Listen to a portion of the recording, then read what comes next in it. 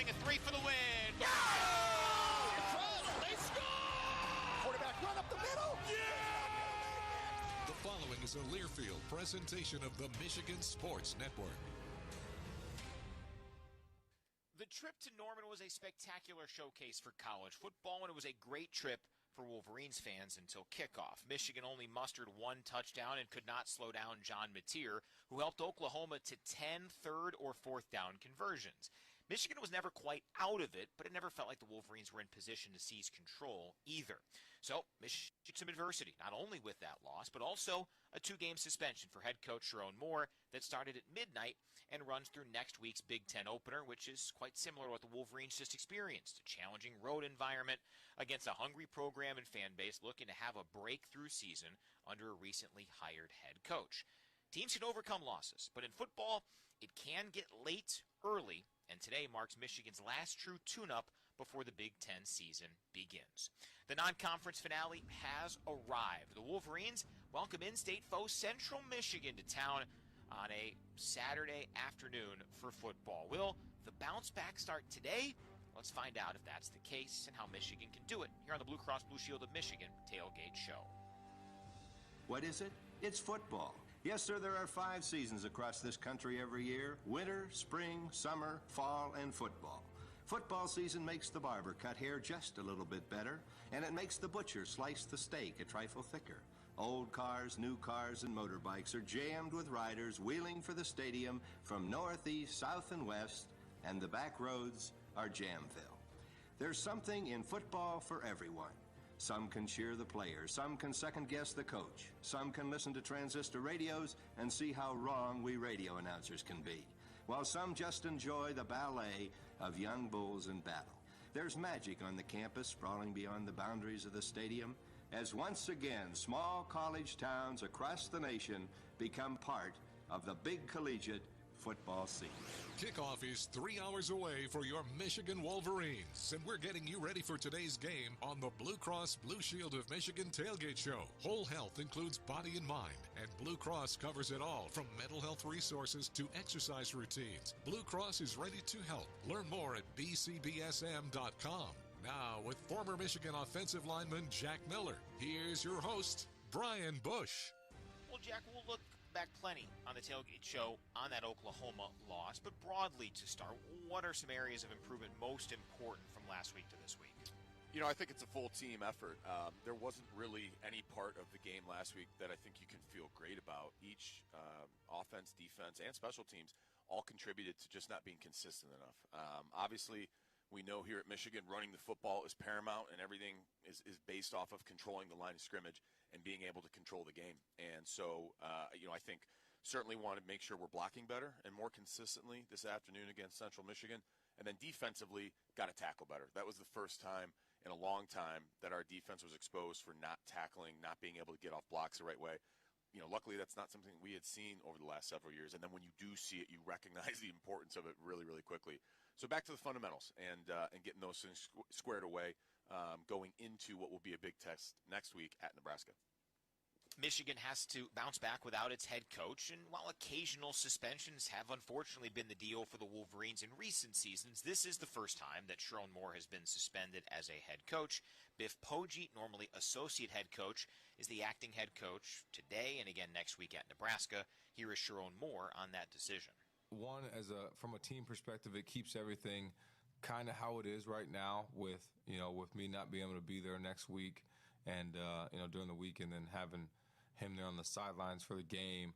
It allows Chip to handle everything with the offense. It allows Wink to handle everything with the defense. It allows JB to handle everything with the special teams. And then the nucleus of things and planning of everything else that goes on, he's with me all the time. He knows it.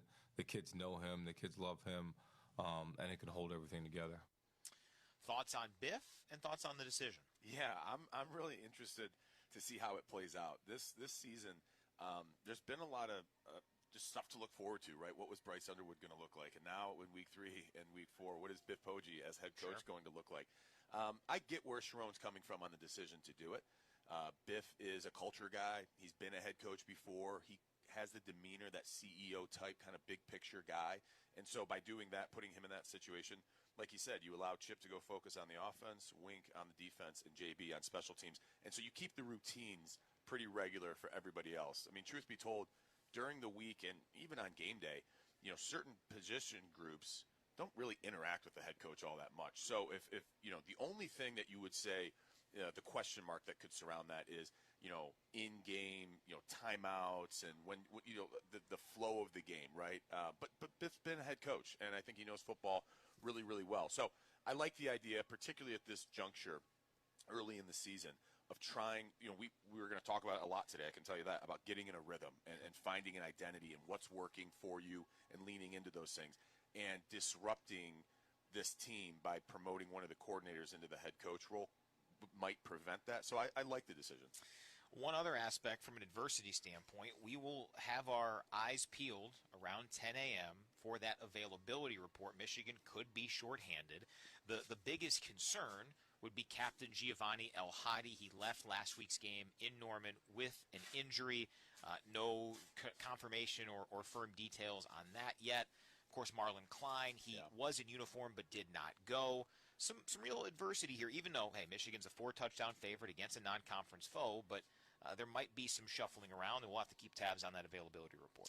Yeah, I mean, injuries are a part of this game. It's a physical game. It's a violent game, and it's just the reality of it. Unfortunately, it's happened to a couple good guys so, early in the season with Gio, and we'll see how Marlon Klein feels today. But, you have to assume one of the benefits of a place like Michigan and in the role that this program's been on over the last 4 or 5 years is the depth. And you're building a program that has that type of depth. So when somebody goes down, it's next man up. It's been a long saying here for a long time at Michigan. It's about the expectations for the position, and it's not about the player. It's about the position playing at a high level. So there is some adversity.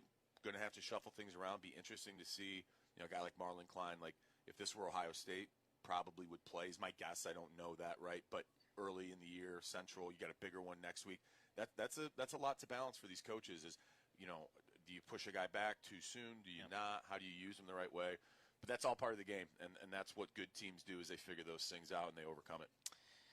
With all that being the context from Michigan standpoint, the Central Michigan context is always interesting. They've got 40 Michigan natives on the roster. There's always a unique dynamic when you have a school so close to Ann Arbor or in the state of Michigan that comes to town. CMU's going to come in here hungry, there's no doubt. Yeah, they always will. I mean, they're playing with no loss potential, right? They're expected to lose by 27.5 points. It's all upside for them to come in here and play well and feel good about themselves and play in an environment like this. God love the MAC, but they don't get to do this all that often, right? And you can tell from the players to coaches to staff when those guys get opportunities to come into stadiums like this, it means a lot for them. And they're going to have fun doing it.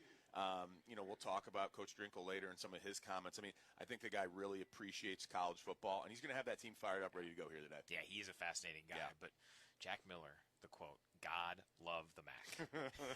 If that's not a great start to the Blue Cross Blue Shield of Michigan Tailgate Show, I'm not sure what is.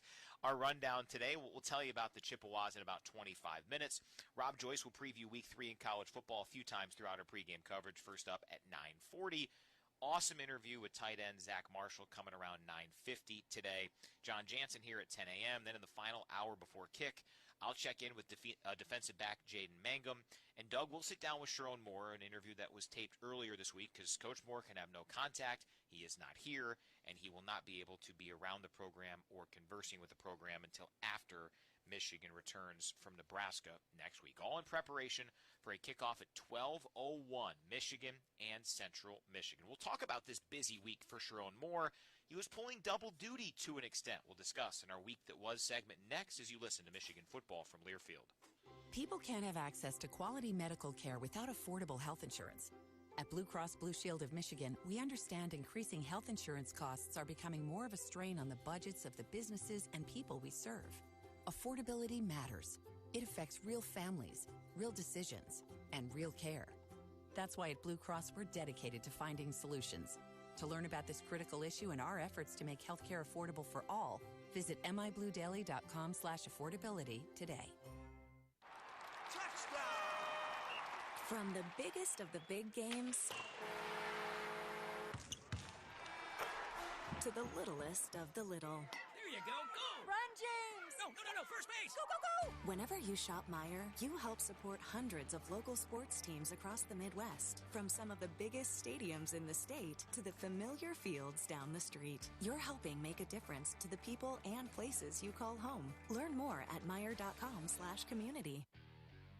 Michigan fans, choose chill. Coors Light is cold lagered, cold filtered, and cold packaged for a smoother finish. It's got that crisp, refreshing taste that makes those moments when you choose to rise above the noise and choose chill even better. Coors Light is a proud sponsor of Michigan Athletics, so crack one open and take a sip. Coors Light, choose chill. Celebrate responsibly. 2025 Coors Brewing Company, Golden, Colorado. Beer. When you're on the move and looking for nonstop college sports action, get the Varsity Network app and take the game with you everywhere. Stream live play-by-play from schools across the country right from your phone, free. Catch hundreds of weekly podcasts, including shows from your favorite teams, all in one place. From football Saturdays to midweek hoops, it's your all-access pass to the college sports world. Whether it's game day or just your daily drive, the Varsity Network app has you covered. Download now and listen live for free on the Varsity Network app.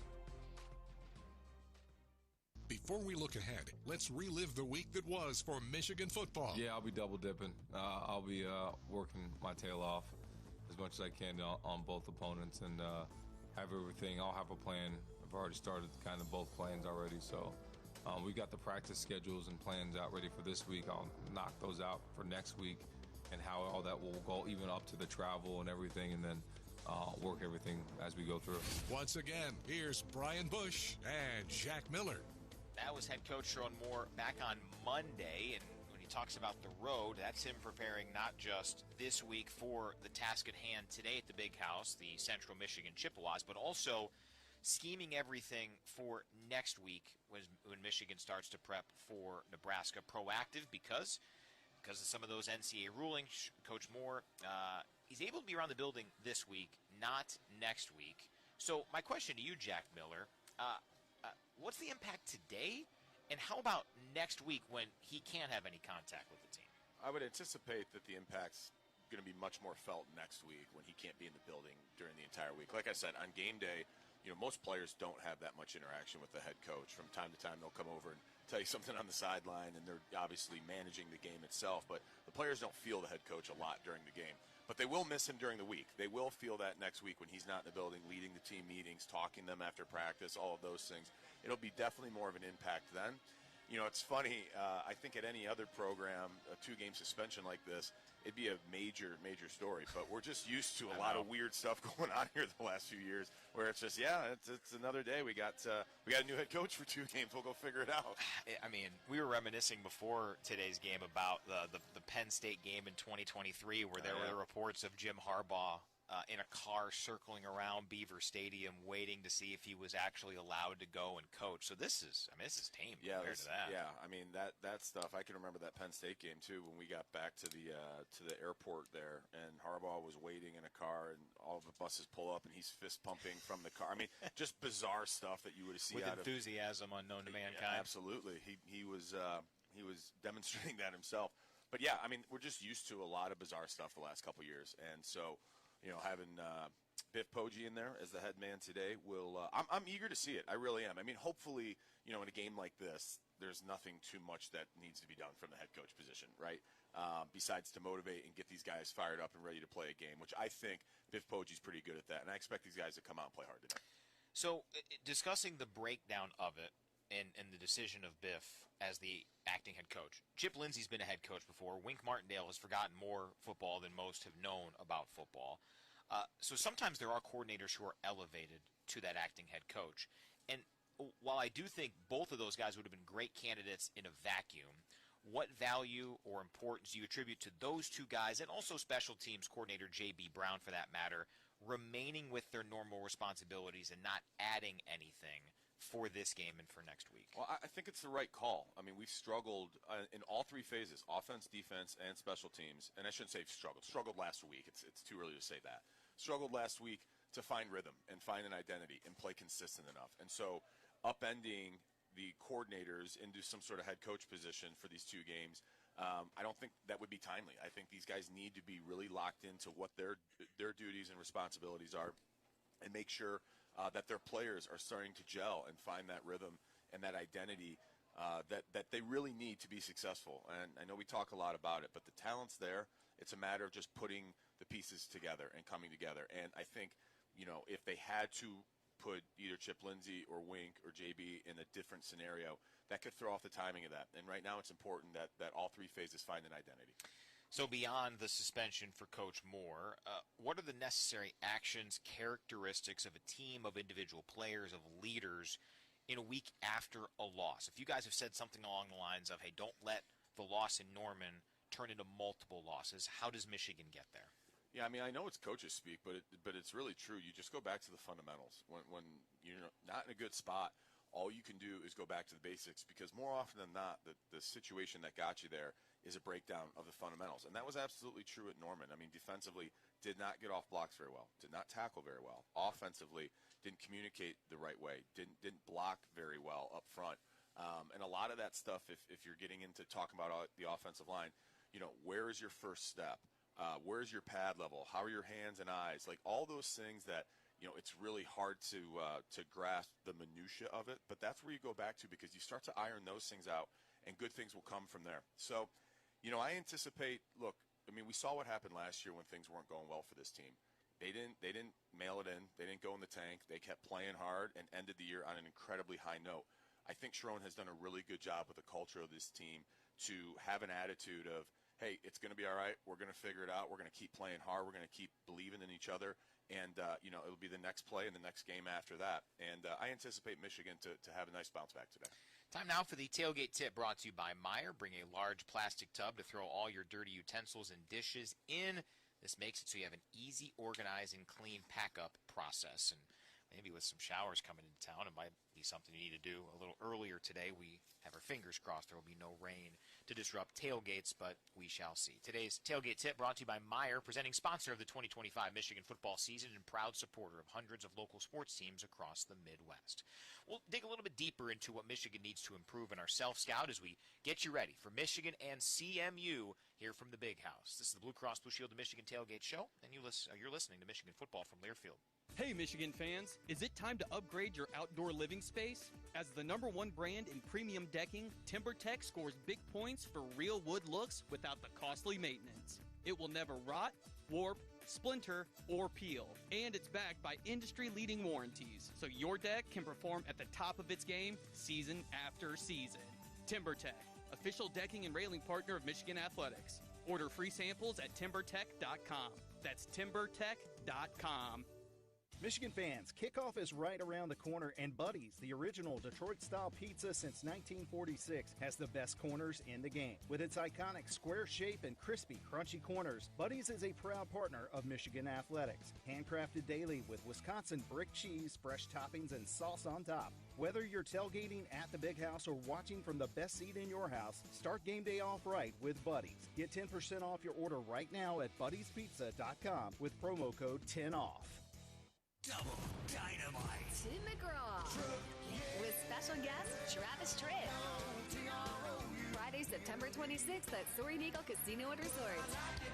The Soaring Eagle Summer Outdoor Concert Series. And it's a great Join the Hill Party. Get your tickets now, starting at $58 at the box office or etix.com. Living it up with Tim McGraw and Travis Tritt. September 26th. SoaringEagleCasino.com. Hey, Michigan fans, the best football deserves the best Bloody Mary mix. Zing Zang, Michigan's favorite. Crafted with 7 vegetable juices, Worcestershire sauce, and a bold blend of spices, Zing Zang delivers a taste that's as legendary as our team. And for those who love the heat, try Zing Zang Blazing. Proudly served at the Big House, Zing Zang is your go-to for game day, whether you're tailgating or cheering from home. Find Zing Zang Bloody Mary mix at local retailers. Go blue and go Zing Zang. It's a Michigan game day. Execute better. I feel like against Oklahoma, we didn't execute to the standard that we wanted to execute to. But we just got to improve on those little things and continue to keep getting better each and every day. And we will do that. But we're a very connected team. We're going to be just fine. and we just got to continue to keep improving on the little minute details that we need to improve on. And his running back Justice Haynes, who has certainly been a bright spot despite Michigan's 1-1 start. So, Jack, do you agree? Execution, the details, is that what cost Michigan last weekend? Yeah, I think so. Fundamentals, just basics of how you want to play. And, honestly, the coaches bear some responsibility for that, too. I didn't think, that we called a great game necessarily offensively. It seemed like we were in bad positions a lot of times. The players were in bad positions. There was an extra guy in the box here or there. It seemed like they might have had some tendencies down and things of that nature. So, nevertheless, the players did not execute at the level that they needed to. And again, it's just back to the fundamentals. Go back to, we're only 2 games in. This is, you don't have the advantage like the NFL does of a preseason to get those live reps and feel it out. It looked good week 1 here.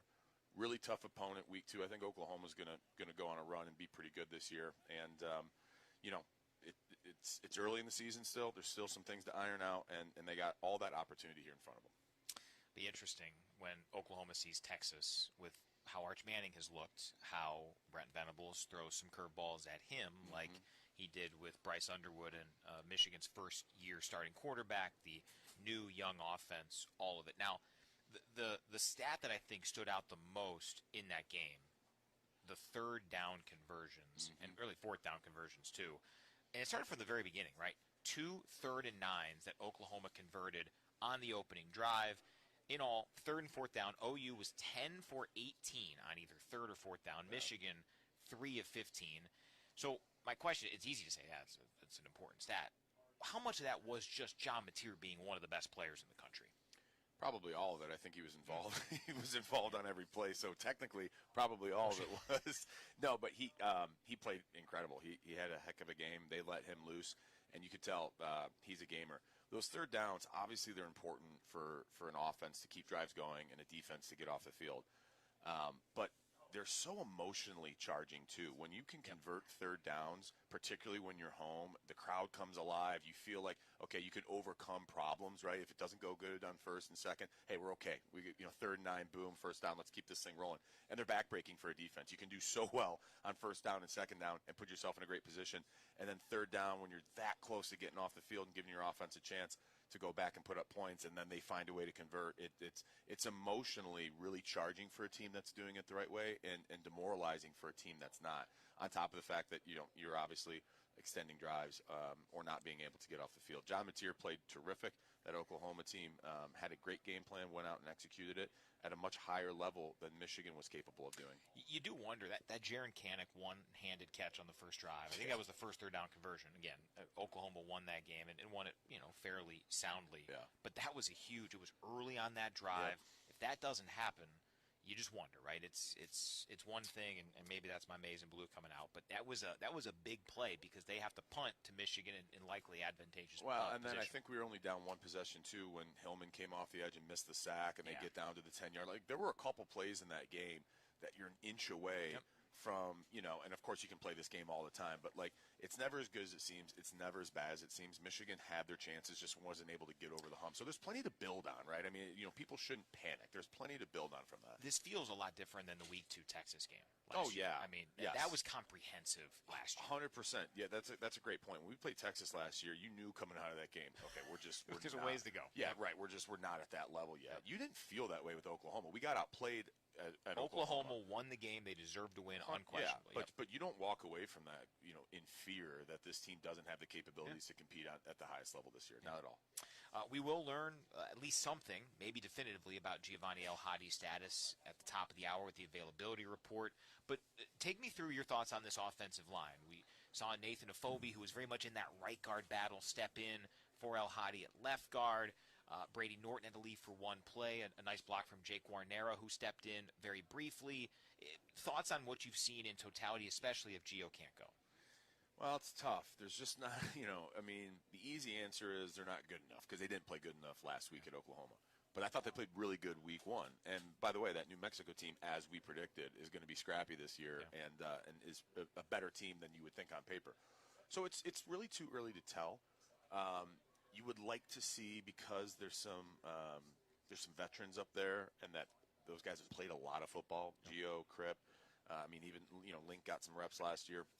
you'd like to see a little more consistency early in the year, but it hasn't been there. It wasn't there week 2, I should say. This is really, we're going to find out today, next week at Nebraska, and then that USC game, what this team's really made of. We're kind of like past the what's going on out here thing. We know the talent's there, but are they going to be able to execute it? The next couple weeks can be really interesting to see, but it is predicated upon that offensive line because at Michigan with the Sharon Moore coach team, everything we want to do with a guy quarterback like Bryce Underwood, if you can't run the ball and you can't protect him, all else fails. That's true for football across the board, but it's particularly true at a place like this. That group has got to step up, both offensive line and defensive line. In the trenches, those guys have to come together and find ways to be effective for everything else to fall into place. That's just how this place is built, and it's always going to be that way. So what are things to build on? What have you liked from Michigan in the first 2 weeks, even against Oklahoma? I like the athleticism on defense. There's a lot of great athletes playing defense for us right now. We're fast, we're long, we're aggressive. I like the way Wink's using a lot of those guys. And I think he'll continue to get crafty as the season goes on, putting those guys in good positions.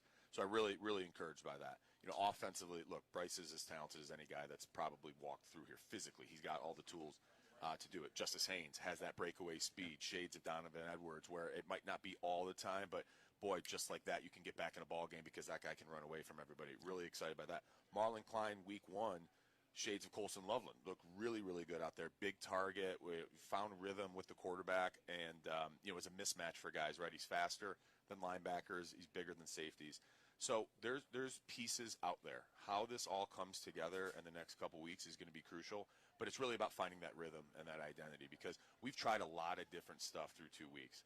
A lot of different looks, a lot of different runs, a lot of different route concepts on defense, a lot of different looks, blitzes, coverages. We're kind of getting past the testing the waters phase, and now it's like, okay, this is what this team is good at. This is what we got to lean into. I'm excited to see it on display today. Are you ready to upgrade your outdoor living space? Yes. TimberTech. Oh, great. Very, very good. Well, TimberTech, Jack, is the #1 premium decking brand and newly minted the official decking and railing partner of Michigan Athletics. It looks like real wood, but won't rot, warp, or splinter, and comes with industry-leading warranties. Get your pen and paper out here, Jack. You can order free samples at timbertech.com. That's timber, TECH.com. I think I'm going to have to give him a call looking for that. Look at you, Jack. See, we're just bringing people together. We're bringing outdoor living spaces to life. Wait till John gets here. It'll all fall apart. Oh, but not the outdoor living space. No. The broadcast maybe, but not what TimberTech does. Will not rot, warp, or splinter. Look at you. Jack Miller. Let's go to break. Jack's going for an endorsement deal. We're going to get that NIL number up here. That's Jack right. Miller. We'll tell you about the Chippewas when we continue here on the Blue Cross Blue Shield of Michigan Tailgate Show. This is Wolverines football from Learfield. This football season, Detroit Wingco is officially in the Big House. Catch us at concessions serving up our award-winning boneless wings and crispy fries during every home game. And while you're there, don't miss your shot to win free wings for a year. That's right, free wings all year long. Just head to our spot in the Big House to learn more. Detroit Wingco, now serving the Big House. That's how Detroit wins. People can't have access to quality medical care without affordable health insurance. At Blue Cross Blue Shield of Michigan, we understand increasing health insurance costs are becoming more of a strain on the budgets of the businesses and people we serve. Affordability matters. It affects real families, real decisions, and real care. That's why at Blue Cross, we're dedicated to finding solutions. To learn about this critical issue and our efforts to make healthcare affordable for all, visit mibluedaily.com/affordability today. Hey, Wolverine fans. As you head into the Big House this season, cheers with a toast to Michigan-made excellence. Founded by U of M alums Susan and Will Bramer, Laurentide Winery is proud to debut their award-winning amazing wines as the house wines of the Big House. 100% grown in Leelanau, crafted with passion, and perfect for your game day celebrations. You can find our wine on the concourse, club, or suites menus. Explore shop.laurentidewinery.com to learn more. Thank you, and go blue. If you haven't listened to the Conquering Heroes podcast, here's what you've been missing. The newest head coach taking over the field hockey program on the women's side, Christy Gannon-Fisher. We have our program core values, and we're representing Michigan, so that is kind of that overarching umbrella that stays the same, and then a little bit of the ins and outs along the way will change a little bit. Conquering Heroes, covering Michigan athletics all season long on MGO Blue Podcasts. Subscribe on Apple, Spotify, or wherever you get your podcasts. Welcome back to the Blue Cross Blue Shield of Michigan Tailgate Show. The big plan this week was to run it and control the clock in the first half and get us to the second half in the fight. The plan was to run the ball a bunch in the first half and get us into the fight in the second half, and we got it within one score and late in the third quarter. And but then we had a Pitt did a great job, long touchdown play after that kind of took the wind out of our sails, and after that we just had a hard time rebounding. But you really saw in the second half that's probably pretty close to what the regular offense will look like when you're it's not a game one or a Power 4 opponent. That is Central Michigan's first-year head coach, Matt Drinkle, came to CMU after 6 seasons on the staff at Army, most recently an offensive line coach. So you want to talk about someone who's drilled into details and has had success with maybe talent disadvantages. He was the head coach at NAIA Kansas Wesleyan from 2014 to 2018, led the Coyotes to 42-17 record. They went to the NAIA semifinals in his final season. I want to talk about that clip off the top. Him basically sharing that, the approach changes for Power 4 games, and the idea of trying to shorten the game, get to the second half, see if they can steal it. I assume a very similar approach here today at the Big House. I would think so. And, I appreciate his candor. I don't mind him saying something like that because it's true whether people want to admit it or not, right? When you're playing different opponents, sometimes there is a different approach. I mean, you have a game plan per game for a reason. And so it's not just about, hey, this team does this thing that we have to scheme for or we got to look out for. This guy's good at that. This is what we're up against as an entire team, which is a lot different coming into the Big House for Central Michigan than it will be when they have to go to DeKalb, Illinois on a Tuesday night for some action. It's different. So I appreciate him saying that, and it's certainly true. To win games like this for a team like Central, you have to do different things than what you would do probably trying to win, day in and day out in the MAC. Only one more year of the MAC having DeKalb as their as one of their outposts. Mountain West. That's right. I forgot about that. Yeah. One final run. Well, that was a good reference by me then. Guys will be gone soon. God love the MAC. God love the MAC. Jack Miller. Drinkle originally thought he would go into the military after playing collegiately in Iowa. Didn't have a long career there. Had a career-ending injury. Was a wide receiver. Got the coaching itch. Has climbed to FBS. There was a great feature on him from a MAC blog called Hustle Belt. He was quoted as saying this regarding coaches' long work days. I will never win as many games as the other guys. I'll never make as much money as the other guys. The legacy I would like to leave in coaching is balance. I want them to take time to go be with their families. I make everybody leave the offices at 5:30 every day. Maybe this all burns, blows up in flames, and I get fired and we go winless and I look like an idiot. I'm telling you, we're treating people the right way and we're bringing good people into this program, and my coaches are around their families. That is refreshing. It's probably unrealistic at a broad scale, but pretty cool that he has that approach, and we'll see how it goes for him in this spot and anything he does beyond that. Yeah, really, really interesting. I like you said, it's refreshing to hear that. I don't know about the beginning of it. I will never win as many games as the other guys. Yeah. You probably didn't lead with that in the interview. I hope. Yeah, you don't probably want to say that if the athletic director is listening.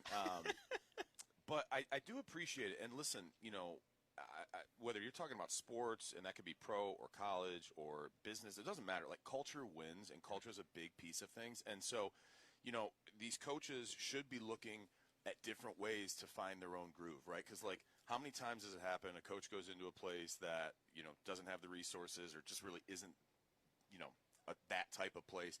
And it's the same stuff. They go in and they try to do their shtick and they try to put their, lens on things and hope for something different. Versus this is truly kind of a different approach of, look, I'm going to build an incredible culture around here that focuses on these things. Balance, which is something that is not a big thing in college football. And the families of those staff members will appreciate that. I mean, for the casual fan that doesn't know, sometimes these coaches can get dragged into, 20-hour days. I mean, it's incredible what some coaches will go lengths that they'll go to try to find an advantage and win. It really is. And they're not going to do that there. And maybe that's their thing, and maybe it works. And I appreciate something different like that and balancing, having that work-life balance. And so good for them, and I'm rooting for them. On the field for Central Michigan, the intriguing storyline is at quarterback. Chippewas used 2 QBs in its season-opening win as about a 10-point underdog at San Jose State, Joe Labus and Angel Flores. Last week at Pitt, both those quarterbacks appeared, as did Jaden Glasser. Matt Drinkle, the head coach, confirmed basically this week it'll continue. The old saying is if you have 2 quarterbacks, you have none. I haven't heard the saying if you have 3 quarterbacks, but that's what CMU has. Yeah, and there's really no rhyme or reason to it either. It's not as if one of them's the passer and one's the runner and one's this or that. They all kind of have the same skill set. So again, you talk about doing things differently. Sure. Apparently Coach Wrinkle's not afraid to do unorthodox things and try out a new set of ideas and a way to play. If they feel like that gives them the best chance to win, then good for them. I am kind of a believer in the idea if you have 2 quarterbacks, you don't have one. Yeah. If you have 3, you have -1. Maybe 3 works for you. I don't know. But again, I think it goes to the vibe we're getting from him and what he's trying to build up in Mount Pleasant is to do things a little differently. Yeah. Some other notable names as you're following along with the game today. Nari Biggins wears number 5. Trey Cornish, number 6. He's a transfer from Tulane. They're the top 2 running backs. They actually each have exactly 112 rushing yards so far this season. No Chippewa with triple digits in the receiving yard category. Wisconsin transfer Tommy McIntosh. He wears number 19. He leads the way with 78. Defensively, guy to look for is linebacker Jordan Kwiatkowski, number 12. He leads the Chippewas with 14 tackles, a Sterling Heights native. Also, number 56, Corver Dema, 1.5 sacks so far through 2 games. We mentioned the fact they got 40 players from Michigan. Yeah. So this is an opportunity for them, and they'll come in with a chip on their shoulder, no pun intended. Yeah, and there's nothing to lose, right? I mean, they come in here and play well. They feel good about themselves. Obviously, God forbid they were to, come in here and really stun Michigan. That would be a problem for us. But, it's all upside for guys like that. It's an opportunity to play in, a historic stadium like the Big House in front of a lot of family and friends. They can just cut it loose and go play. For Michigan, I think, you have to be aware of that. You have to be aware of the chip on their shoulder that these guys will have. I also kind of like that balancing out with Schroen's suspension now and Biff coming in and trying to get guys motivated and get ready to go, because this is a sleeper game for any, blue blood team. But, the changes going on with Biff, it's timely to make sure everyone's alert and aware that you got an opponent coming in here today with nothing to lose, and that can be dangerous. We will preview the out-of-town scoreboard, some intriguing games in the Big Ten and in the top 25. Rob Joy standing by. He'll join us next as we continue to count you down to a 12:01 kick, Michigan and CMU. This is Wolverines football from Learfield. When big boy's in the playbook, you can't lose. Start with Bob's Sampler, hand-breaded tenders, golden onion rings, crispy fried pickles, and mozzarella sticks, all sharing one plate for the perfect kickoff. Then turn up the heat with our Buffalo Ranch fried chicken sandwich on a soft brioche bun. Or go all in with the crispy chicken wrap packed with flavor. Make your tailgate complete. Find your nearest Big Boy at bigboy.com. Sports betting can be fun, just like football. There's excitement, winning. But imagine that sports betting is a 300-pound lineman coming straight at you. For tips that will help keep you on your feet, go to don'tregretthebet.org. A message from the Michigan Gaming Control Board. Have a gambling problem? Call the National Problem Gambling Helpline at 1-800-GAMBLER. Michigan fans, choose chill. Coors Light is cold lager, cold filtered, and cold packaged for a smoother finish. It's got that crisp, refreshing taste that makes those moments when you choose to rise above the noise and choose chill even better. Coors Light is a proud sponsor of Michigan Athletics, so crack one open and take a sip. Coors Light, choose chill. Celebrate responsibly. 2025 Coors Brewing Company, Golden, Colorado. Beer. Aw, shucks. The game's on TV, but I can't listen to the call of my favorite team broadcasters. Never fear, Sync My Game is here. Sync My Game? Yes, Sync My Game. If you have a DVR and streaming device, head to syncmygame.com for Learfield. It's never been easier to hear the impassioned voices of your favorite radio crew synced with the TV. Wow, thank you, Mr. Just remember, syncmygame.com. Welcome back to the Blue Cross Blue Shield of Michigan Tailgate Show. In 10 minutes, you'll hear from a Wolverine player. Then in 20 minutes, John Jansen joins the broadcast. First, let's take you around the Big Ten and the top 25. We'll do that in a moment as the Wolverines start their preparations for Central Michigan. We see a few maroon and gold-clad Central Michigan staffers come out on the field as warm-ups will get going here sooner rather than later for a 12:01 kick. Big Boys serving the kind of classics you come back for. Go for the Big Boy Burger, seasoned beef, American cheese, crisp lettuce, and our famous sauce in every bite. Or you can try Bob's Bacon Cheeseburger with smoky bacon and melty cheese that always delivers. For a meal worth dining in, head to bigboy.com. It's always worth heading into our Learfield Network studios to catch up with Rob Joyce about I would say just today's games, but there was a result yesterday that, doesn't quite feel like the Big Ten yet, especially when they play on a Friday night, but my goodness, UCLA, Rob. Yeah, yikes is probably the word. They are 0-3 now after a 35-10 home loss to New Mexico, who, of course, we just saw 2 weeks ago. It was a 4-point game in the fourth quarter. Lobos blew them out in the fourth. UCLA's off next week. They play at Northwestern in 2 weeks. If they don't win that game, it's awfully hard to see a win on the schedule. Yeah, what is the spread for the Bruins next week? Have we done the bye week minus 4.5 joke there? I mean, they get 2 bye weeks, so there's that. But gosh, it's rough. And Michigan will go to the Rose Bowl for a regular season game. I think in 2 years will be the first time, 2027, and that's. If this continues, that place is going to be 80-85% maize and blue. Yeah, absolutely. It's disappointing, too, because UCLA is a great brand. I mean, I know they've never been a powerhouse football place, but that's a really cool brand, obviously a basketball school.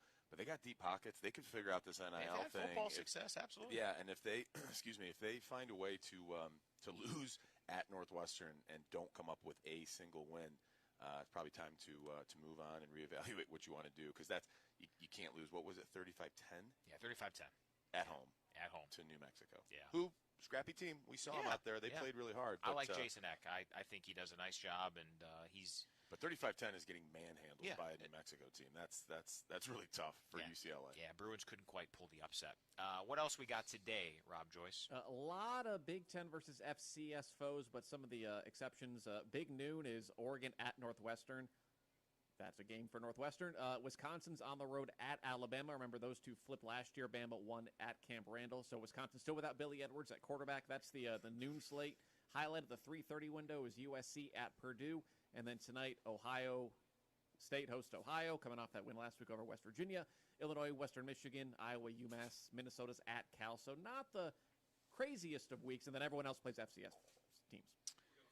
Tough role for West Virginia and their first-year head coach there in Athens, Ohio last week. What stands out to you about the slate?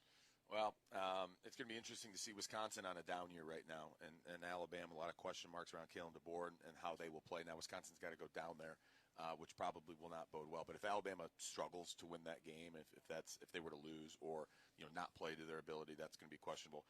Interesting that Northwestern and Oregon is the big noon kickoff. Not a lot of good matchups, I suppose, for Fox today. Yeah, I think they try to get a couple of early season Big Ten games for those West Coast teams, trying to come out, spread it out a little bit. Now, it is coming down in the Chicago area rain-wise. I think it's going to clear out. I'll be curious if we flip on Big Noon, if they're out there along Lake Michigan, or if they decided to decided to go over to the Big Ten studios nearby and say, you know what, I don't know if we're going to be live here today for Northwestern Oregon, but I feel like this. One of those two games, Northwestern Oregon or Purdue USC, is going to be closer than you think. I think it'll probably be Purdue USC. I don't know. But that's a long trip, and it's an opportunity for Northwestern or Purdue to make a little bit of a statement first half, maybe in the third quarter. No, it absolutely is. I'm really interested for that 3:30 game.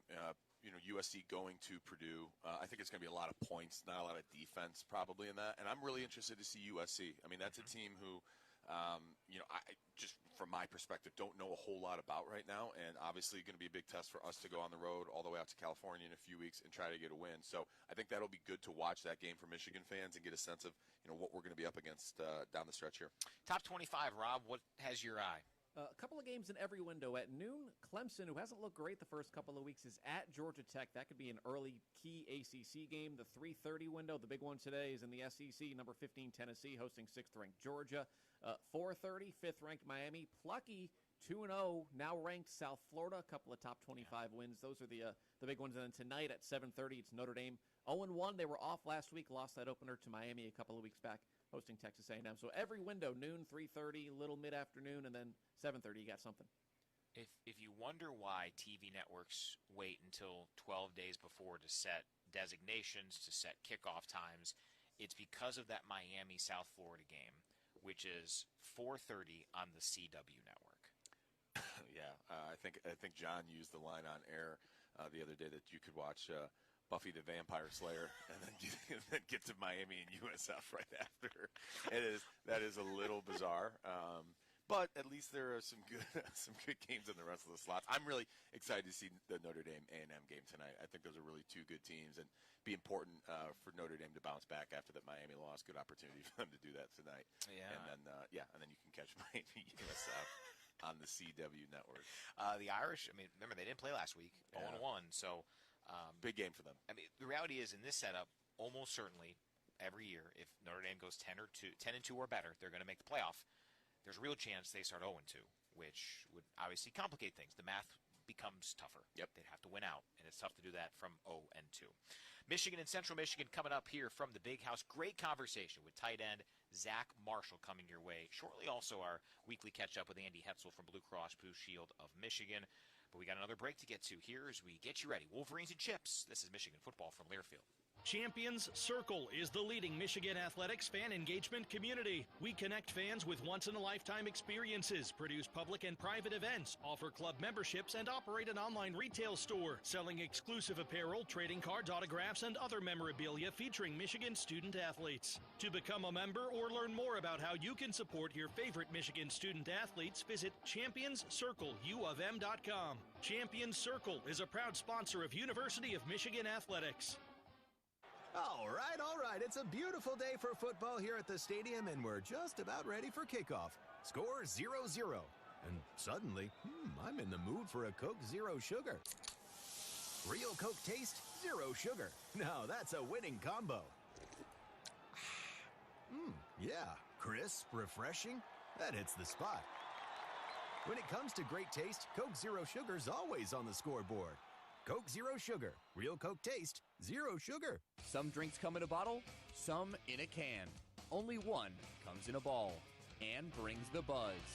We're Buzz Balls, the ready-to-go cocktail that's shaped like a ball. Coincidence? We think not. Big flavor, big buzz, ready to go. Buzz Balls. It's a ball. It's a drink. It's a whole vibe. Please drink responsibly. Buzz Balls, available in spirit, wine, and malt. 15% alcohol by volume. Buzz Balls, LLC, Carrollton, Texas.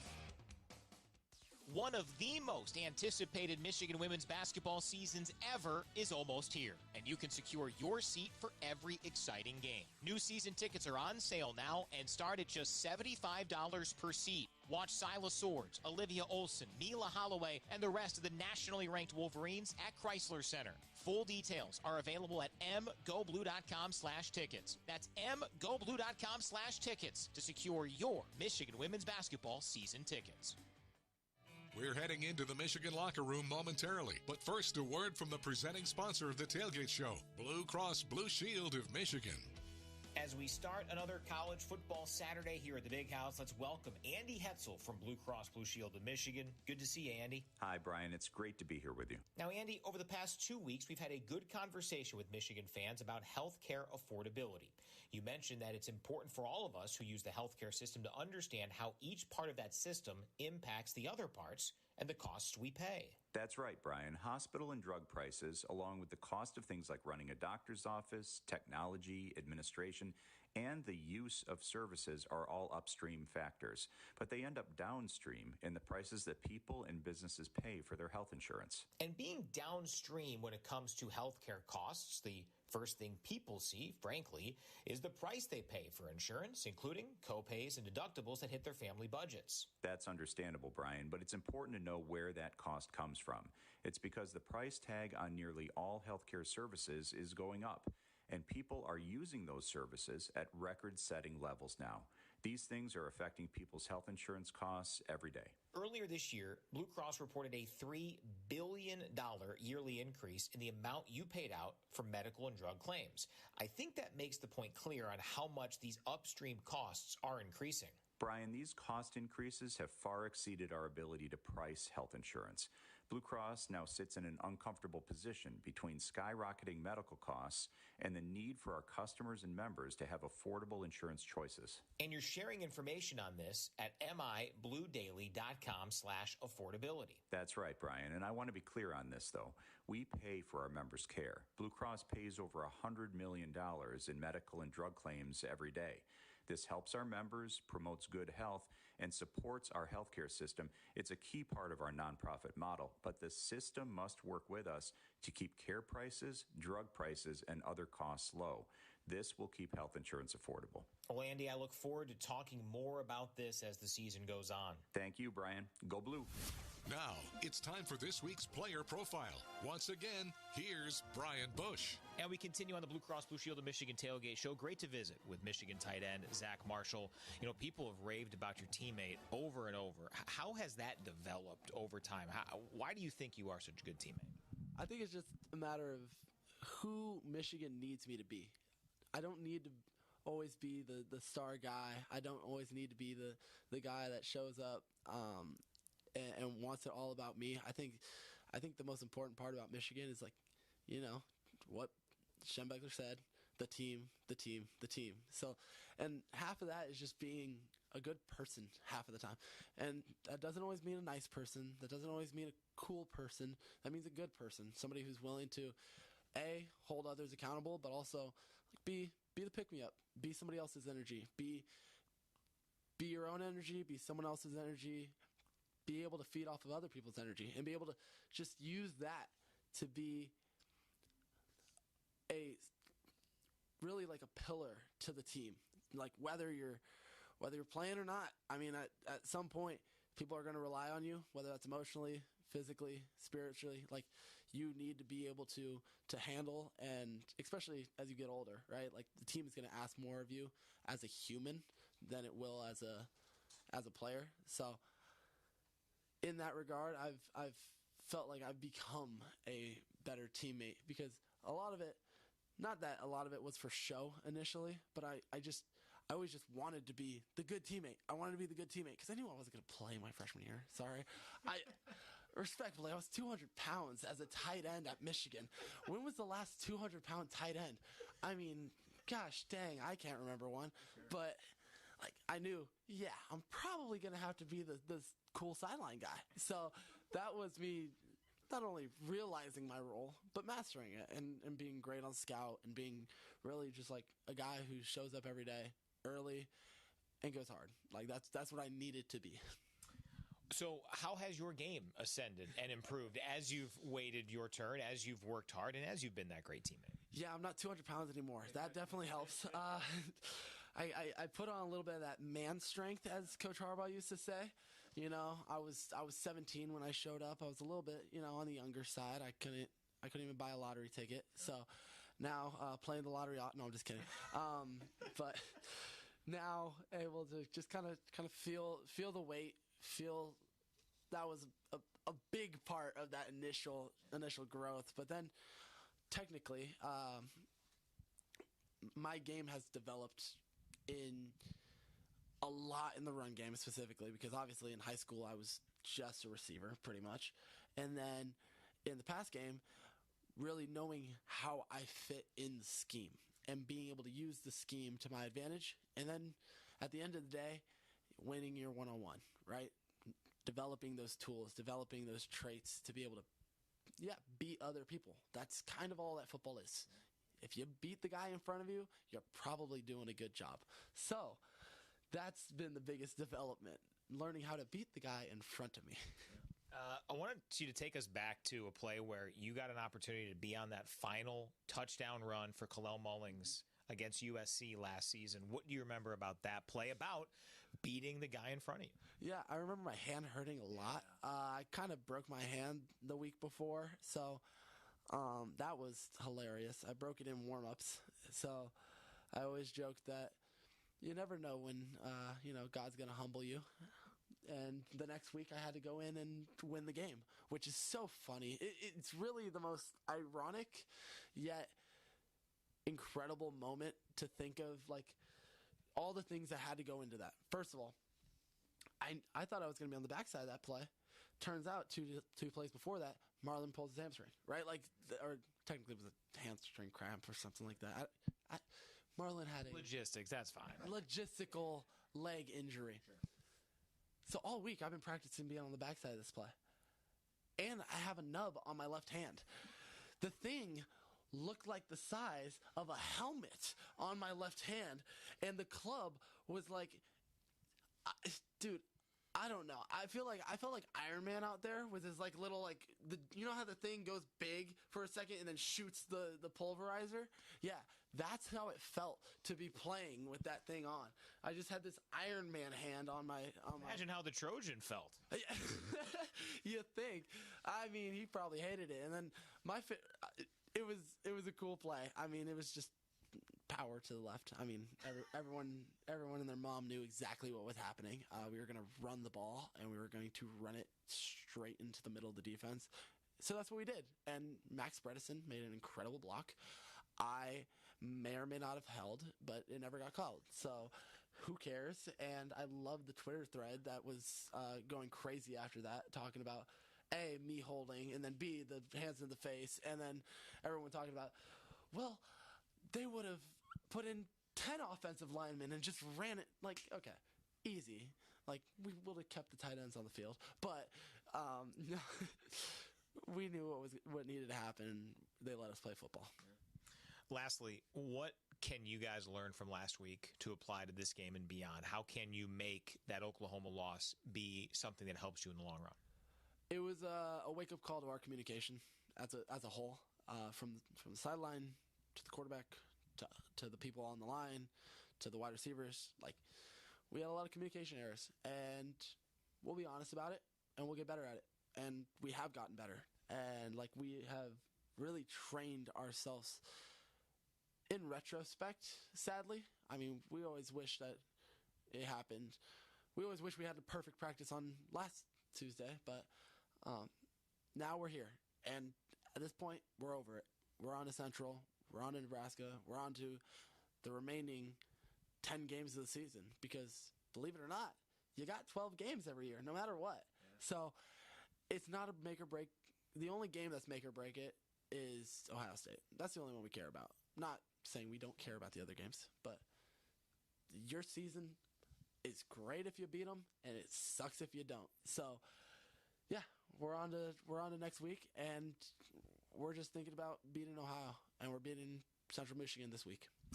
Zach Marshall, you are welcome back anytime. Thanks, bud. I try my best, Thank you. I would love to be back. It was a wild ride with Michigan tight end Zach Marshall. We appreciate him stopping by. Champion Circle is the leading Michigan athletics fan engagement community. Champion Circle connects fans with once-in-a-lifetime experiences, offers club memberships, and operates an online retail store supporting Michigan student athletes. Learn more at championscircleufm.com.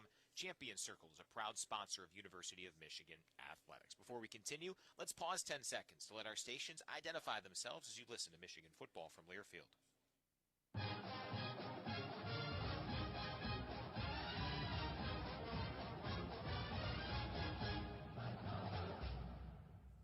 Back here on the Blue Cross Blue Shield of Michigan Tailgate Show, Wolverines and Chippewas a little bit more than 2 hours away from kickoff. John Jansen standing by. He joins us next as you listen to Michigan football from Learfield. Football season is here, and that means it's time to kick off the excitement at the Pretzel Bell, an Ann Arbor institution featuring traditional American comfort food, including favorites like our Varsity Burger, Detroit-style pizza, hot wings, and our famous soft pretzel. Enjoy artisan cocktails, local craft beers, and an extensive wine collection. Ring the bell for your birthday, host a private event in our captain's room, or celebrate a Michigan win in our downstairs sports bar. Whatever the occasion, Pretzel Bell is Ann Arbor's hometown favorite. People can't have access to quality medical care without affordable health insurance. At Blue Cross Blue Shield of Michigan, we understand increasing health insurance costs are becoming more of a strain on the budgets of the businesses and people we serve. Affordability matters. It affects real families, real decisions, and real care. That's why at Blue Cross we're dedicated to finding solutions. To learn about this critical issue and our efforts to make healthcare affordable for all, visit mibluedaily.com/affordability today. Rave Associates, importer and distributor of fine wine and Michigan craft beer, are excited to be back for another great season of Michigan football on the Michigan Sports Network from Learfield. Family owned since 1974, Rave Associates has distributed some of the most unique, authentic, and complex craft beers and wines available through Washtenaw County and Southeast Michigan. Whether you're enjoying a craft beer or RTD at the Big House or watching at home, elevate your football experience with the finest beers and wine Michigan has to offer. Think local, drink local. It takes hard work to be the best in the game. Planning, commitment, resilience, sweat. That's why Old Dominion Freight Line, the #1 national LTL carrier for quality, works hard to be the best in the game and is proud to support those striving to be the best in theirs. Old Dominion Freight Line, exclusive freight partner of Michigan Athletics, helping the world keep promises. It's time to hear from the two-time captain, the national champion, the Michigan Sports Hall of Famer. It is Jack Miller live from the office. Hi, Jack. Hey, friend. Hi, guys. How are you today?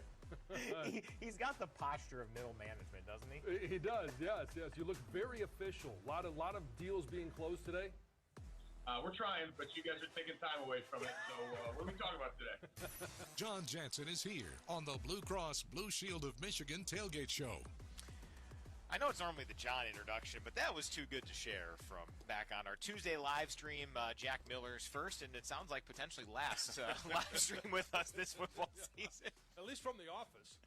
Yeah, we're really starting the day with a bang. Huh? Oh, that was nice of you to pull that one out. I thought we were going to leave it in the past and talk about the Chippewas today in the matchup, but you know what? Let's go. All right, ding, ding. It's all the off the what you think is not recorded. Yeah, that we have recorded. That's to come later. I have figured out that anything that is said around Brian is stored somewhere. Oh, so yeah.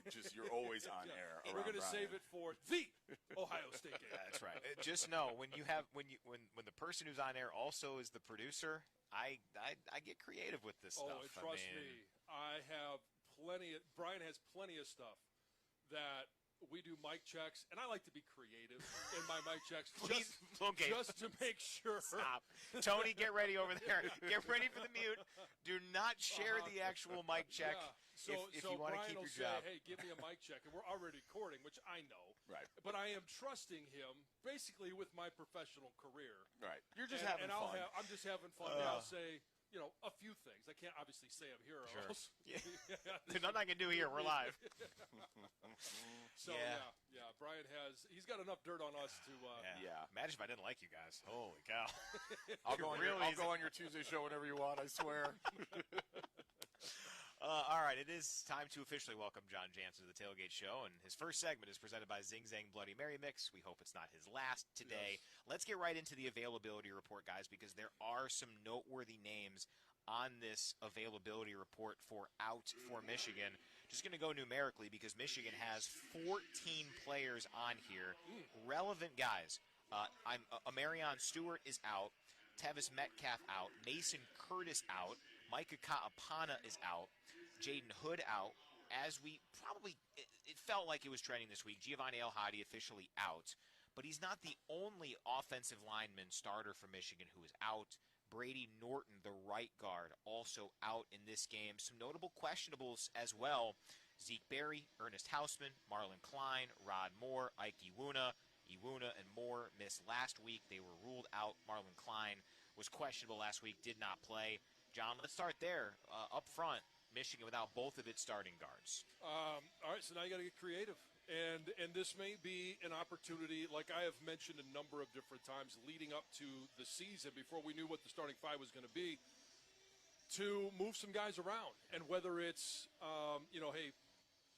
moving down a left tackle into guard, which we've talked about, or, you and I, Brian, have talked about, and I don't know what you think about this, Jack, but Evan Link, maybe moving him down, Blake Frazier at tackle, or Blake Frazier. I mean, he's done a tremendous job when he's been in as an extra lineman. And so, Lawrence Hattar is going to be a guy that we may see a little bit more of. So I think there's a lot of guys that are going to get a good look today. And if I was coaching the offensive line, I would just tell them, make sure you study every position. Now, there's only a certain number of guys that'll play center, but you might be at left guard, you might be at right guard, you might be at left tackle. And it might depend on where we are in the game, what's going on in the game. Because when you get into the Big Ten season, which starts next week on the road at Nebraska, we need to have 5 guys for sure that we can count on. But if we can get 6 and 7, so that if somebody goes down in that one, we got the confidence that we can put you in there. That's where this team needs to get to today. This is really where you wish you had Balboa, right? You could get him in the game and bump Link down to guard, John, like you were talking about, and feel probably really good about that.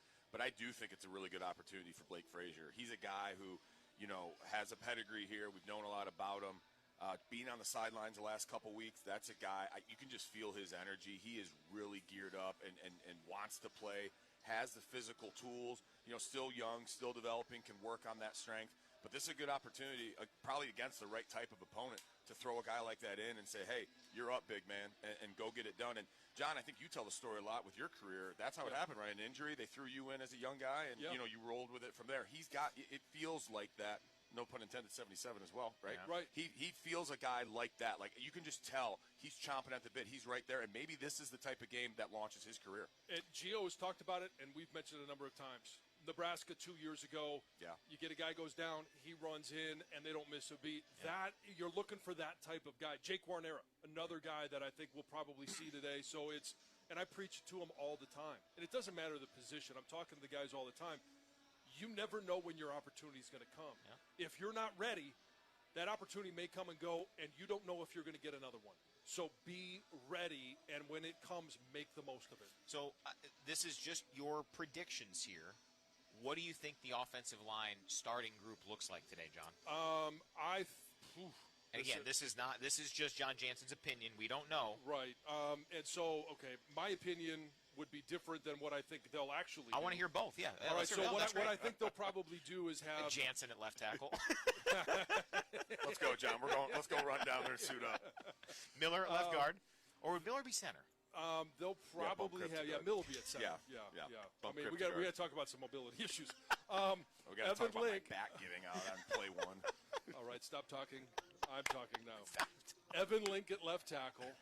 Nathan Afobe at left guard. Real quick, this is what you would do? No, this is what I think they'll do. Got it. So Evan Link, Afobe, Crippen will be at center. Yep. Jake Warnera probably at right guard, and Andrew Sprague at right tackle. That makes a lot of sense. Yeah. Yep. I would put Blake Frazier at left tackle, and then I would put Evan Link at left guard, and then Cripp, Guarnera probably, or Afobe, and I would kind of have that same, whether it would be, Brady Norton, Nathan Afobe, I would probably put Guarnera and Afobe, rotate those two guys at right guard. Okay. Thoughts, Jack? I agree. I would use it as an opportunity to get Frazier in the game and move Link into the guard position.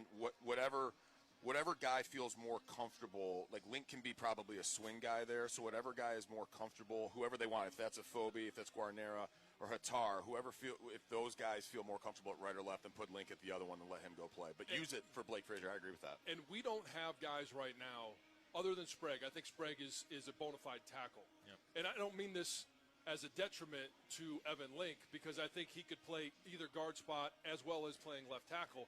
But this is a position where you can't just pigeonhole a guy and say you're a left tackle and nothing else. Yeah. Like, you've got to have that flexibility. As a player, you have to earn that. You have to earn being the left tackle on correct. the line. And you also have to look, And everybody does. It's kind of that thing nobody wants to talk about. But at Michigan, you are preparing guys not just to win championships, but to play in the NFL. Yeah. And Evan Link, his future is probably at guard in the league. A lot of these guys are going to be guards in the league. So let's get some on film.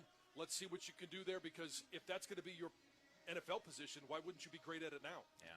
So, again, if you're just joining us, as I think it was trending that way, no Giovanni El Hadi this week. He's listed out. Also, Brady Norton out for this game.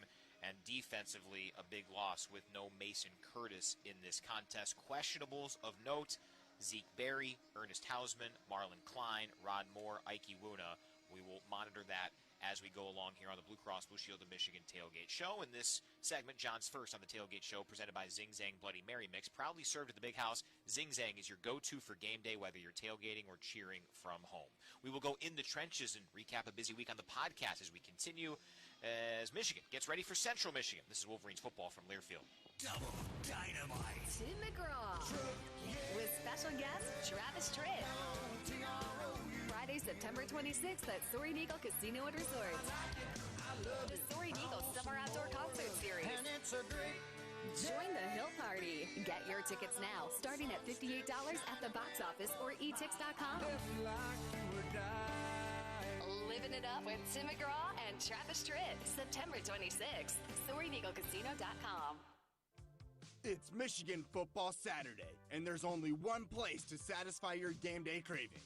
Sticky Stuff Concessions brings the flavor with snow cones, slushy lemonade, kettle corn, caramel corn, cotton candy, and freeze-dried candy that hits harder than a Wolverines touchdown. Look for Sticky Stuff Concessions behind sections 4, 10, and 25 here at the Big House. Sticky Stuff Concessions, proud sponsors of Michigan Athletics. Go Blue! Michigan fans, choose chill. Coors Light is cold lagered, cold filtered, and cold packaged for a smoother finish. It's got that crisp, refreshing taste that makes those moments when you choose to rise above the noise and choose chill even better. Coors Light is a proud sponsor of Michigan Athletics, so crack one open and take a sip. Coors Light. Choose chill. Celebrate responsibly. 2025 Coors Brewing Company, Golden, Colorado. Beer. Win with UMCU. Score a financial touchdown with the University of Michigan Credit Union's Go Blue checking account and get your exclusive Block M debit card for the extra point. UMCU's Go Blue checking account comes with no minimum balance, no hidden fees, and with the Block M debit card, you can show off your maize and blue wherever you go. Join today, Michigan fans. Visit umcu.org. That's umcu.org. UMCU is insured by NCUA. This is the Blue Cross Blue Shield of Michigan Tailgate Show. Let's go in the trenches. It's a jam-packed podcast feed and YouTube channel this week, like every week during the season. Still to come, too, we got recap editions of the podcast In the Trenches, the TV show Inside Michigan Football. Great week on Defend the Block with Morez Johnson Jr., the Illinois transfer for men's hoops. Conquering Heroes, Aaron Virtue with volleyball. They have a busy stretch coming up, and we'll have a loaded schedule next week, getting ready for the Big Ten opener, Michigan and Nebraska. We talked about the suspension for Sharon Moore this week, and on Wednesdays in the Trenches, defensive lineman Trey Williams, a staple of the podcast, one of the best, detailed the impact of Moore's absence in a unique way, and he talked about what others can do to step up. Just being consistent and, most of the things, in our lives as student athletes is consistent. Mm-hmm. Same lift time, same meeting time, same practice times, and, we're used to, being consistent. So, without Coach Moore being in the mix, it kind of takes out a bit of that consistency that we're used to having as a team. So as leaders and older guys on the team, it's essential for us to provide as much consistency for the young guys and the guys that might not be used to certain stuff like this, and just make it as normal as possible for everybody. John, I thought that was a really interesting way to put it. Just that one word, right? Consistency. Everything's so structured and detailed, and Yep. This is a change. It is. And, that in a nutshell, we've talked about this all the time, bye weeks in the middle of the season, when teams come off bye weeks, sometimes hard for them to get going. It's because your schedule is turned off, it's thrown upside down, and everything seems different. Now, in regards to Sharon, I don't know how much it'll affect the guys today. Obviously, it's Central Michigan. Nobody really expects that it'll affect them on the field too much, but he was there up until 11:59 last night. Next week is where I think it really affects this team and their preparation and those things that Trey was talking about of the consistency, consistent message. You go in there, no matter what happens today, you know what the expectations are on Sunday when you're watching film, because you kind of expect what you're going to get from Sharon Moore, good or bad. You kind of know what's coming. And that is something that athletes, really anybody, when you know what the expectations are and you meet those expectations or you don't, you know what the reaction is going to be. Now, next week, given whatever happens today, you don't know what those reactions are going to be. The standards are always going to be the standards, but they're all going to be a little bit different because Sharon's not in the building, right? And Biff is the substitute teacher. It's a little bit different than it is in second grade, but there's still a different voice. There's a different individual at the front of the classroom, and things change. Can't just push the TV monitor in, unfortunately. No. Hopefully today's a little bit like that. Because they'll just put the film on and say, you need to watch this. Yeah, hopefully today's a little bit like that. I mean, on game day, most of the players don't really have that much interaction with the head coach. It's going to feel pretty normal for them today, and as long as this game isn't too tight down the stretch, Biff's going to manage the game and try to get the guys motivated, and that's going to be about it. Is the pregame speech and halftime speech, right? There's not that much. But John, you're right. I mean, next week when coach isn't leading the meetings, you're not kind of hearing that message from him. He's not on the practice field and getting the team ready. That is going to feel different. But I appreciate what Trey had to say about alluding to the fact of having player-led teams and how important that is. We didn't have that last year. You could feel that, right? That there weren't guys that kind of rose to the occasion to lead that team. And, give them credit. They finished the year strong and ended on a really high note, but you didn't have that. This is going to be a test now against Central and with Nebraska of what kind of leadership does this team have. We're going to find out these next 2 weeks for sure. We kind of been dipping our toe in the water, feeling it out the first 2 weeks. We're going to find out a lot about this team these next 2 weeks. And a great segue, because on Monday's radio show, running back Justice Hayes was John's guest. He's been one of the Wolverines' top players so far this season. And he talked about the detailed in-game approach, not involving Sharon Moore, but just what they go through as running backs from play-to-play, drive-to-drive. It's a feel thing. It's kind of a natural feel thing that you kind of just have as a running back, but it's also just, pre-snap reads, and I think Coach TA and Freddie J, they do a great job of preparing us for that, and we do a great job on the sideline of just in-game coaching and just looking at little details and things that we can pick up on that maybe the other team's doing in the game that we might not have seen on film, preparing up for them. Or we do a great job preparing, and we're big on pre-snap reads.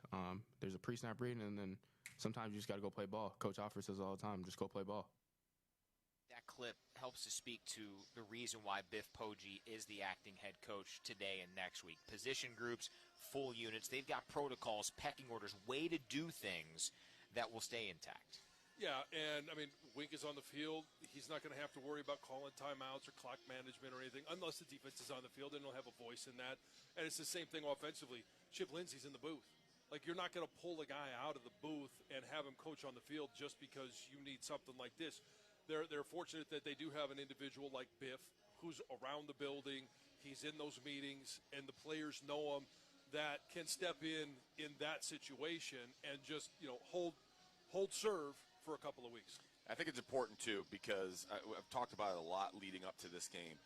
The offensive and defensive sides, both of them, need to find an identity. And to disrupt that by moving one of the coordinators into the head coach position for this week and next week, I don't think it would allow that. It wouldn't be advantageous for this team. So whatever those things are for Wink and for Chip, particularly on the offensive side of the ball, they've got to find that rhythm. They've got to find their identity and start to hone in on, hey, these are the things that we're doing really well at, and we're going to go do more of that and then have counters off of that. Like, we're going to start leaning into these things. Having Biff there, culture guy, kind of a CEO type, right, can, high level take care of this team hopefully for the next 2 weeks, allows those guys to drill into their unit groups, their position groups, and get better as we get here down the stretch.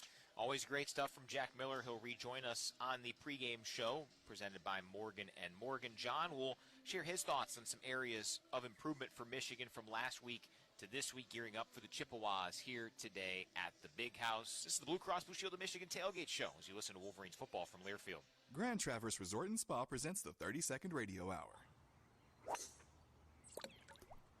Looks like I found my true north. Your true north is in the water hazard? It's not where my shots fly, Bob. It's how my spirit soars when I'm up here. Discover your true north moment on the 3 championship courses of Grand Traverse Resort and Spa. Bob, lend me a ball? No. Grand Traverse Resort and Spa. No truer north. Fogut Financial Group is the proud wealth management partner of Michigan Athletics. The 4th annual Night Out at the Big House sold out, but due to increased demand, another date is scheduled for Thursday, November 6th.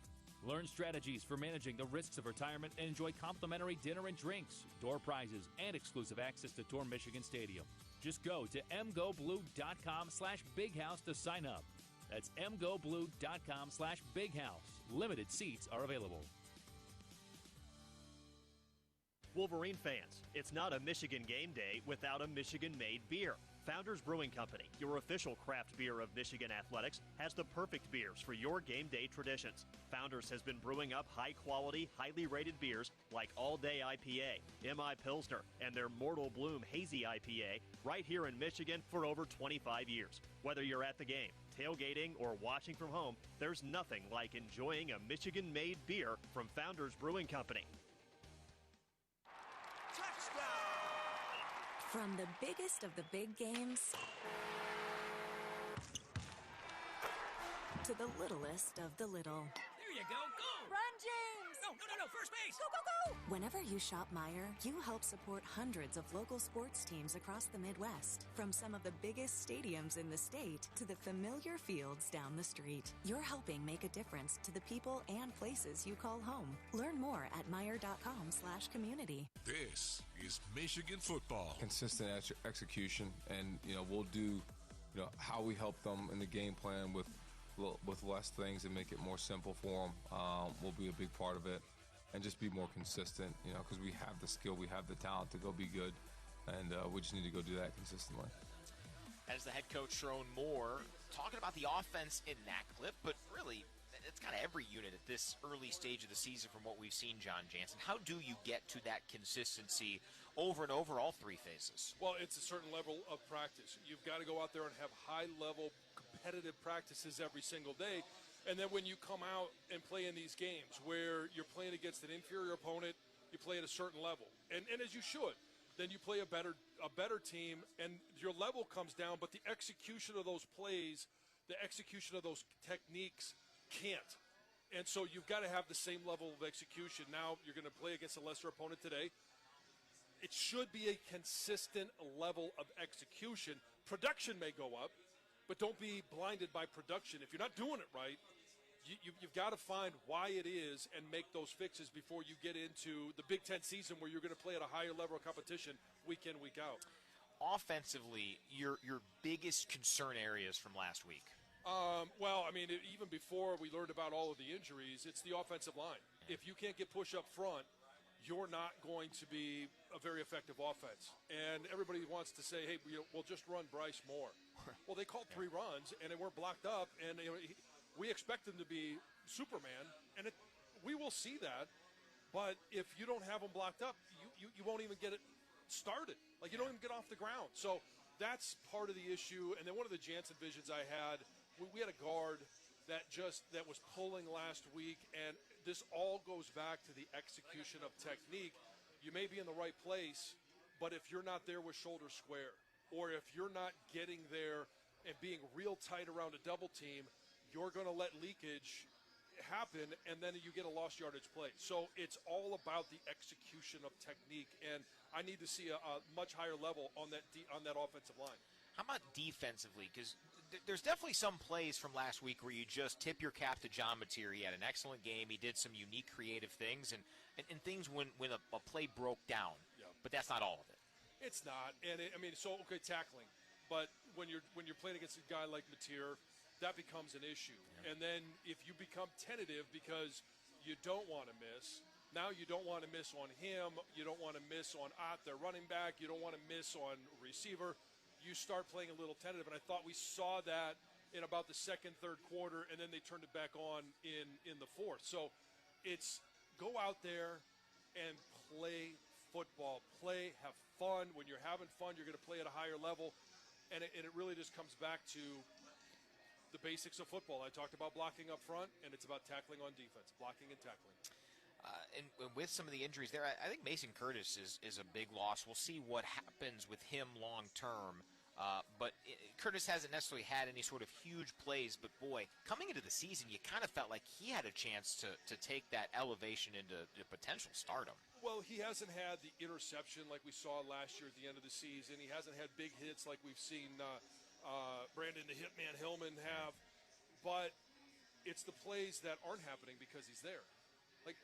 Those are some of the biggest plays where he shuts down the middle of the field just by simply being there or being in the right place. Now, if he's not there and we see, whether it's T.J. Metcalf, instead of playing nickel, he's got to play safety. Yeah. Now you're a little bit banged up at the nickel position because you don't have Zeke Berry to play corner or nickel. So if you lose a guy like we talked about, Jayshon Barham as a linebacker, you've got Cole Sullivan, Ernie, who's questionable, Jimmy Rolder, Troy Bowles, who you're very deep. The safety position, you're not as deep. How do you characterize if Rod Moore is able to come back this week? Remember, last week was in uniform, did not play, listed questionable again. Even if it's for a smattering of plays, building him back up, what impact does he have on this defense as a player and just as a leader and a high IQ guy out there? It's a coach on the field. Yeah. And, we've heard all last year, all this year about how he's taken on that role on the sideline as an extra coach, at practice as an extra coach. Now, when you can have that voice actually on the field, it makes a big difference. So, and I think if we do see him today, it's going to be one or two plays, and then he's out. And it may be out for 5 or 6 or 7, and then it's in for 1 or 2 plays. So we won't see a lot of them whenever that is that he does come back. And so it'll be fun just to see him on the field, and it'll be a great moment just to see him on the field. If you wouldn't mind sharing with our listeners a unique dynamic, I'd like you to read the sign that's currently behind you by your friend from Big Ten Network. What's his name? That's Big Bob. Big Bob. Yep. Bob Lanigan. Do you want to read? Sure that everybody knows who I'm talking about? It's Bob Lanigan. Yeah, and his social security number is. Yes. It says John Jansen watches Hallmark Channel and records it. All right. Thank you so much for saying that, because now I can clip it without any of the context you're about to provide. Go on. That's fine. I think people know me well enough sure. to know that I have 3 daughters and a wife. And when they ask me to record something, I will record it, even if it's on the Hallmark Channel. Yeah. Now, watching, that's the issue there. A bit of a stretch. Yeah, sure. Yeah. Sure, for you, yeah. Mm-hmm. Yeah, it is. Yeah, they use big words sometimes. That's what makes it a bit of a stretch. But boy, the plots are great. Yeah. We'll see if they had ACC football like Miami and South Florida on the CW. Buffy the Vampire Slayer, and we're going to go to college football. Oh man, just imagine the pump up music there. One more thought I do want to get in a serious non-Hallmark note. Special teams has been a grab bag at this point, and a big special teams play, if it goes against Michigan, I don't think it's going to come back to haunt them in this game. But when you get ready for next week, you get ready for Big Ten play, that's got to get shored up soon. It does. And, hey, I say this all the time in my keys, when you're in position to get points, you got to have points. Yep. How big were those 3 points as the game played out? Now, if you hit that field goal, Oklahoma's going to do something different. We're going to do something different. Who knows how it plays out? But it's also on the 38-yard line when Sharon decides not to kick the field goal earlier in the game. If they kick that one and we all think he would have made it, does he then not miss the next one? Now that's 6 points. So it's one of those things where you got to use the weapons that you have when you have them, and it's also executing. We saw Andrew Marsh with the fumble in the first week. He learned from that. There's no question that he learned from it. He's a very smart player, very talented. Now are we going to see something different today? Will we see something different from him? But it's about executing, and sometimes it's about stance and start, line up. Like, hey, just don't line up off sides on a punt. Don't jump off sides on a punt. Don't give them a free 5 yards. It may even be a first down. All right, we'll talk about some of the other games in college football coming up today. Discuss a little bit of the weather going on, at least earlier today, out in Evanston for Oregon and Northwestern. A whole lot to come here on the Blue Cross Blue Shield of Michigan Tailgate Show. Wolverines coming up against Central Michigan. This is Michigan football from Learfield. Can you believe these seats? I know, right? 50-yard line at the big house. Are you kidding me? Hey, I'm going to get up. Need another pop, a soft pretzel, some dog food. Yeah, I'll take... What? Dog food, dog treats, dog toys, anything? What are you talking about? I'm going to make a quick run to Pet Supplies Plus. They've got the best deals on all the best brands. It's right in the neighborhood, so I figured I'd pop in. Pop in? There's 5 minutes left in the second quarter. You're right. I better get going if I'm going to beat the halftime crowd. Best prices, best selection, best service. Visit your local Pet Supplies Plus today. People can't have access to quality medical care without affordable health insurance. At Blue Cross Blue Shield of Michigan, we understand increasing health insurance costs are becoming more of a strain on the budgets of the businesses and people we serve. Affordability matters. It affects real families, real decisions, and real care. That's why at Blue Cross we're dedicated to finding solutions. To learn about this critical issue and our efforts to make healthcare affordable for all, visit mibluedaily.com/affordability today. Here's Charles Woodson, Michigan legend. As a young man, I gave my all to the Wolverines, making history, earning a Heisman Trophy, and now I'm back. Introducing Woodson Whiskey, the first spirit sponsor in school history, crafted with the same passion and excellence that defined my career. Woodson Bourbon Whiskey, where legacy meets excellence. Go blue and go Woodson Whiskey. Cheers, and please drink responsibly. Hey Michigan fans, is it time to upgrade your outdoor living space? As the #1 brand in premium decking, TimberTech scores big points for real wood looks without the costly maintenance. It will never rot, warp, splinter, or peel. And it's backed by industry-leading warranties, so your deck can perform at the top of its game season after season. TimberTech, official decking and railing partner of Michigan Athletics. Order free samples at timbertech.com. That's timbertech.com. Welcome back to the Blue Cross Blue Shield of Michigan Tailgate Show. Love Coach Moore, like electric. Always good to have on the sideline, but I told him that too. Like, I've never played a snap with him, so like, I'm ready to play. That was from preseason. Loved how Max Bredesen talked about this eventual and now a suspension that has arrived for head coach Sherrone Moore. Never played a snap with Sherrone Moore, so it's a storyline, it's an impact, but John, it's you got to go out there and play, and that's what Michigan will do today. Yeah, they're going to have to go out there and perform, and you know what? It's next man up. It goes. We've said this when Jim was here, and he had to miss those last 3 games of the 23 season. It's next man up. Sherrone stood up in those moments, and what came up big. Now it's Biff. Hey, your chance. Next man up. The expectation is for the position, not the player. Goes for the coach as well. Yep, a slogan as good as time as John Jansen watches the Hallmark Channel. Things you just hear week in and week out here with our Michigan football coverage. It is time to visit this day in Michigan football history, and it's presented by Buddy's Pizza. And yesterday, John Jansen, 99 years ago, ground broke on Michigan Stadium, which then opened the next year. Get ready for the 100th anniversary season coming up here in a couple of years. And, of course, John, it was built, the ground was broken with the intent of having every game start at this time at noon, right? Oh, 100%.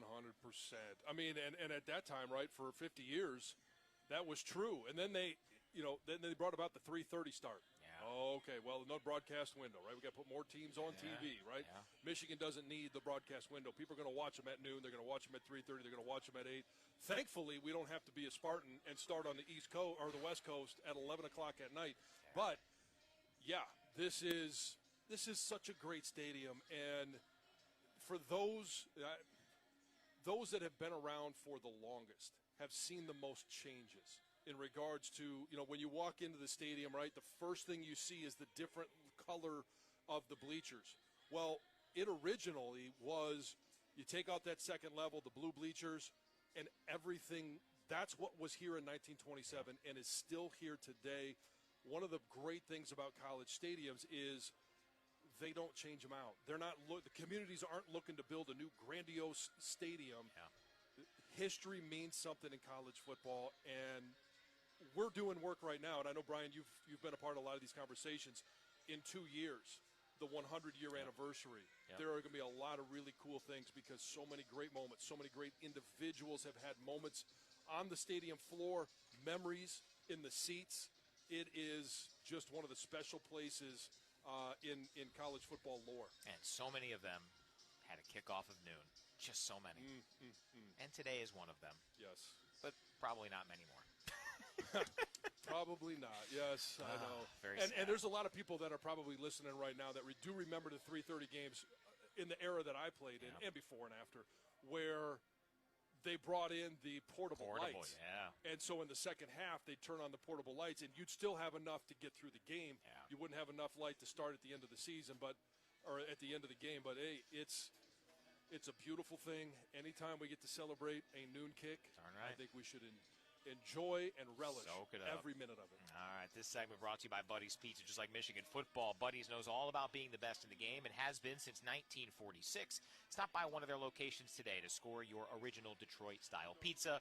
Let's kick it to Rob Joyce in the Network Studios. Rob, break down the Big Ten slate for us here on this Week 3 Saturday. A lot of Big Ten versus FCS teams, some exceptions. Our first Big Ten game of the year comes at noon. Oregon heads to Northwestern. The rain has moved out, so it should be more than fine by 11 a.m. Central Time at Evanston. And then Wisconsin, a non-conference game at Alabama, is also at noon.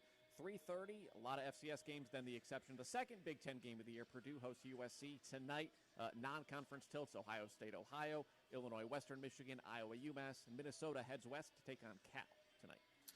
Yeah, that's a 10 o'clock kick there. Anything that stands out to you on the Big Ten slate, John? I mean, not a lot of great Big Ten slates, but, when you're talking about Oregon, coming across the country, I don't think the time zones are going to matter. It's only 2 this time. They do have the benefit of starting at 11. That's the only time zone that might be better than ours. But Dante Moore, their quarterback, has had a hell of a start to the season. Started off at UCLA. He's probably thanking his lucky stars. He's not at UCLA anymore with that big loss last night. I don't know if we call it a big loss, but it was surprising. Mathematically, it was. Yeah. It was. But, Dan Lanning has that program humming along. Yeah. And they lose Dylan Gabriel, insert Dante Moore, insert a couple of different receivers, and it doesn't feel like they've missed a beat. Yeah, 100%. From a top 25 standpoint, Rob, what games will you be keeping tabs on, whether it's during the noon slate or moving throughout the day? Sneaky one at noon in the ACC. 12th-ranked Clemson goes to Georgia Tech. Tigers haven't looked great. They were, last week went obviously at home to LSU. We're down 16-0 in the first half to Troy last week before turning it around. 3:30 SEC opener for Georgia and Tennessee. That's a top 15 matchup. Tonight, Notre Dame, Texas A&M at 7:30, and then I've been hard at work. 4:30, Miami USF on, as we've mentioned a few times, at CW. Yeah. Do you want to know if you're on CW is a regional-based programming network, so you get to choose basically region by region. If you're listening in Michigan, watching in Detroit, what is on before the pregame show on the CW? Oh, God. You actually have the show? Yes, I have the answer. Man. It's a movie. It's a movie. Is it a Hallmark movie? Is there a relationship awfully close. there? It's everyone's favorite football movie, Bridget Jones's Diary. That's so perfect. That's so Is that perfect. on the DVR? Oh, my goodness. It is not. And I tell you what, I don't know that, other than Buffy, you would probably expect Bridget Jones's Diary before they go to the big-time matchup of the Miami Hurricanes and the South Florida Bulls. Imagine if we were in a realm where you had to just channel search, right? And you don't have the guide, you don't have the internet or whatever. All you have is, it'd be like you're trying to find that game on your television, like trying to get there before 4:30. You're like going through like some fjord with like no. You're just trying to find it. You can't find it. Or how about when some of the games are on FS1 or even on Fox or whatever, and they're showing a movie before. You're like, okay, Die Hard. I can watch the end of that movie and wait for kickoff or wait for the pregame show. You're channeling, surfing, going through, and you see the CW, and it's Bridget Jones's Diary. You're like, do you think there's I'll try and come back, and if I miss the kick, I'm okay. I don't think the CW has a ticker either. It's not like coming up next, live from Miami. Oh, that's unbelievable. Great research by Rob Joyce. He's one of the best, and that shows. Well done. by Rob. All right, we get Doug Karsh's thoughts on the game and maybe Bridget Jones' diary coming up here as we continue on the Blue Cross Blue Shield of Michigan Tailgate Show. Wolverines and Chippewas coming up. This is Michigan football from Learfield. Here's a club you'll want to get into, Club Citgo. It's the super easy app that opens the door to great fuel savings and more. Sign up and instantly save 23 cents per gallon on your first fill-up, plus everyday savings that really add up. You can also enter our sweepstakes with multiple winners and giveaways, like free gas for a year. And Club Citgo makes paying easy with a convenient mobile pay feature. So welcome to the club where all the action is. Download Club Citgo today. Savings good up to 30 gallons, only at participating locations. Data rates may apply. When Big Boy's in the playbook, you can't lose. Start with Bob's Sampler, hand-breaded tenders, golden onion rings, crispy fried pickles, and mozzarella sticks, all sharing one plate for the perfect kickoff. Then turn up the heat with our Buffalo Ranch fried chicken sandwich on a soft brioche bun. Or go all in with the crispy chicken wrap packed with flavor. Make your tailgate complete. Find your nearest Big Boy at bigboy.com. Hey, Wolverine fans. As you head into the Big House this season, cheers with a toast to Michigan-made excellence. Founded by U of M alums Susan and Will Bramer, Laurentide Winery is proud to debut their award-winning amazing wines as the house wines of the Big House. 100% grown in Leelanau, crafted with passion and perfect for your game day celebrations. You can find our wine on the concourse, club, or suite menus. Explore shop.laurentidewinery.com to learn more. Thank you, and go blue. Which schools will take home the prestigious Learfield Directors Cup for the top college athletic programs for the 2025-26 college athletic season? Check out the criteria and follow the year-long standings of your favorite team at L Directors Cup on the X platform or online at thedirectorscup.com. Trophies will be awarded in June 2026 to the winning institutions in all college sports divisions. The Learfield Directors Cup, powered by NACTA, the crowning achievement in college athletics. Let's talk about the game with the man who will call the action. We welcome in the voice of Michigan football, Doug Karsh. We are here at the Big House, Michigan in Central Michigan. Game 3 of the season for the Maize and Blue. Great to visit with Doug Karsh here. Hi, Doug, Ryan. what's going on? How are you? Doing all right. I don't see any rain quite yet. You see some of the videos from Evanston, by the way? It was It looked like it was out there. there was something. But hey, they are ducks. Just Oregon water off a duck's back. Oregon don't care. How are Wildcats in the rain? I don't know. It's a great question. Yeah. They haven't been good in the rain in a long time. Yeah. Or the sun. Yeah, or the sun. Or against the Ducks. Where do you want to see the most improvement last week to this week in this game? Run game.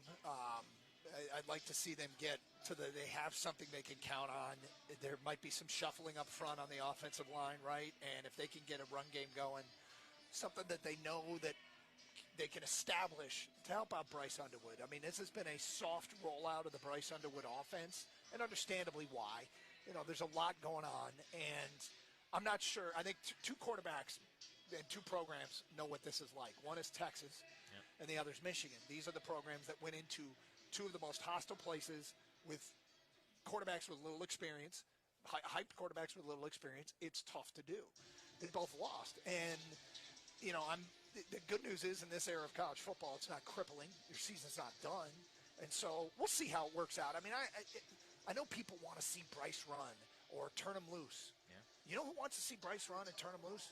They do over at Schembeckler Hall. Yeah. It's just not things don't happen instantaneously. So it's a matter of trying to put together a game plan each week to roll out a little more, and I think that's slow rollout for Bryce Underwood. And that's part of just the build-up for any freshman, too. I mean, we all know Bryce is dripping with talent, high potential, John, but, I mean, you can't go from 0 to 100 even if he is as talented as he is because this will be his third college game today. It'll be his third college game, and we've mentioned it before. I know Chip Lindsey talked about it this week. They did have some quarterback runs called. They've got the read option called. They just haven't gotten the look to hand it off or to keep it. So if you're going to call it, you block it up front. Now all of a sudden we get a chance to look at it and see what it's like. Then they can make some adjustments. Now it's just, hey, make some adjustments so that we can get them to the line of scrimmage. That's where the offensive line just needs to play better. We'll air your conversation with head coach Sharon Moore, which was recorded earlier this week. Doug didn't go over to Coach's house earlier this morning and check in and record. I know you would have. What's up, Coach? Yeah. I don't know how do you take your coffee, Coach? Would go today, though. Yeah. I can't imagine he's in a chatty mood. Probably not. I mean, it's so weird because he filled in for Harbaugh. Yeah. So he's been on the other side of this. Well, the interesting thing is, remember, that during that stretch where Michigan had 4 different head coaches in 3 games, Sharon Moore was suspended for the first game.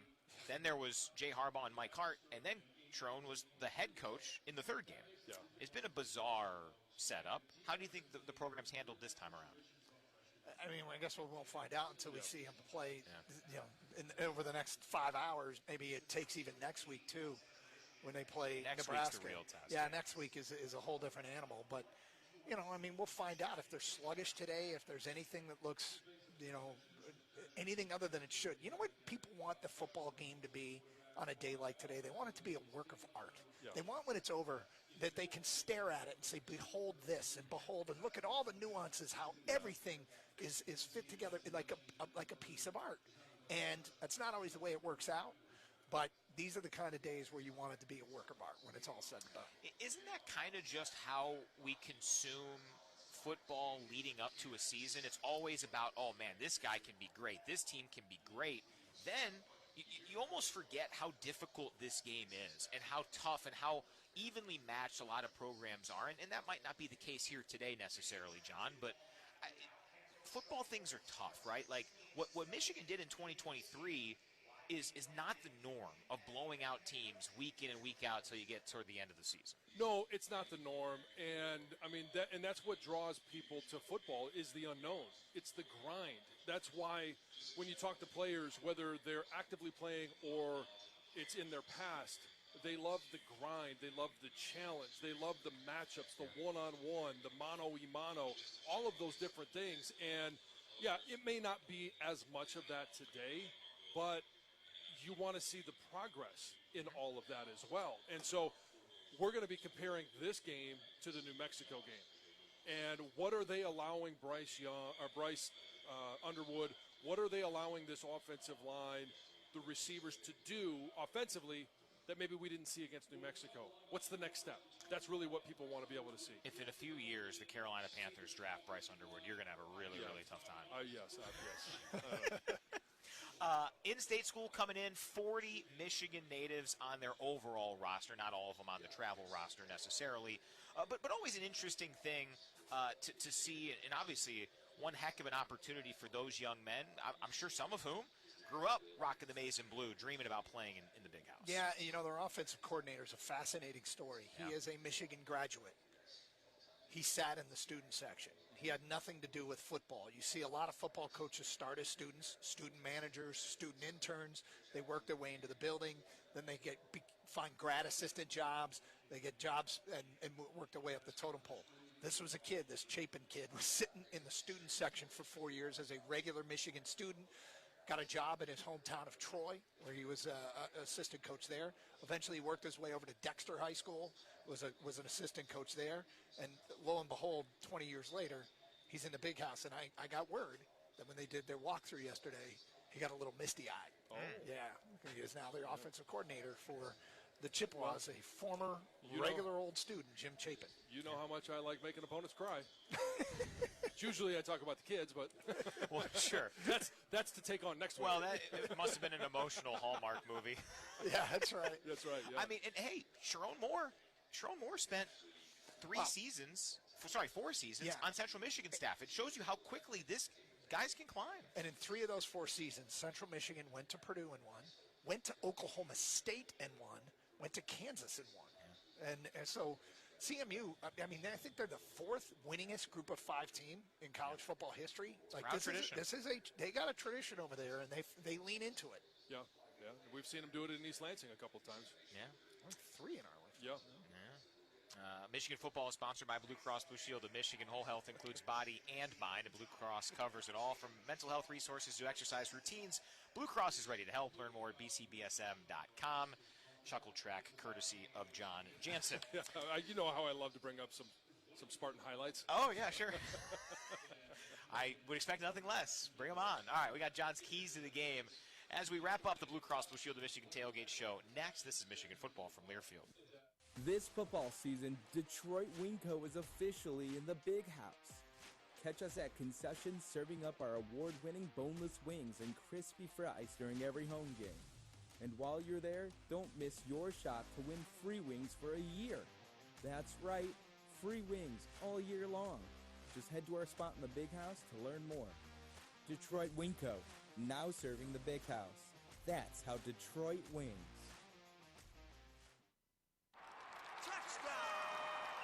From the biggest of the big games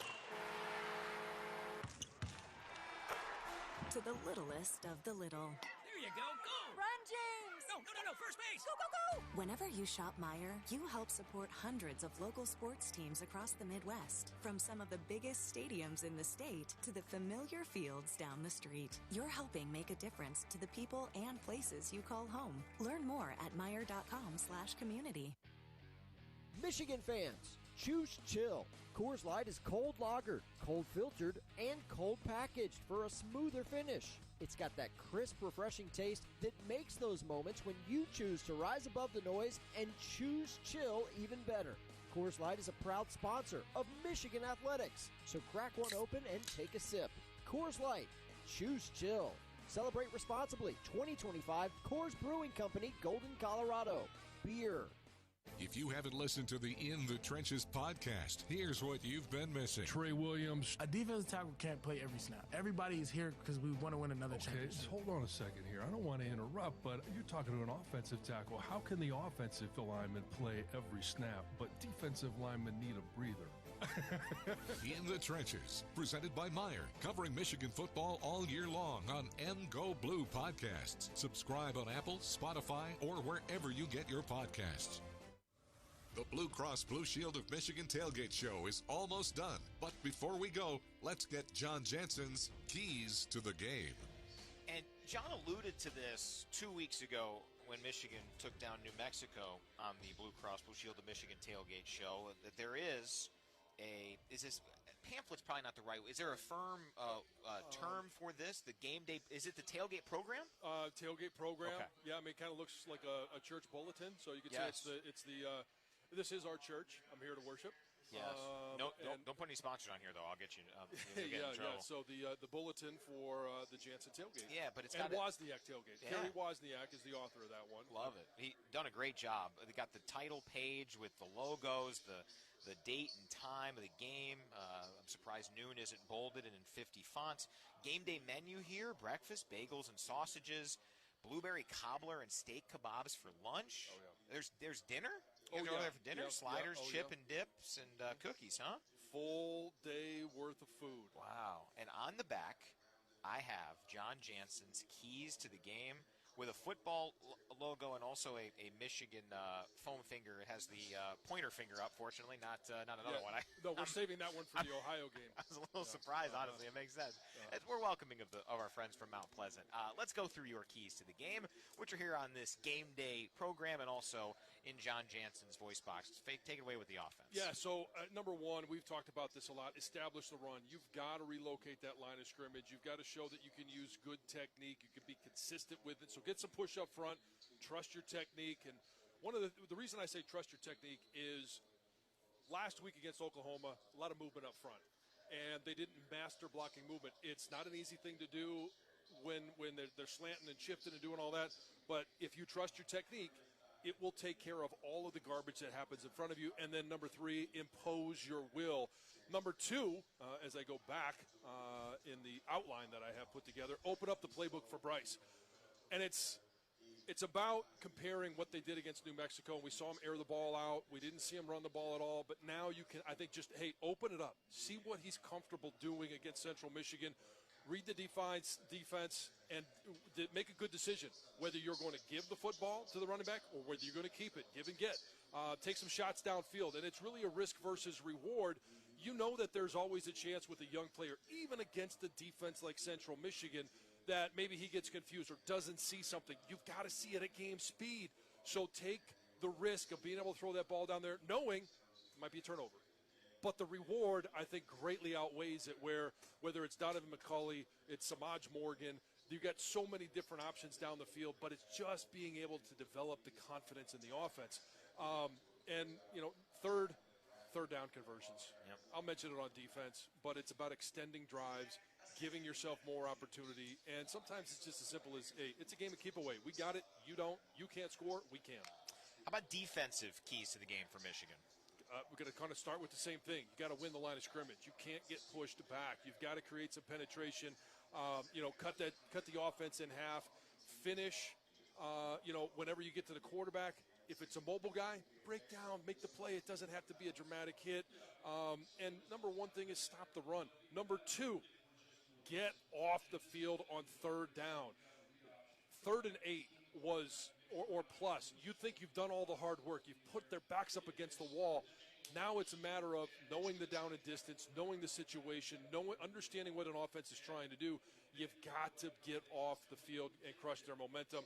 And number 3 for the defense, fumbles. Yeah. We've got to get more balls on the ground. Gang tackle, you get there, you wrap up everyone else. It is a violent sport, so arrive with bad intentions and be violent. How about special teams keys today? Special teams today, it's all about the little things. It's alignment. Don't line up off sides. If you're supposed to be in the A gap, you got to be in the A gap. I mentioned about punt and kick coverage. If you're trailing somebody down with the same jersey, you're wrong. Make sure you get in the right lane. Field position. Flip the field if you're on the punt team, coverage teams. That's really what it's all about. You can create some turnovers there as well. We'd love to get the ball in our hand, but then it comes down to punt returns. And here's the goal on a punt return today. Every time you return the ball, pick up a first down. So average at least 10 yards. That's one first down the offense doesn't have to get. If you're backed up, at least you know it's at the 10-yard line and you're not snapping the ball, quarterback dropping into your own end zone. And one additional one with Sharon Moore not being here, throwing this at John a little bit last minute, I feel like from a coaching standpoint, would the goal and the key just be that we don't notice that Sharon Moore is not there from a game management, challenge, time, game clock, all that stuff? Great leaders have organizations that can operate even in their absence. Yep. And we'll get a little glimpse into what type of leader Sharon is with him not being here, but the system that he has in place, those that he has, his coaches that he has coached up to be able to coach in his stead. It will be Biff Poggi leading the way for Michigan as the acting head coach for today and for next week.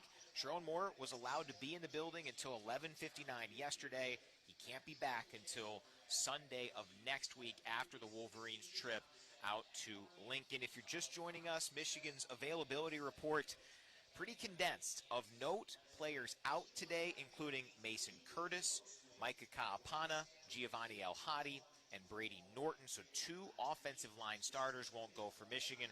And questionable, we'll keep tabs on the warm-ups here throughout our pregame show with Zeke Berry questionable, as is Ernest Hausman, Marlon Klein, Rod Moore, and Ike Iwuna. You say, John, expectation's the position. Yeah, it is the position, and it's not the player. So you got to step up, and the key for the offensive line, and maybe I should start adding offensive line keys to the game. No? We need that music bed to hit here soon so that you can. I can stop talking about that. Hey, it is, you've got to be flexible. And I'm not talking about doing the splits. I'm talking about you may have to play left guard, left tackle, right guard, right tackle. Make sure you know every single position. And if you only play one, you're going to be better at that one because you now understand everything else that's going on around you. That's going to make this offensive line better. Perfect timing there. Hear the music? Yeah, I know. I did. Now, it's my key to stop talking offensive line. When we return, John Jansen continues offensive line keys to the game. If that doesn't get you to stick around, I'm not sure what will.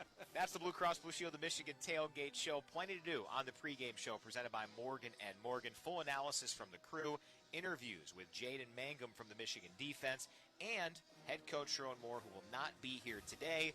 We'll hear from both coordinators, Chip Lindsey and Wink Martindale, all in preparation for a 12:01 kickoff, 5th all-time meeting between Michigan and Central Michigan. Wolverines, Chippewas coming up. Thanks for listening to the Blue Cross Blue Shield of Michigan Tailgate Show. We'll be back in 2 minutes. Here is This is Michigan football from Learfield. Thanks for listening to the Blue Cross Blue Shield of Michigan Tailgate Show. Whole health includes body and mind, and Blue Cross covers it all, from mental health resources to exercise routines. Blue Cross is ready to help. Learn more at bcbsm.com. Stay tuned for more analysis from the crew and comments from the locker room during the pregame show, which starts after this 2-minute timeout. This is Michigan football from Learfield. People can't have access to quality medical care without affordable health insurance. At Blue Cross Blue Shield of Michigan, we understand increasing health insurance costs are becoming more of a strain on the budgets of the businesses and people we serve. Affordability matters. It affects real families, real decisions, and real care. That's why at Blue Cross we're dedicated to finding solutions. To learn about this critical issue and our efforts to make healthcare affordable for all, visit mibluedaily.com/affordability today. Double dynamite. Tim McGraw. With special guest Travis Tritt. Friday, September 26th at Soaring Eagle Casino and Resort. The Soaring Eagle Summer Outdoor Concert Series. And it's a great Join the Hill Party. Get your tickets now, starting at $58 at the box office or etix.com. Living it up with Tim McGraw and Travis Tritt. September 26th. SoaringEagleCasino.com. Michigan fans, kickoff is right around the corner, and Buddy's, the original Detroit-style pizza since 1946, has the best corners in the game. With its iconic square shape and crispy, crunchy corners, Buddy's is a proud partner of Michigan athletics. Handcrafted daily with Wisconsin brick cheese, fresh toppings, and sauce on top. Whether you're tailgating at the Big House or watching from the best seat in your house, start game day off right with Buddy's. Get 10% off your order right now at buddyspizza.com with promo code 10OFF. The Maze Out at the Big House is almost here. The Wolverines host Wisconsin on October 4th, and all fans are encouraged to wear maize. You can still secure seats for the matchup with the Badgers by heading to SeatGeek, the official ticket marketplace of the Michigan Wolverines, so you can go blue, wear maize, and cheer loud on October 4th when Michigan meets Big Ten foe Wisconsin for the annual Maze Out game at Michigan Stadium. Let's pause 10 seconds for station identification. This is Michigan football from Learfield.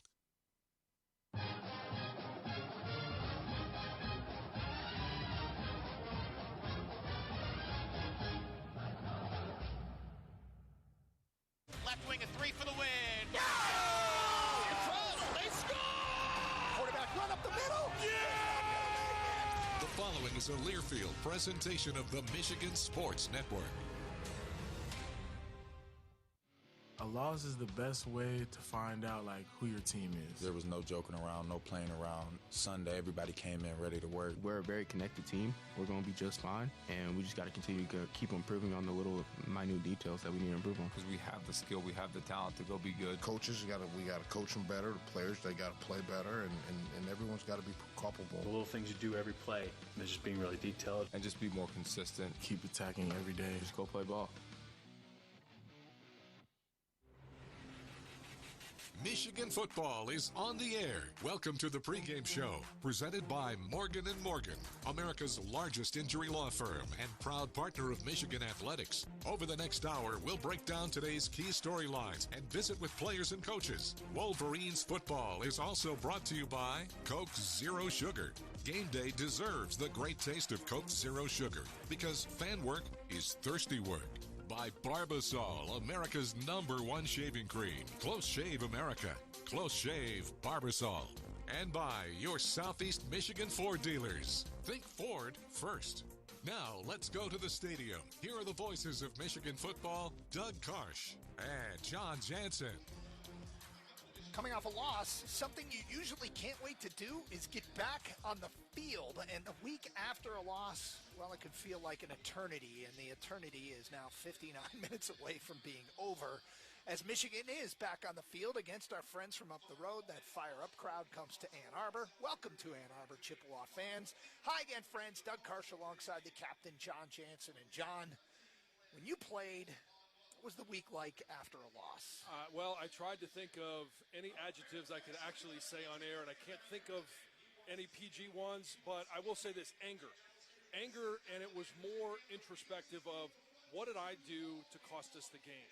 and then my position group. What did we do to cost us the game? And if these guys have that same feeling, that same anger that's been boiling all season long, in 59 minutes, we'll see the results of that. So the offense kind of in a soft launch in the Bryce Underwood era here, as they're giving him a little bit more, and reading between the lines. I think we're going to see more of Bryce Underwood in terms of a bigger part of the game plan with his feet and taking shots down the field. But what do you want to see from Bryce Underwood today? I just want to see more composure, growth at that position, and it's delivering the ball, not putting the ball at risk when you throw the ball downfield, and making good decisions on the read options, when to give it, when to keep it. And if they do have those quarterback runs, I'm hoping that the offensive line shows enough improvement to give him a chance at success. Michigan has a star in the backfield, and Justice Haynes, the explosives are great, but it feels like the ground game could use a little bit more 4, 5s, and 6s. Yeah, and that consistency was there against New Mexico. Obviously didn't see it against Oklahoma, so that's where you got to get back to, and that O-line trust in their technique, getting some movement, and then running backs.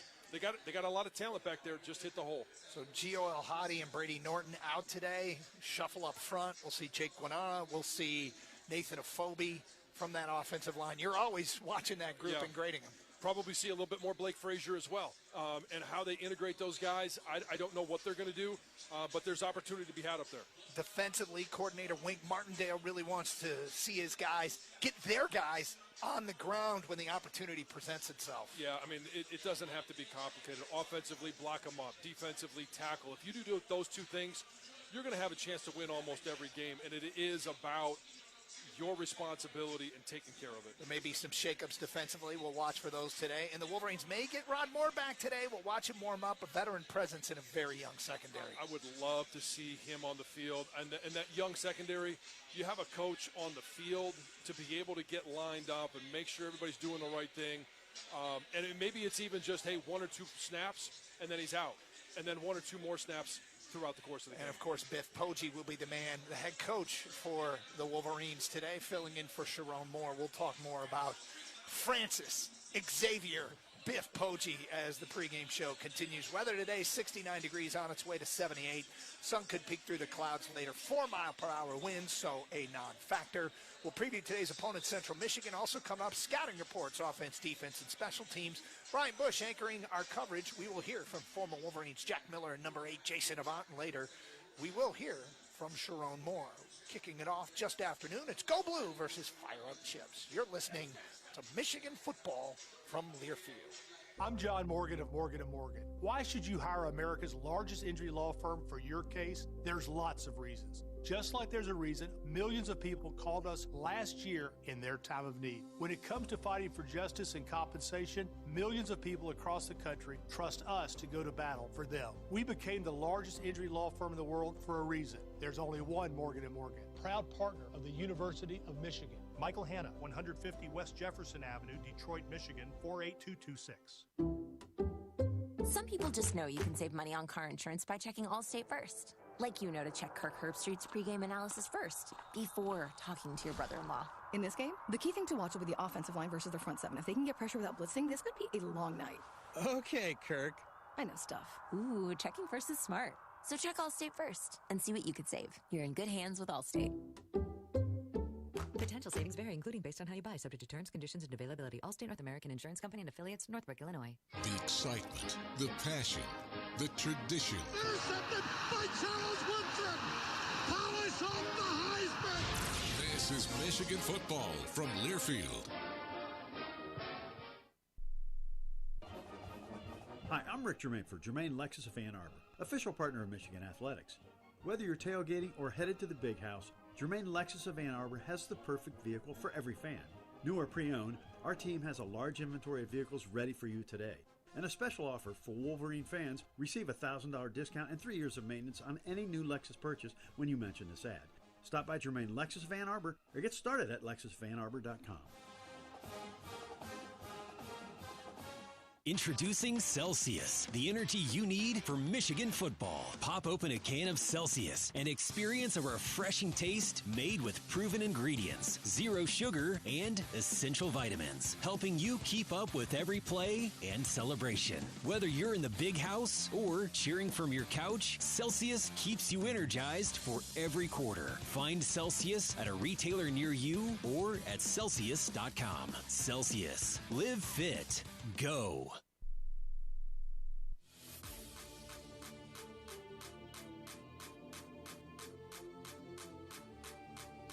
An in-state showdown is on the air. It's Michigan and Central Michigan, live from the Big House. Today's broadcast is presented by DTE Energy. Participate in energy efficiency programs and rebates to lower your bills. DTE has tools, tips, and resources to help you save on energy. Small changes lead to big savings. Learn more at dteenergy.com/save energy. Some adversity has hit Michigan football. The Wolverines lost to Oklahoma last week. They'll be without head coach Sharon Moore each of the next 2 games due to suspension. As defensive lineman Trey Williams explains, this is an illuminating stretch for the Maize and Blue. A loss is the best way to find out, who your team is, personally. Because after a loss, either you're going to fold and, kind of wither away and be get the woe is me's, or you're going to watch the film on Sunday, come in on Monday, create a plan with your teammates and coaches on how that's never going to happen again. And you really find out a lot about who your teammates are, who your coaches are, who y'all are as a team in those low moments. As we get into our offensive scouting report, Michigan coming off some tough moments in Norman last week. Just one offensive touchdown on Justice Haynes' 75-yard scamper to start half 2. What did offensive coordinator Chip Lindsey see from his offense last week? We just really never got in a good rhythm, and I think that's the story of it. And, my job's to figure a way to do that. And that's something we're going to work really hard on. Just, when you don't get in rhythm and you don't stay on the field on third downs, which was a big coaching point for us, was, hey, we got to be good on third downs and protect the ball. Our goal is to be 50%. We weren't close to that. So, we'll focus really hard and try to get that fixed. How can they fix that, John Jansen? Well, it's about communication up front, and it's just making sure that you over-communicate. It shouldn't be an issue here at home, making sure you're all on the same page. And here's where the challenge is going to come today. It's an odd front that they're facing, which means it's 3 defensive linemen, 4 linebackers. You're going to have a head-up nose, making sure that you call things out, identifying if you've got a guard that's popping for protection, and they're going to be dual reading from the front side linebacker to the outside guy.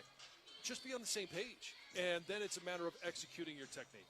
Michigan will be pretty short-handed here in this one.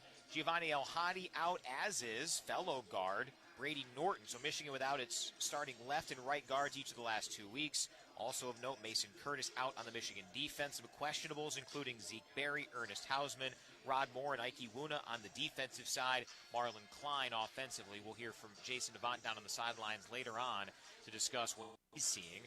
Here's Chip Lindsey on the necessary approach with all these injuries. It's an impact for sure, but it's next man up mentality. I mean, we were missing a guy or two last week, and that's no excuse for us. The next man's got to be ready to go, and to be honest with you, we really don't even discuss it. We got confidence in our guys, and the next man's ready to go, and that's kind of who we are at Michigan, and our philosophy will be the same this week. Definitely, John. Offensive line, that's the biggest area of intrigue based on injuries. How do you see it shaking out? What will be key for the Wolverines there?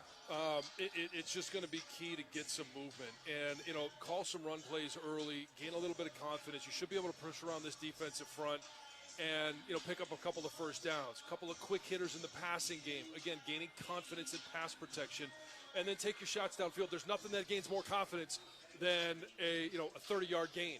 Now all of a sudden, hey, everybody's feeling a little bit good about themselves. Everybody's high-fiving. You get up, you line up, and it's just that momentum builds on itself. That's what this offensive line needs, is a little bit of momentum and confidence. Plenty more to do on the pregame show, which is presented by Morgan & Morgan, America's largest injury law firm and proud partner of Michigan Athletics. Defensive scouting report next. Wolverines and Chippewas coming your way in less than an hour. This is Michigan football from Learfield. A lot of life can happen between sips of Dasani. The life moments, big and small, that are worth getting thirsty for. Like organizing a family movie night under the stars. or hearing an old favorite song and having an impromptu dance party, or finding a new dinner recipe that the whole family loves. The crisp, clean taste of Dasani was made for all of life's thirst-worthy moments. Dasani, because life happens between sips. The official podcast home of the Wolverines is Go Blue Podcasts. Join John Jansen and me, Brian Bush, as we cover Michigan athletics all year long. Get the latest on Michigan football on In the Trenches, presented by Meyer. Defend the Block focuses on both the men's and women's basketball programs. And Conquering Heroes covers all other Michigan sports. Enjoy all of those episodes and much more on Go Blue Podcasts. Just search Go Blue Podcasts on Apple, Spotify, or wherever you listen to podcasts. Today's game is brought to you by Progressive Insurance. Insurance for motorcycles, boats, and RVs. For protection on the road and on the water. See how much you can save at 1-800-PROGRESSIVE and Progressive.com. This is the Michigan Sports Network from Learfield. In sitcoms, when someone has a problem, they just blurt it out and move on. Well, I lost my job and my parakeet is missing. How was your day?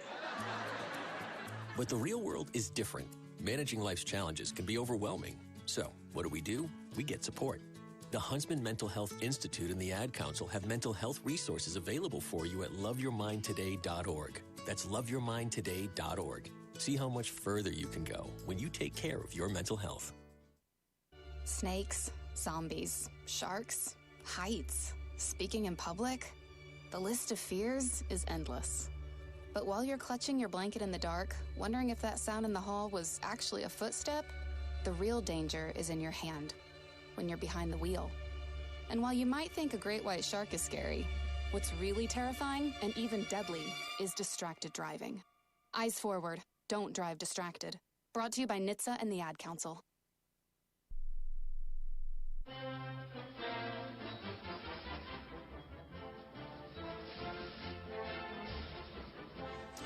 For the fifth time, Michigan squares off with Central Michigan. Kickoff at 12:01 here at the Big House. When you're out of town and want to keep up with live college sports, be sure to download the free Varsity Network app, available for both Apple and Android. Plus, for fans outside of Southeast Michigan, you can catch our 2-hour tailgate show leading up to your station's coverage on the Varsity Network app.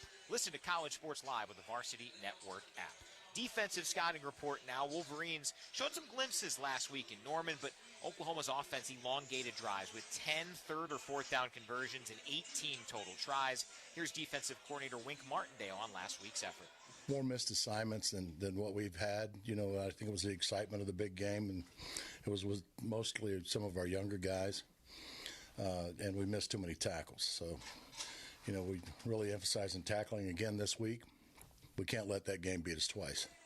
So, John, how close is this defense to being upper echelon in the league and in the country? Well, it's just a matter about being disciplined. And I've kind of talked about this each of the last 2 weeks. When you're playing against mobile quarterbacks, dual-threat quarterbacks, you got to be extremely disciplined, whether it's just the technique of tackling or if you're supposed to be in the A-gap, B-gap, C-gap, be where you're supposed to be. If they do and are, it's going to be a very difficult defense. They've been very good against the run, even when John Mateer would run the ball last week, it wasn't like he was gashing them, but if he had to pick up 7, he picked up 7.5. Like, that was the frustrating thing.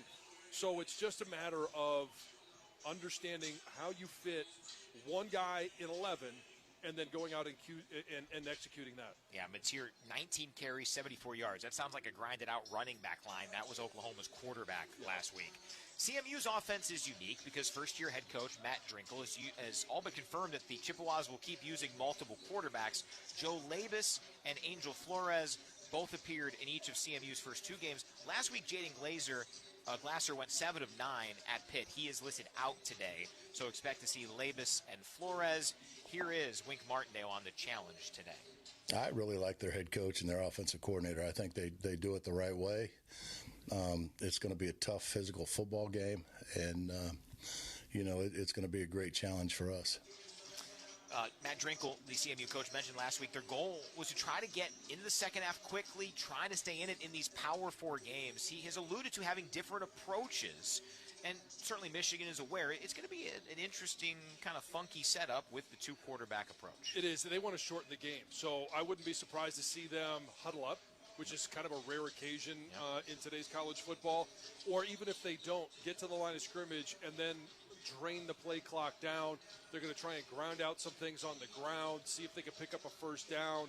And honestly, for them, it's just going to be about trying to get some points on the board early and then get into that second half and give themselves a chance. This needs to be an attack mindset defense. Create penetration and linebackers all over the place.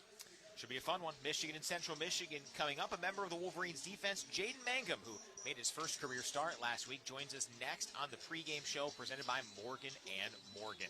Michigan, Central Michigan, kickoff quickly approaching, and you're listening to Michigan football from Learfield. Champions Circle is the leading Michigan athletics fan engagement community. We connect fans with once-in-a-lifetime experiences, produce public and private events, offer club memberships, and operate an online retail store, selling exclusive apparel, trading cards, autographs, and other memorabilia featuring Michigan student athletes. To become a member or learn more about how you can support your favorite Michigan student athletes, visit championscircleufm.com. Champions Circle is a proud sponsor of University of Michigan Athletics. Here's Charles Woodson, Michigan legend. As a young man, I gave my all to the Wolverines, making history, earning a Heisman Trophy, and now I'm back. Introducing Woodson Whiskey, the first spirit sponsor in school history, crafted with the same passion and excellence that defined my career. Woodson Bourbon Whiskey, where legacy meets excellence. Go blue and go Woodson Whiskey. Cheers, and please drink responsibly. The excitement, the passion, the tradition. Donovan Edwards throwing deep down the sideline. He's got a receiver wide open. It's a house call for Michigan. This is Michigan football from Learfield. It's time to think Ford first. Right now, check out the 2025 Ford Bronco Sport Big Bend at your Southeast Michigan Ford dealers. Easy Plan customers who trade in their current vehicle can lease a 2025 Bronco Sport Big Bend for $369 a month for 36 months, with only $369 cash due at signing. Payment includes waived security deposit, excludes title, taxes, and license fees. Not all buyers will qualify for low mileage Ford Credit Red Carpet Lease. Payment includes $1,000 RCO cash and $1,000 trade assist. Offers are only valid on package 200A. Take new retail delivery from an authorized Ford dealer stock by September 30th. See dealer for qualifications and details. So lease a Bronco Sport Big Bend for $369 a month for 36 months, with only $369 cash due at signing. Only at your Southeast Michigan Ford dealers. Think Ford first.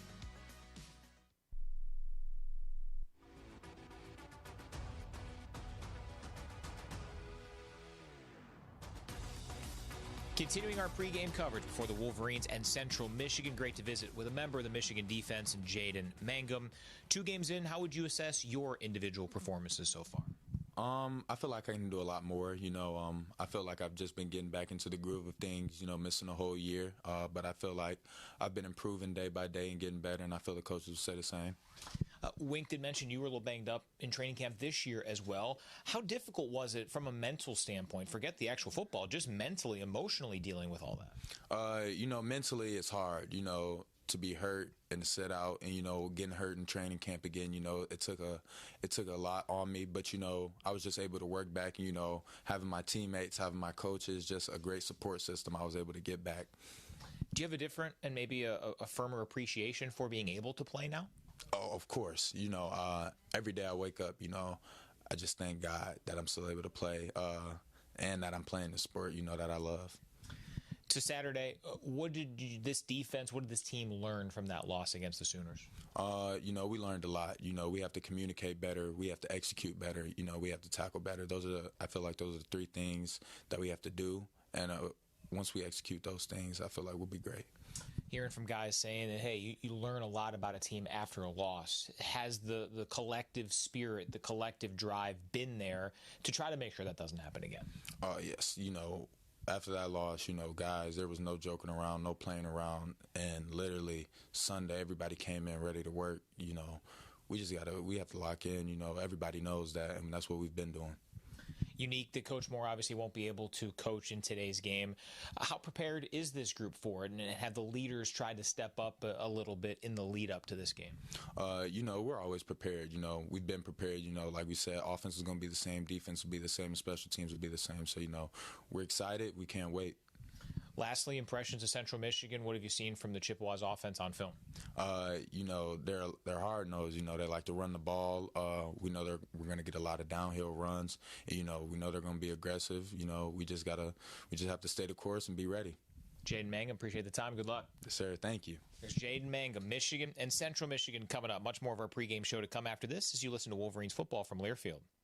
Hey, Wolverine fans, it's college football season, and SeatGeek is the official ticket marketplace of Hail Marys and walk-on heroes. SeatGeek makes it easy to find tickets so you can be a part of all the action this season. Whether you're buying or selling tickets to Michigan football games or to any other live event in your area, SeatGeek is the place to do it. SeatGeek is the official ticket marketplace of the Michigan Wolverines. Let's go, Wolverines! SeatGeek.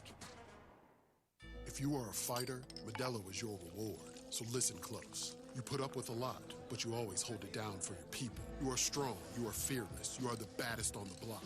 You are an elbow grease factory, a force of nature. You are not to be reckoned with. You are a ride or die, a powerhouse of productivity. You are a fighter, and Modelo is your reward. You've earned every last drop of this rich golden lager, so raise it up high. Modelo, the mark of a fighter. Drink responsibly. Beer imported by Crown Imports, Chicago, Illinois. The excitement, the passion, the tradition. Michigan completes a 15-0 national championship season here in Houston. Bet. This is Michigan football from Learfield.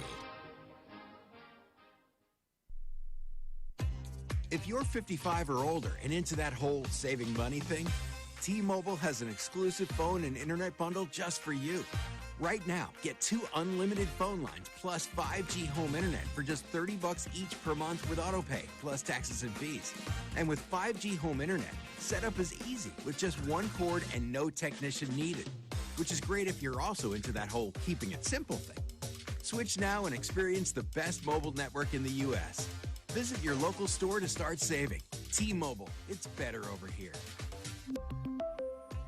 Based on analysis by Ookla of speed test intelligence data Q4 2024 to Q1 2025. Ookla trademarks used under license. Unlimited on our network. Customers on voice plan may notice speeds lower than other customers and further reduction if using more than 50 gigs a month due to data prioritization. Video streams and SD on this plan. Home internet pricing after $20 a monthly bill credit plus $5 per line without autopay. Debit or bank account required. See 5G device coverage and access details at T-Mobile.com.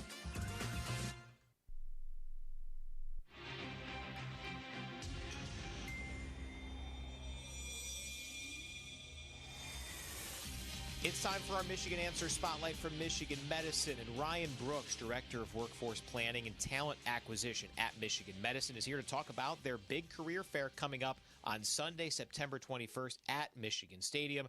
Ryan, thanks for joining us. Tell our fans about the career fair. Hey, Brian, thanks for having me. So this is our yearly fall career fair where we gather a bunch of departments from the organization to all come to the Jack Ross Stadium Club and talk to prospective candidates who are interested in jobs or learning more about career opportunities at Michigan Medicine.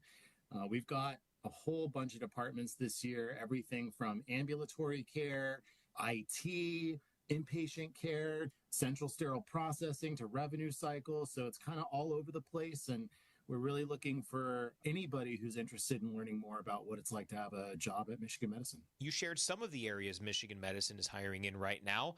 What other fields should people be looking for? No matter what your skill set is, if you're interested in joining Michigan Medicine, you should come to the career fair, because even if we don't have a department there that's represented at the career fair, to talk to you, we have plenty of HR folks and recruiters there who can speak to you about all types of jobs across the organization. And really, a lot of things that you wouldn't even think about as being jobs within a health system Probably are. So anything from hospitality type jobs like custodians or food service workers or HR people or accounting and finance or almost anything that you can think of that it takes to run a big 40,000 person healthcare system. If you've got interest in learning about it, we're going to be there to talk about it. And one thing we've learned over the years is that Michigan Medicine has been named one of Michigan's best and brightest companies to work for. So what makes Michigan Medicine such a great place to work? Yeah, great question, Brian. And I think that whenever I talk to people about this, there's usually a couple of things that come through. The biggest one is always, I get to go to work every day and know that I'm making an impact in people's lives who are sometimes going through one of the worst periods of their lives. So the kind of satisfaction that you get knowing that you're helping either directly or indirectly to provide care to folks who are really in need is a really fulfilling career to have. Obviously there's other things like great benefits, 2-to-1 retirement match, generous amount of time off, competitive pay. So there's a lot of reasons to come and work at Michigan Medicine, and we'd love to chat with you about it and answer any questions that you got. For more info about careers at Michigan Medicine and the Fall Career Fair at Michigan Stadium coming up on Sunday, September 21st, visit michigananswers.com/careers. Ryan Brooks, always great to visit with you. Thanks a bunch, Brian. Back here at the Big House, Michigan coming up against Central Michigan as the Wolverines gearing up for the non-conference finale. Always great, by the way, to catch up with our friends at Michigan Medicine. Brian Bush, Jack Miller here high atop Michigan Stadium. Jason Avant down on the field. Guys, let's start talking about where this stands from the standpoint of the injuries. Michigan's availability report pretty loaded up at this point with a lot of guys, especially along that offensive line. Jason, what have you seen warm-up-wise from some of the questionables, though? Ernest Hausman, Marlon Klein, Ike Wuna, some of the others. What have you seen down there? Yeah, so when it comes to Marlon Klein, Marlon looks way better than he did last game against Oklahoma. I can tell with the way that he was running that he wouldn't play much or play at all. This game, there's potential for him to play because he's moving a lot better. The only thing that you can think of is, okay, if he gets hit, how we respond to it. The other guys look pretty okay. As far as Ernest, I think he'll play. Ike, I didn't get a chance to see him yet. From an offensive line standpoint, Jack Miller, no Giovanni El-Hadi, no Brady Norton as well. So both of Michigan's starting guards in each of the last 2 weeks are out today. Yep. Thoughts on how Michigan can play this and what the other three starters need to do to pick up the slack for some new interior guys? Silver lining of the situation is there was a lot of competition in camp. So these guys were getting reps with the ones. Having both guards out in week 3 is not ideal, obviously, particularly with Gio, a captain. But you got Guerrara, who played last weekend, and Afobe. And those guys were right neck and neck for that starting spot. So they've got the reps. They've got some familiarity with those starters. The other thing you could do be interesting today to see if they use Blake Frazier at all. Evan Link plays some guard, maybe a little more natural in there. Do you throw Frazier in there and get him started against a MAC opponent where he can, get his feet under him? So he's chomping at the bit. I would anticipate some rotation of that all today.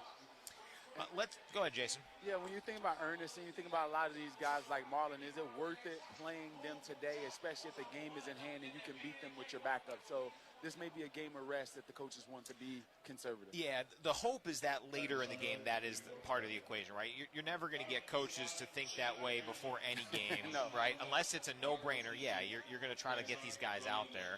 But obviously, Jason, things must be corrected from last week. What is at the top of each of your lists? We'll start down there with you. Top of my list is what can you do in the pass game? Because we know that we'll be able to run the ball against Central Michigan, and that's something that's right in our wheelhouse. But I thought that Oklahoma exposed us when it came to blitz protection and it exposed us when it came to route concepts and play calling against pressure. So I think that we need to execute in the passing game, and this is the perfect time to get that timing down against Central Michigan. Jason, I appreciate you staying in your lane, talking about the passing game and the wide receivers. But I agree with you. I do think it's that. I agree. I think we'll be able to run the ball effectively. It's going to be important to see that. I mean, that's got to happen today. If that happens, and even if it doesn't, Central Michigan, I think, is the third worst team so far with big plays. They've given up 9 plays for 30 yards or more. That lends itself to the idea of opening up the pass game more, getting Bryce active, throwing the ball deep and on his feet. Be nice to see that rhythm start to connect with the wide receivers and the passing game in general, because we're going to need it down the stretch. Yeah, don't be fooled by Central's season-opening 16-14 win at San Jose State. It's a heck of a win. They were more than a possession underdog in that game, but they gave up 383 yards, a lot of it through the air. So they've given up a lot of chunk plays, as Jack alluded to. And Jason, it's always interesting when you face an in-state foe. CMU has 40 Michigan natives on the roster. It makes for a unique dynamic. I'm sure there's a lot of Chippewas down there who have been fired up. Many probably grew up Michigan fans. Yeah, it's their time to get back at the Goliath of the state of Michigan, right? So I'm pretty sure they'll be fired up more than the Michigan players will be in order to play Central Michigan. But coming off a loss, they should be hungry.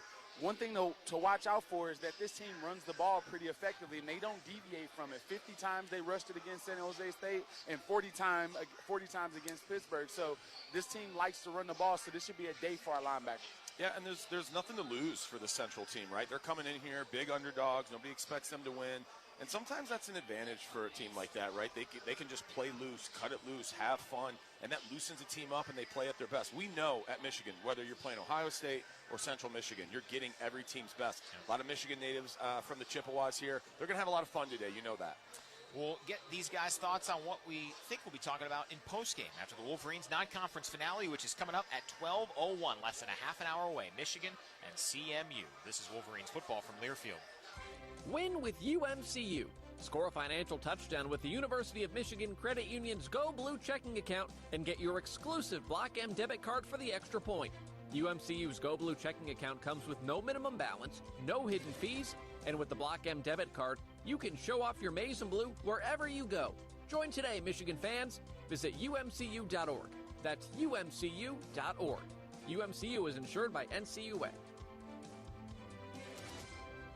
When people yell, "Go Blue," most people think of the Michigan Wolverines. Hail to the victors, the maize and blue. But what does Go Blue mean in the liquor store? It means go for a long drink. Go for the blue can with undefeated flavor, a refreshing mix of citrus, sparkling soda, and a kick of real liquor. So go blue. Then go blue. For the Wolverines, we mean long drink. Proud sponsor of Michigan Athletics. 5.5% alcohol by volume. Gin with natural flavors. Copyright 2024. The Long Drink Company, Carmel, Indiana. Please enjoy responsibly. The excitement, the passion, the tradition. Hands off to Rob Lido, and it is! There it is! Oh, Rob Lido! This is Michigan football from Learfield. He's coming. Here he comes. Surprise! Your table saw broke. Also, the warranty expired weeks ago, so you need to pay for a new one out of pocket. At Progressive, we know small business owners don't usually like surprises because they cost you money. But a good surprise that could save you money? Getting a commercial auto quote from Progressive. Oh, and the replacement part you ordered doesn't fit, so it's completely useless. What a waste. Surprise yourself. See if you can save in as little as 8 minutes at ProgressiveCommercial.com. Progressive Casualty Insurance Company and Affiliates. Introducing Celsius, the energy you need for Michigan football. Pop open a can of Celsius and experience a refreshing taste made with proven ingredients, zero sugar, and essential vitamins, helping you keep up with every play and celebration. Whether you're in the big house or cheering from your couch, Celsius keeps you energized for every quarter. Find Celsius at a retailer near you or at Celsius.com. Celsius. Live fit. Go.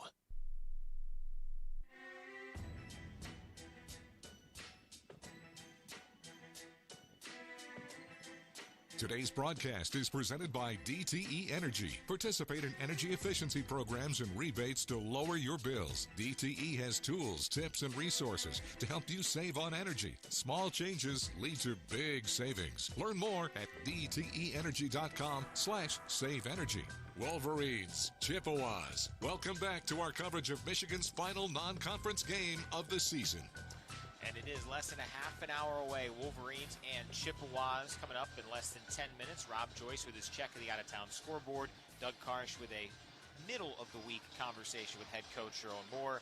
But, guys, let's talk about what we think we're going to be discussing in the post-game show. Jack Miller, what do you size up as some of the potential storylines 4 hours from now? Bryce Underwood, either way. Either, they unleash him a little bit and he makes some big plays and gets back into that rhythm that we saw week one. I think the fans are going to be calling for Chip Lindsey to open up the playbook and them to try to find the passing game and the receivers down the field. If they don't, we'll be talking about it. If they do, we'll be talking about it. I look forward to the defense playing a physical game. Central's going to try to run the ball. I think the defensive line's going to have a big day. But it's really going to be what happens with Bryce today, good or bad. Do we open it up? Does he get some action and find that rhythm in the passing game or not? We'll find out. Talking about me staying in my lane, you just covered the whole team. You want to tell us the coaches and the punter and everything, too? Jason, usually it's the other way around. Yeah, I got come on, you back Jason. finally. What are we going to be talking about with Hudson Hollenbeck? Yeah, right? I think we're going to be talking about the linebackers for sure. This team refuses to go away from the run game, so I think our linebackers should make a lot of plays. Look forward to seeing what Cole Sullivan, Jayshawn Barham does. So I think it'll be our linebackers. Well, I've met our crew before. We got 2 offensive linemen, so we will be talking about the O-line. I also think with some of the questionables in that Michigan defense, will there be a guy who takes one of those steps? Remember last year, Mason Curtis made a couple plays, then he was a focal point the next week. Michigan fans didn't know a ton about him. Maybe it's Troy Bowles or Damon Payne who's graded out well the first couple of weeks. I think there'll be one of those depth piece defensive players who makes a big impact. We'll do it for you after this one, Michigan and Central Michigan from the Big House. Rob Joyce has a check of the out-of-town scoreboard when we continue here on the pregame show, presented by Morgan & Morgan, America's largest injury law firm and proud partner of Michigan Athletics. This is Wolverines football from Learfield. I'm John Morgan of Morgan & Morgan. Why should you hire America's largest injury law firm for your case? There's lots of reasons. Just like there's a reason millions of people called us last year in their time of need. When it comes to fighting for justice and compensation, millions of people across the country trust us to go to battle for them. We became the largest injury law firm in the world for a reason. There's only one Morgan & Morgan, proud partner of the University of Michigan. Michael Hanna, 150 West Jefferson Avenue, Detroit, Michigan, 48226. Michigan fans, choose chill. Coors Light is cold lagered, cold filtered, and cold packaged for a smoother finish. It's got that crisp, refreshing taste that makes those moments when you choose to rise above the noise and choose chill even better. Coors Light is a proud sponsor of Michigan Athletics, so crack one open and take a sip. Coors Light, choose chill. Celebrate responsibly. 2025 Coors Brewing Company, Golden, Colorado. Beer. Hail to the victors. This is Wolverines football from Learfield. When your car is making a strange noise, no matter what it is, you can't just pretend it's not happening. That's an interesting sound. It's like your mental health. If you're struggling and feeling overwhelmed, it's important to do something about it. It can be as simple as talking to someone or just taking a deep, calming breath to ground yourself. Because once you start to address the problem, you can go so much further. The Huntsman Mental Health Institute and the Ad Council have resources available for you at loveyourmindtoday.org. There's danger out there. It lurks on highways and quiet neighborhood streets. It's more likely to kill you than a shark and more terrifying than the biggest snake. Distracted driving claims lives every day. Every notification, swipe, social post, video, or selfie while driving risks your life. So while you might think public speaking or the zombie apocalypse is scary, what's really terrifying and even deadly is distracted driving. Eyes forward. Don't drive distracted. Brought to you by NHTSA and the Ad Council.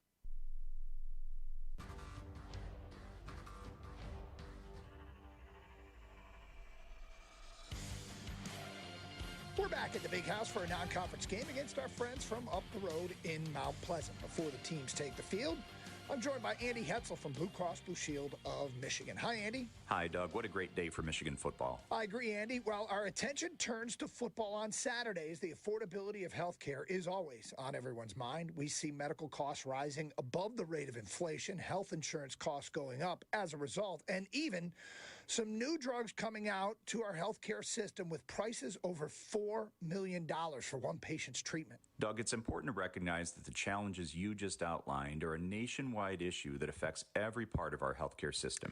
That system includes hospitals, doctors, specialists, drug companies, the government, and health insurance companies like Blue Cross. That's right, but it's important to note that we all serve the same people. And if the system is out of balance, patients who need health care often suffer as a result.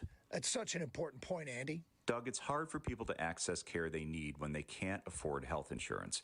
But insurance costs are at the end of the equation. The beginning is the cost of the system. the cost of medical care, drugs, technology, administration.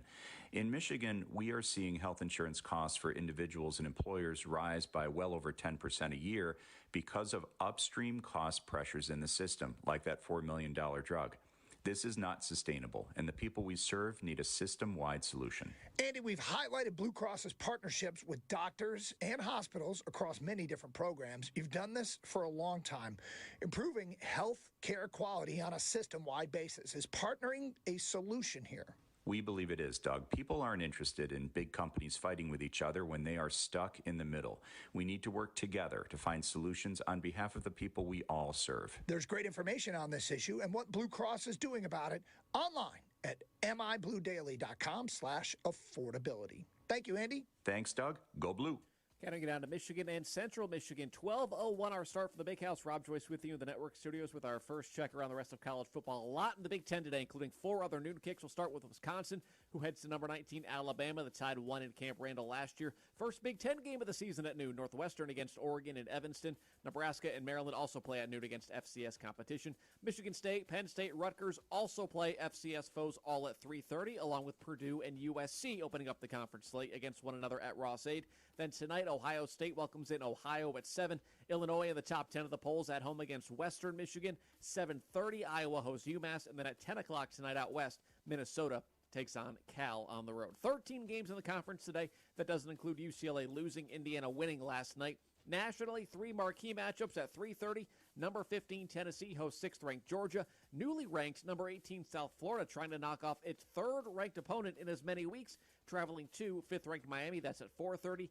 7:30 tonight, number 8, Notre Dame tries to avoid an 0-2 start, hosting 16th-ranked Texas A&M. Again, Michigan and CMU in a few minutes. We'll get the thoughts of head coach Sharon Moore. He chatted with Doug earlier this week. You'll hear that conversation next as you listen to Michigan football from Learfield.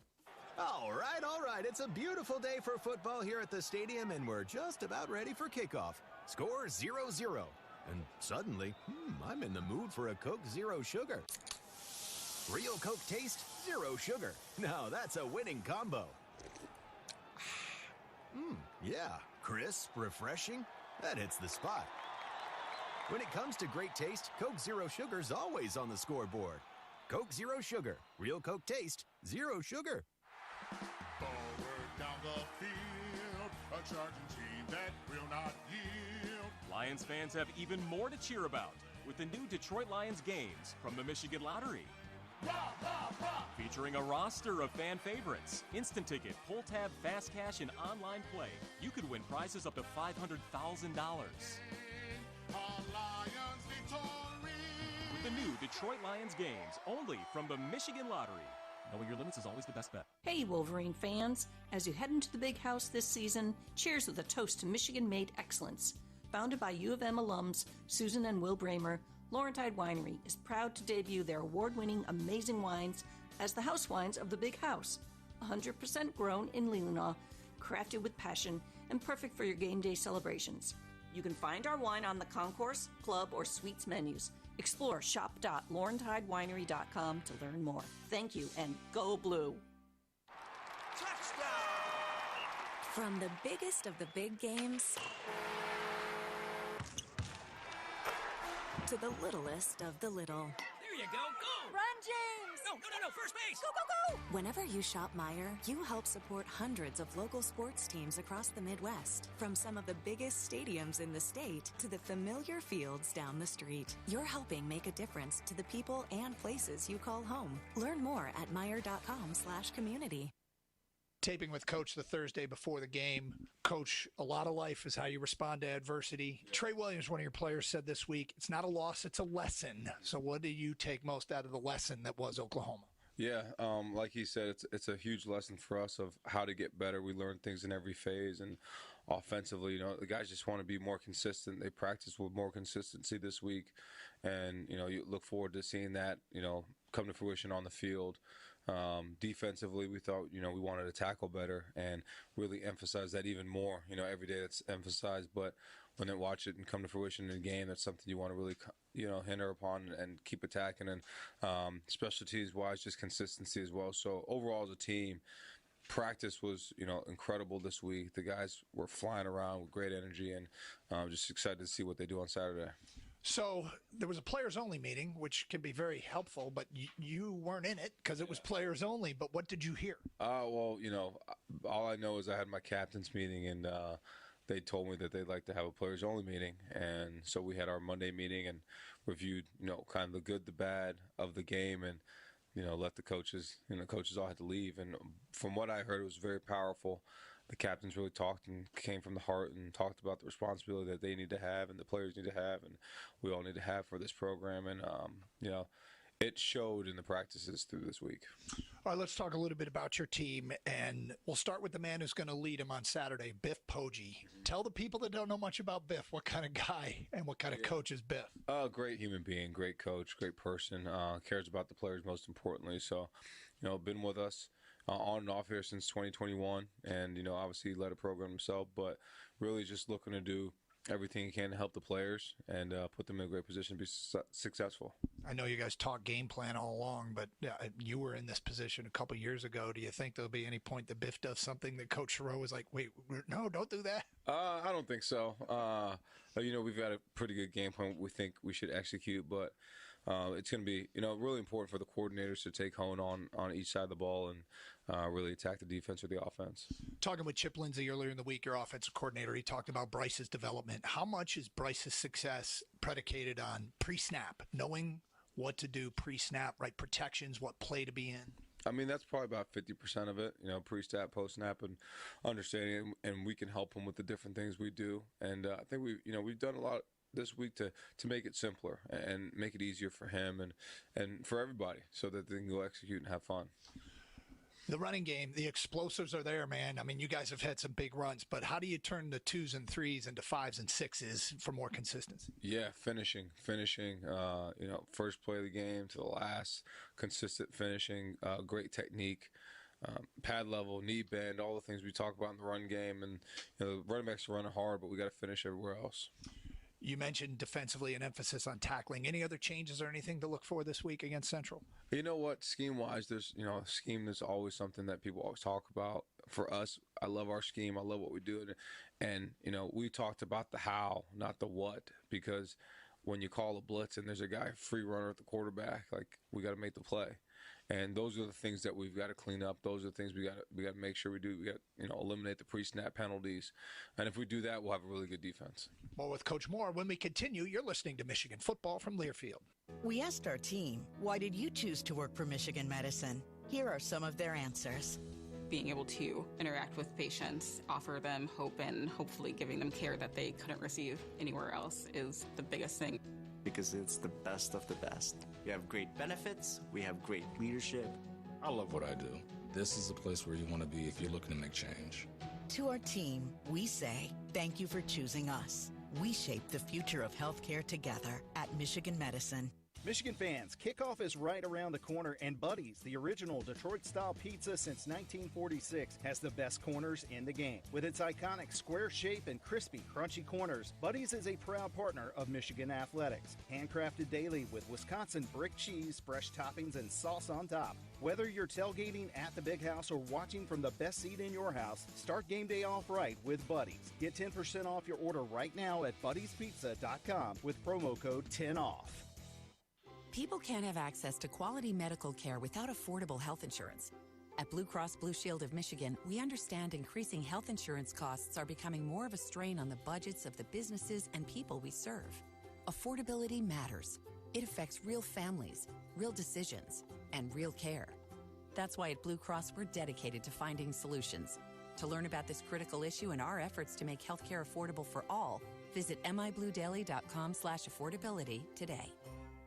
Coach, you were at Central Michigan as an assistant coach when the Chippewas, they took down big boys. So you know how they're wired. Yep. Oklahoma State, Purdue, and Kansas, I believe, while you were there. How does this program have that part of their DNA? Just great tradition, great history. So, being there for 4 years, I know the mindset that they're going to have, that they're not scared of the helmet, that they're going to come in and play their hardest. They're going to come in with a great plan. So we've prepared like it's another great opponent. You can't prepare and you can't helmet watch on either side of the ball. Logos don't matter in college football anymore. So we've done a really good job. I think coaches, first of all, and then the players buying into that fact and understand you're playing a good football team. They use quarterbacks like I've never seen a team use quarterbacks. Some quarterbacks get series, but they have three, and they might play one on first down, one on second down, one on third down. How do you prepare for that? You just have to have a plan that can then handle every situation, and the defense has done a really good job preparing for that, understanding the strengths and weaknesses of each player and how we've got to adapt to it. So it'll be a great challenge for us. 2, 15, and 7, are they any different? Yeah, I mean, 2 is more of the thrower. They all can throw, but 2 is more of the thrower. 15 is more of the runner, and then 7's got a little bit of both. So there's some differences and scheme-wise, different things that they run with each of them. All right, they're going to want to run the ball. They had 50 carries in week 1, 40 carries in week 2. What do you see out of their running game? Yeah, strong, powerful, downhill. They are A-gap power. They are a lead zone. They're a lead pin pull to get on the edges. It's not super, difficult to see what they're doing, but you got to stop it. Final thing, you've mentioned some of those points of emphasis. Number 1 on the list, of course, win the game, but what are some other boxes you'd like to see checked Saturday? Yeah, consistent execution in all 3 phases. Clean football, pre-snap penalties, eliminate those, and then take care of the football. Good luck. Appreciate it. Michigan coach Sharon Moore. We'll hear from Biff Poggi after the game. You're listening to Michigan Football from Learfield. I'm John Morgan of Morgan & Morgan. Why should you hire America's largest injury law firm for your case? There's lots of reasons. Just like there's a reason millions of people called us last year in their time of need. When it comes to fighting for justice and compensation, millions of people across the country trust us to go to battle for them. We became the largest injury law firm in the world for a reason. There's only one Morgan & Morgan, proud partner of the University of Michigan. Michael Hanna, 150 West Jefferson Avenue, Detroit, Michigan, 48226. Experiencing a Wolverines game is a lot like life. We honor traditions. We shed tears for a loss, but also for a win. And every time we step on the field, it's a chance for greatness. Farm Bureau Insurance sees the connection and is a proud sponsor of University of Michigan athletics. From financial security to a helping hand, Farm Bureau understands the experience matters. Find an agent who can protect what matters to you. A loss is the best way to find out who your team is. There was no joking around, no playing around. Sunday, everybody came in ready to work. We're a very connected team. We're going to be just fine, and we just got to continue to keep improving on the little minute details that we need to improve on. Because we have the skill, we have the talent to go be good. Coaches, we got to coach them better. The players, they got to play better, and everyone's got to be culpable. The little things you do every play, and just being really detailed. And just be more consistent. Keep attacking every day. Just go play ball. Michigan Football is brought to you by Morgan & Morgan, America's largest injury law firm and proud partner of Michigan athletics. By the Michigan Lottery, for fun, for schools. Your Southeast Michigan Ford dealers. Think Ford first. Coke Zero Sugar. Game day deserves the great taste of Coke Zero Sugar because fan work is thirsty work. And by Don'tRegretTheBet.org. Helpful tips to play it smart when you gamble from the Michigan Gaming Control Board. Once again, with national champion John Jensen, here's Doug Karsh.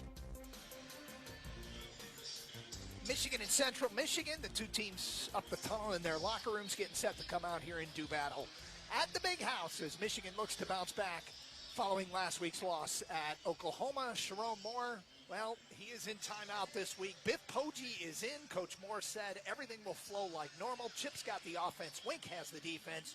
JB has special teams and getting to know Michigan's acting head coach, Francis Xavier Biff Poggi. He got the nickname Biff from his brother Spike. Seems appropriate. 20 years head coaching, a legend in the Baltimore area. Came here to be an assistant head coach for Jim Harbaugh. Left to become the head coach at Charlotte, where Biff Poggi kind of went viral due to his choice of wardrobe. Sweatshirt with cut-off sleeves, but unlike Bill Belichick, no long sleeve underneath. Yeah. And it was quite a look. It was quite a look. I'm glad that he has chosen to wear sleeves today. I think that was kind of a requirement. But, yeah. He actually asked. He asked the athletic department, can I cut off a sweatshirt and go sleeveless? And they politely requested that no.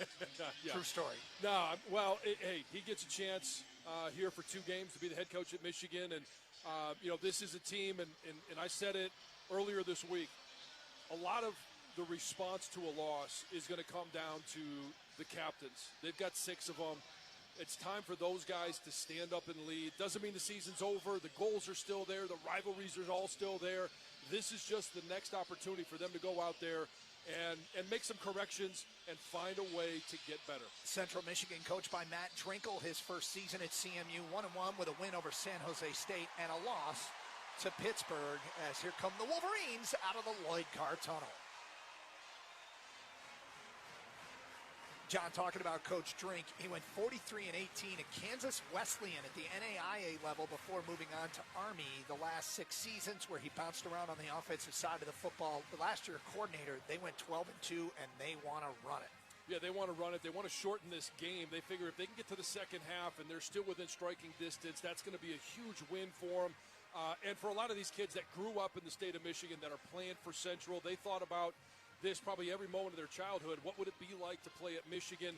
They're not playing, they're not wearing the winged helmet, but they're in the big house, and you're going to get their best effort. This Chippewa program's kind of etched their place amongst the winningest group of 5 teams. 652 all-time wins, 6th on that list. Navy's number 1 at 750. The Chips last won over a Big Ten team back in 2014 at Purdue. A Boilermaker team that boasted an NFL backfield with Raheem Mostert and Akeem Hunt. They beat Oklahoma State. It was their last win over a nationally ranked team back in 2016. That Cowboy team was led by current NFL quarterback Mason Rudolph. And they kind of got a tradition of taking out Power 5 teams. Yeah, and you know what? I talk about this all the time. It's MOB, Magic of Believing. When they come in here, right now, they believe that they've got a chance. And it's up to Michigan to make sure that from snap 1 to the very last snap, you make it known that, hey, we appreciate it. We appreciate what you do in the state of Michigan, but you're not going to win this game. And that's the tone that Michigan has to set early. Wolverines captains are gathering on the near sideline. Central has made their way out of the tunnel. The Chippewas boasting new uniforms this year. The drip comes courtesy of Adidas. And, John, quite frankly, they look exactly like your Washington Redskin uniform back in the day, don't they? They do, and I thought that during the pregame warm-ups when they were out there, and it's just unfortunate for those big guys that it's all white, because all white does no benefits for the big guys. And down with the team, honorary captain, our guy, Brandy. Jim Brandstatter's the honorary captain today. God bless him. We love Jim, and he is standing with the Wolverine captains, Rod Moore in uniform out there for the coin flip, as is our Jason Avant with his microphone. Let's go down below. Matt Richards on your referee today. This is John Henneke, your umpire. Central Michigan, they're the visiting team who will call the coin tossing. It's the coin to be using. This is heads, tails. Heads, tails. What is your call, sir? Tails. Tails is the call. It is tails. You've won the toss.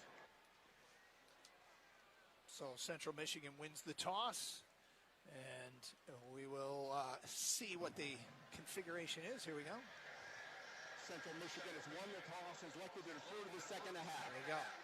So we'll see the Michigan offense first. The Wolverines will go from left to right. That's north to south here at the Big House. And we'll see this reconfigured offensive line with the injuries. Link with Nathan Afobe at left guard, Crippen at center. Jake Guanat will start at right guard, and Andrew Sprague at right tackle. Yeah, it'll be interesting because as we saw last week when a couple of guys went down, Jake came in for a couple of plays. I thought he played well while he was in there. I think the big question is going to be Nathan Afobe moving from right to left, and he was in a great competition with Brady Norton for that right guard spot. Moving sides of the ball. We've talked about it a lot in regards to how difficult that is. So a lot of eyeballs on Nathan Afobe today as this game starts. A lot of eyeballs on whether or not Marlon Klein is going to play. He went through warm-ups, looked more comfortable than he did a week ago. The Michigan tight end, Samaj Morgan, Donovan McCulley, Channing Goodwin year. Wide receivers, Max Bredesen, and budding star Justice Haynes in the backfield. Michigan getting set to take the field to return the opening kick. Let's pause 10 seconds for station identification. This is Michigan football from Learfield.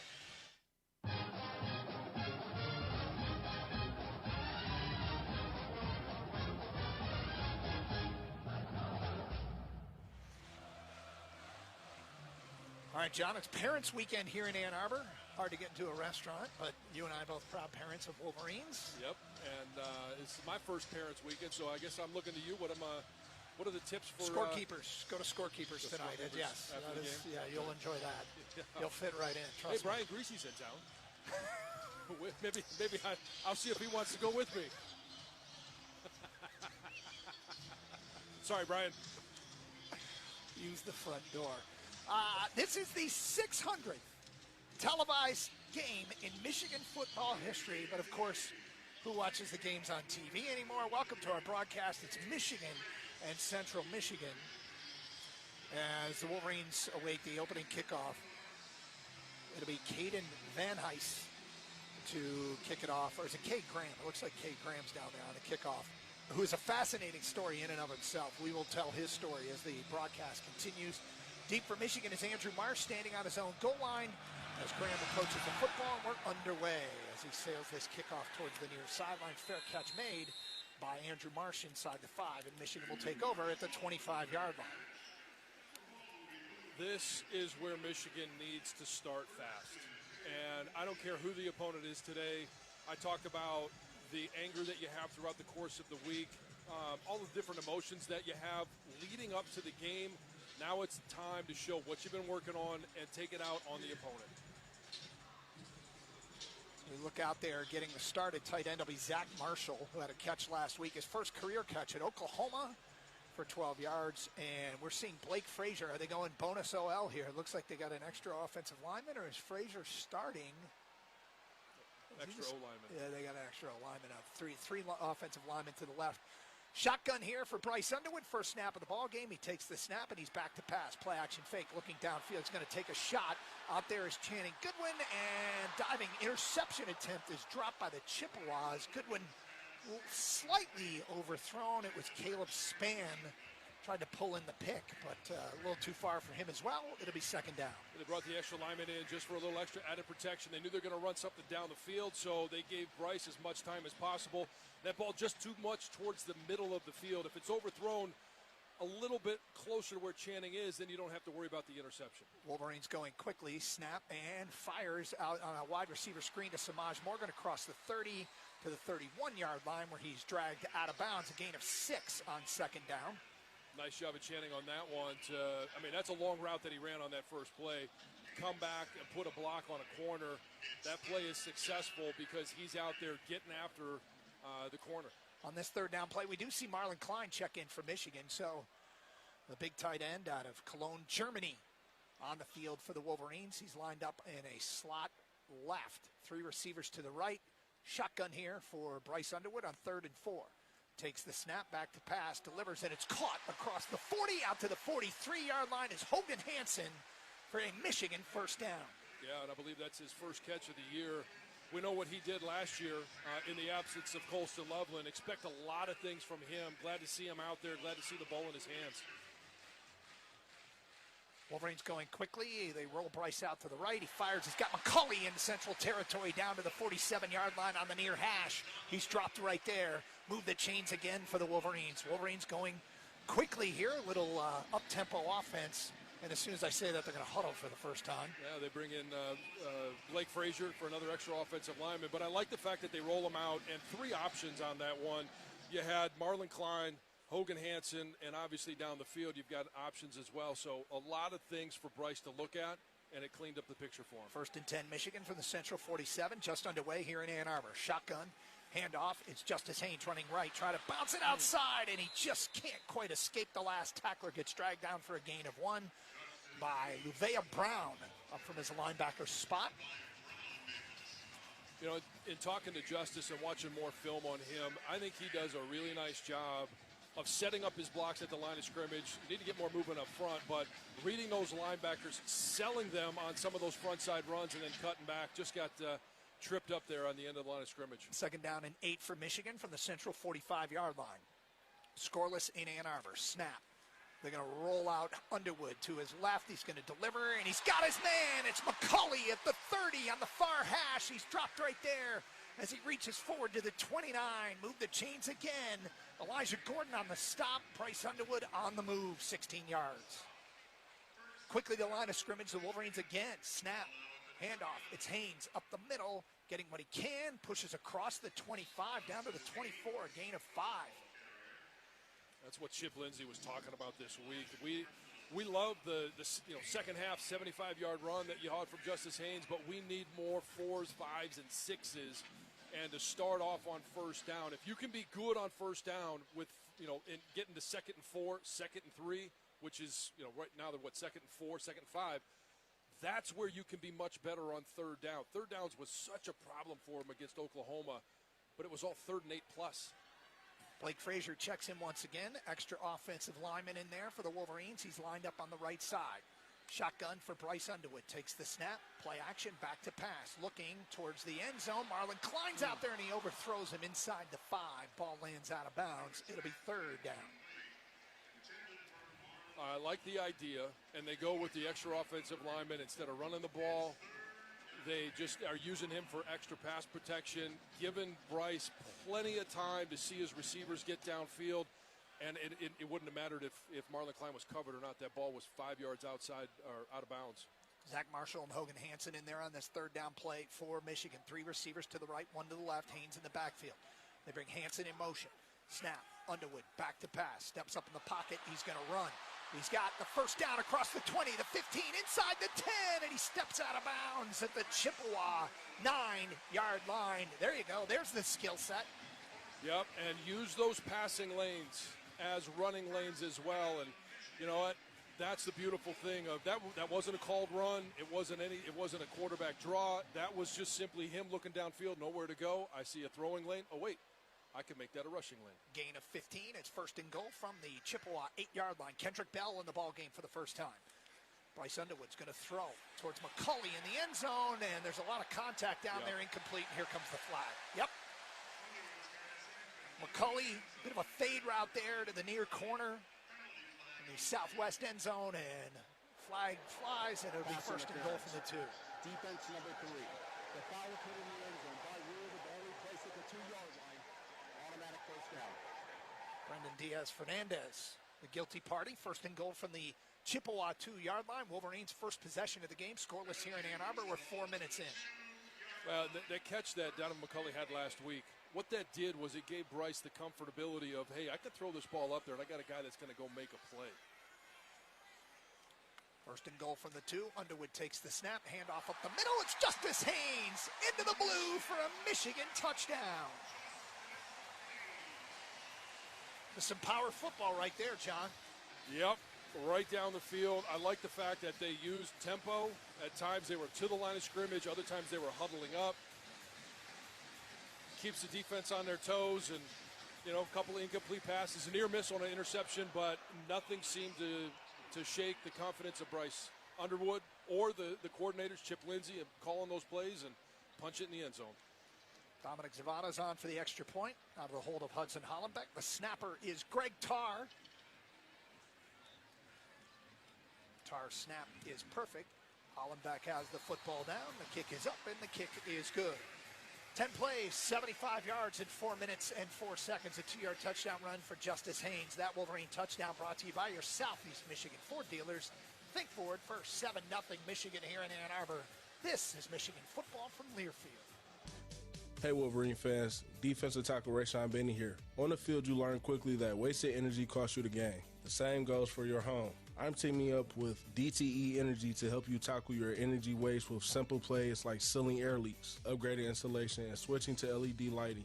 Small steps can lead to big savings. It's not just smart, it's Michigan smart. Learn how to save money and reduce your energy use at dteenergy.com/saveenergy. Let's bring that championship mindset home. Go Blue. People can't have access to quality medical care without affordable health insurance. At Blue Cross Blue Shield of Michigan, we understand increasing health insurance costs are becoming more of a strain on the budgets of the businesses and people we serve. Affordability matters. It affects real families, real decisions, and real care. That's why at Blue Cross, we're dedicated to finding solutions. To learn about this critical issue and our efforts to make healthcare affordable for all, visit mibluedaily.com/affordability today. From the biggest of the big games to the littlest of the little. There you go. Go! Run, James! No.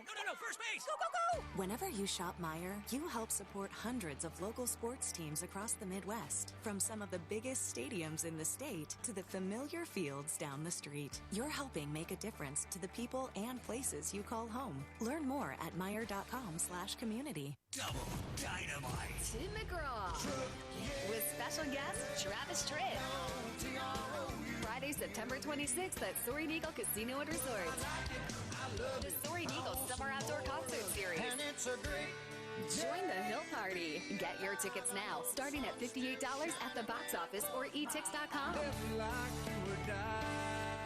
Living it up with Tim McGraw and Travis Tritt. September 26th, SoaringEagleCasino.com.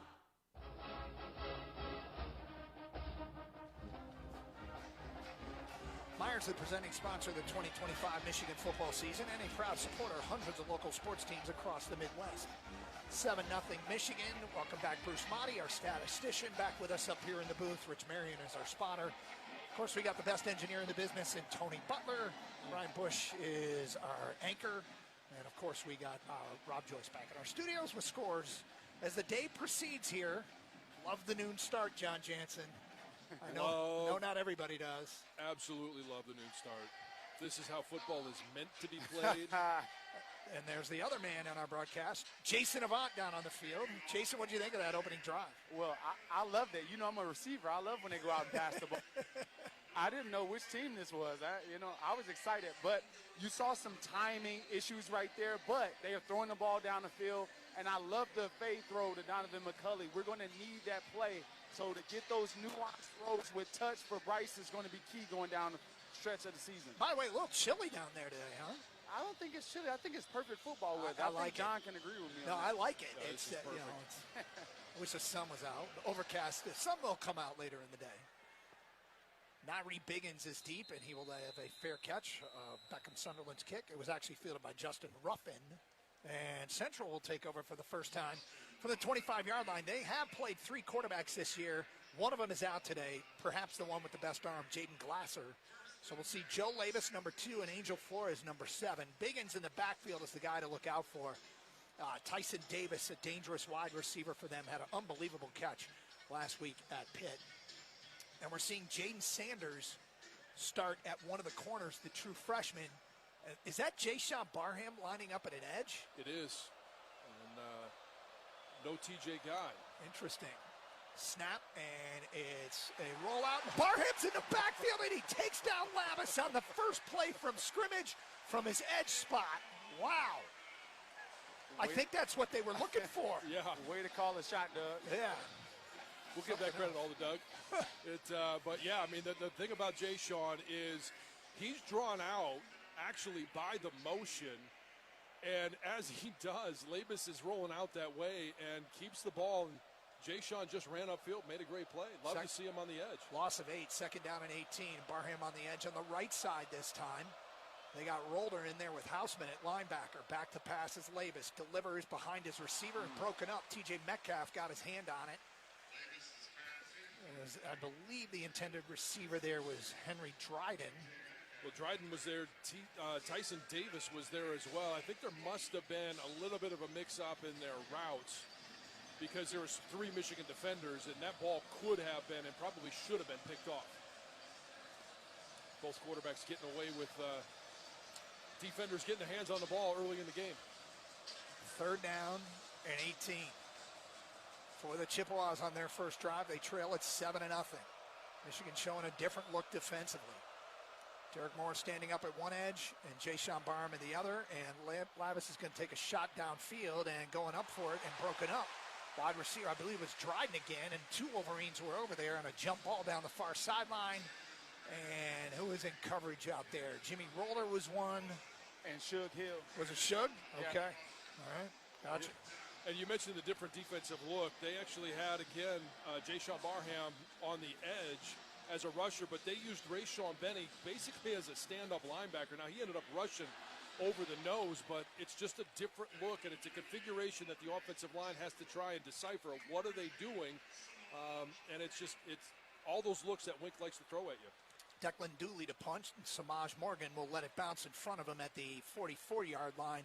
Dribbles forward, and he's just going to jump on it at the 41. A little dangerous there, but that roll can kill you, and he didn't want to give up any more yardage. That's the hidden yardage teams can get in the punt game, and Samaj said enough of this.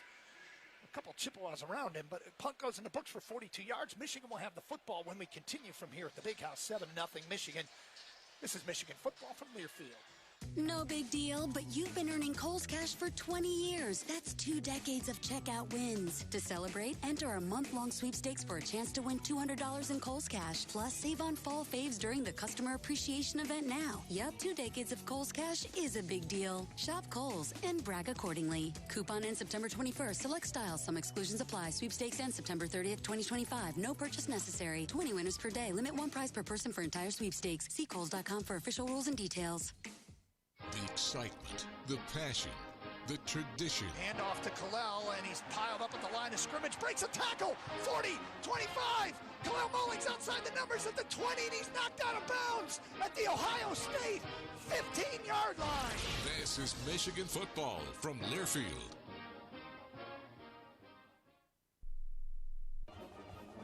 Hi, I'm Rick Germain for Germain Lexus of Ann Arbor, official partner of Michigan Athletics. Whether you're tailgating or headed to the Big House, Germain Lexus of Ann Arbor has the perfect vehicle for every fan. New or pre-owned, our team has a large inventory of vehicles ready for you today. And a special offer for Wolverine fans, receive a $1,000 discount and 3 years of maintenance on any new Lexus purchase when you mention this ad. Stop by Germain Lexus of Ann Arbor or get started at lexusofannarbor.com. At Progressive, we understand the bond you have with your boat. It's why people name theirs. I was pretty hungry and looking at a menu when I named my boat Change Your Tuna. The backup names were Trick or Trout, I Salmonly Swear, and, oh, it gets worse, New Squid on the Block. It wasn't my best day. Whatever you call your boat, protect it. And start with a quote from Progressive, America's #1 boat insurer. Progressive Casualty Insurance Company and Affiliates. #1 rating based on boat market share data from ratefilings.com.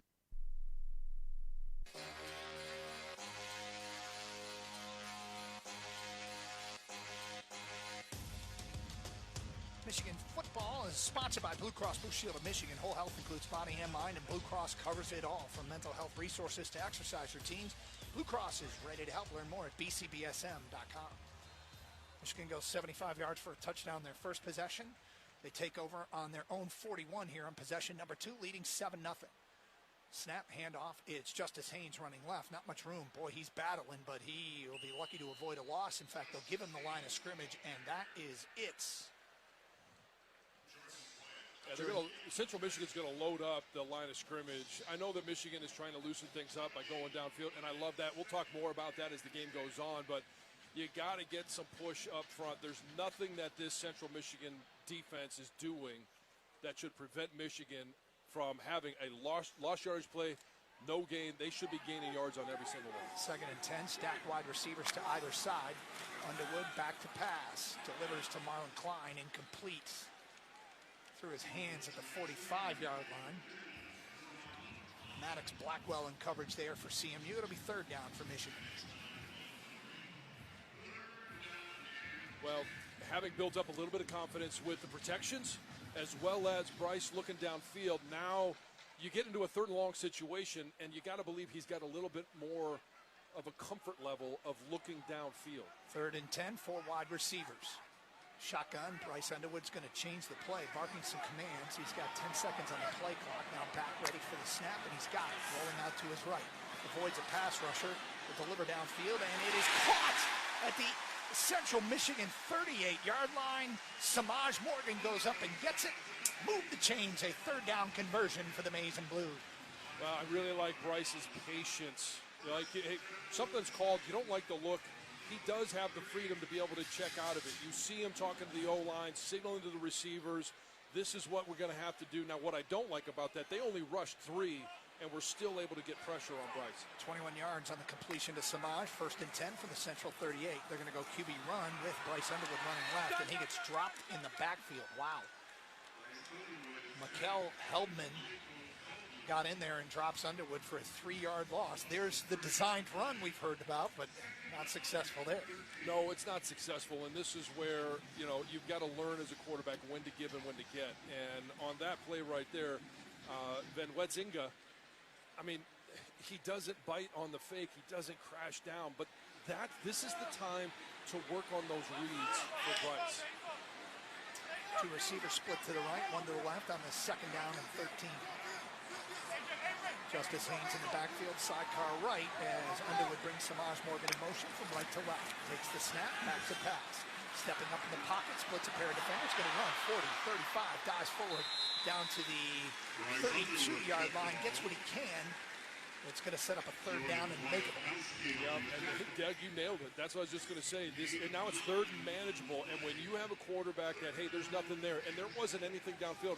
What I like about the way Bryce escapes the pocket, his eyes are downfield the entire time until it's go time. Then he tucks it, runs it, and now it's a manageable 3rd and 4.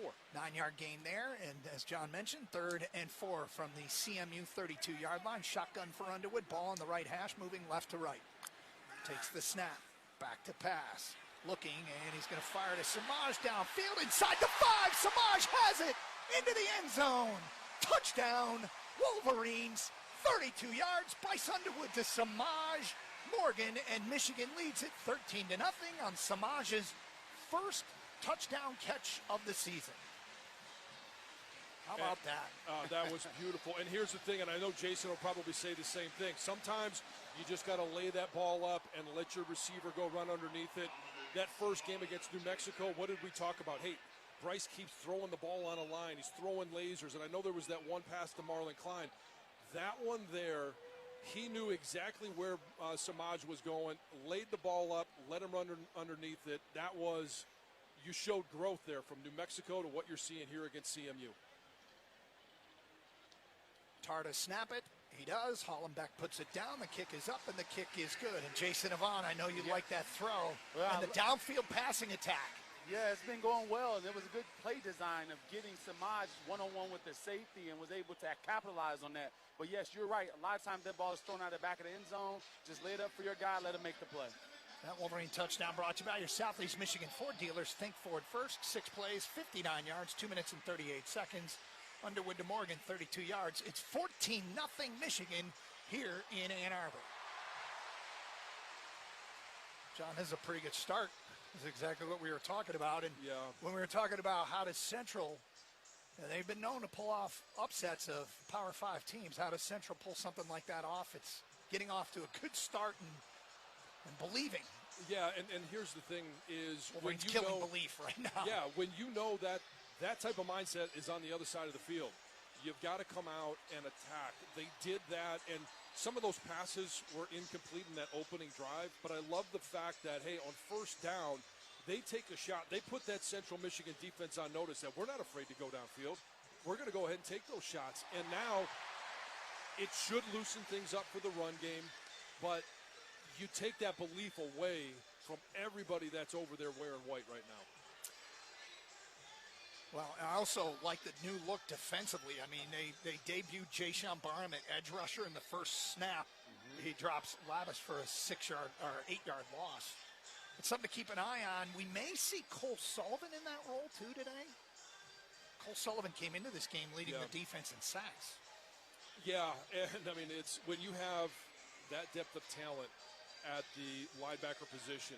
Now all of a sudden you have the freedom to use Jayshon as an edge rusher because all of a sudden, hey, you've got Ernest Hausman, you've got Cole Sullivan that can go in there and play. We even talk about Jimmy Rolder. Like, you've got a depth at that position, so you can start to use some of those high-end talent guys in a lot of different positions.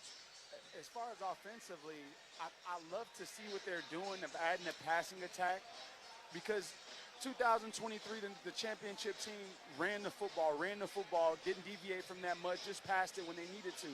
But every year is different, and yes, we're a culture of running the football, but times are changing. You got a high-profile quarterback like Bryce. You need other weapons. You have to throw the ball some, and I love this attack and this approach to this game.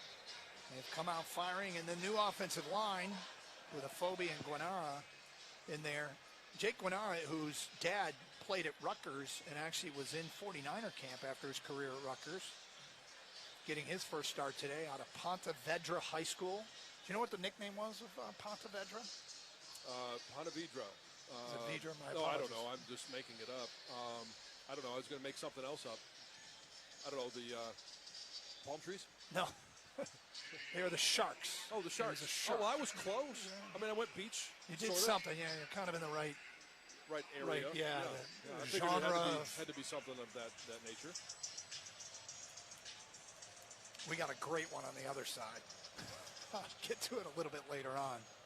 Beckham to kick off. Sunderland to kick off for Michigan. And deep for the Chippewas is Biggins, and he will take a fair catch inside the 5. And Central, who had 3 plays and lost 8 yards, will take over on their own 25-yard line. They want to run it. Their first play was a pass, and it cost them. In fact, all 3 plays were a pass. And a sack and 2 incompletions.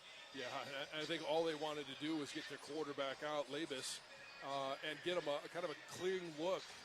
And then all of a sudden, hey, there's Jay-Sean. And they're using Jay-Sean as the field edge rusher because they like his ability to get upfield. They like his ability to play in space. And they got him in, he's at the right edge, the field edge rusher, the right side.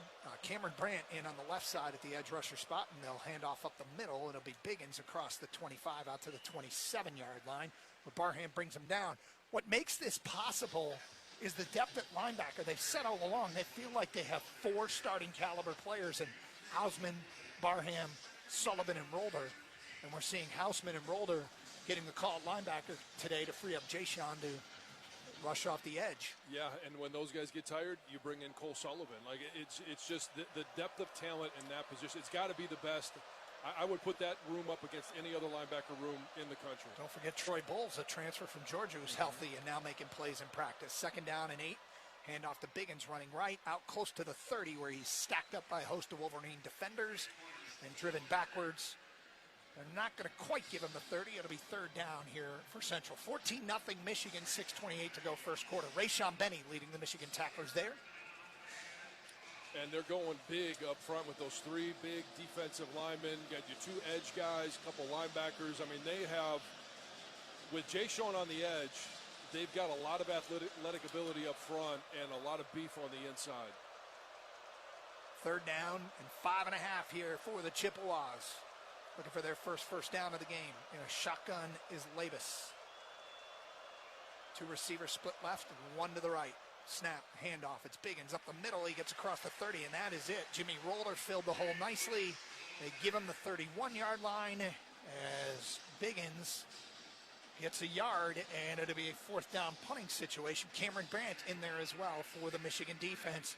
And the Wolverines will get the football back, leading 14-0. I tell you what, Wink loves Cameron Brandt, and he's mentioned it a number of times. Him and Nate Marshall, those are 2 guys that Wolverine fans need to remember their names and their numbers. 94 for Nate Marshall, 9 for Cameron Brandt. They're playmakers. Declan Dooley to punt, transfer from Illinois, left footer, and sails this one towards the far sideline, and it goes out of bounds. No, it doesn't. It stayed inbounds, or are they going to mark it out of it? It did go out of bounds. Yeah. The ball rolled down to the 25, but the official spotting it at the Michigan 37-yard line, and that's where the Wolverines will have it, leading at 14-0 with 5:08 to go first quarter. This is Michigan football from Learfield.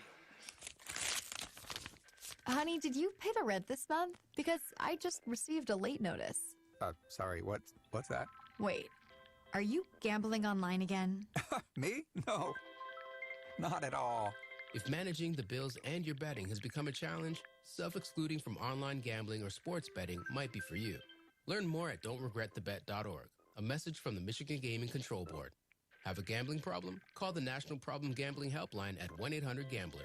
Wolverine fans, it's not a Michigan game day without a Michigan-made beer. Founders Brewing Company, your official craft beer of Michigan athletics, has the perfect beers for your game day traditions. Founders has been brewing up high-quality, highly rated beers like All Day IPA, MI Pilsner, and their Mortal Bloom Hazy IPA right here in Michigan for over 25 years. Whether you're at the game, tailgating, or watching from home, there's nothing like enjoying a Michigan-made beer from Founders Brewing Company. Aw, shucks. The game's on TV, but I can't listen to the call of my favorite team broadcasters. Never fear, Sync My Game is here. Sync My Game? Yes, Sync My Game. If you have a DVR and streaming device, head to syncmygame.com from Learfield. It's never been easier to hear the impassioned voices of your favorite radio crew synced with the TV. Wow, thank you, Mr. Just remember, syncmygame.com. It takes hard work to be the best in the game. Planning, commitment, resilience, sweat. That's why Old Dominion Freight Line, the #1 national LTL carrier for quality, works hard to be the best in the game and is proud to support those striving to be the best in theirs. Old Dominion Freight Line, exclusive freight partner of Michigan Athletics, helping the world keep promises. Today's broadcast is presented by DTE Energy. Participate in energy efficiency programs and rebates to lower your bills. DTE has tools, tips, and resources to help you save on energy. Small changes lead to big savings. Learn more at dteenergy.com/save energy. The Chippewas are in Ann Arbor. Now let's return to the broadcast booth for more of Michigan's matchup with CMU.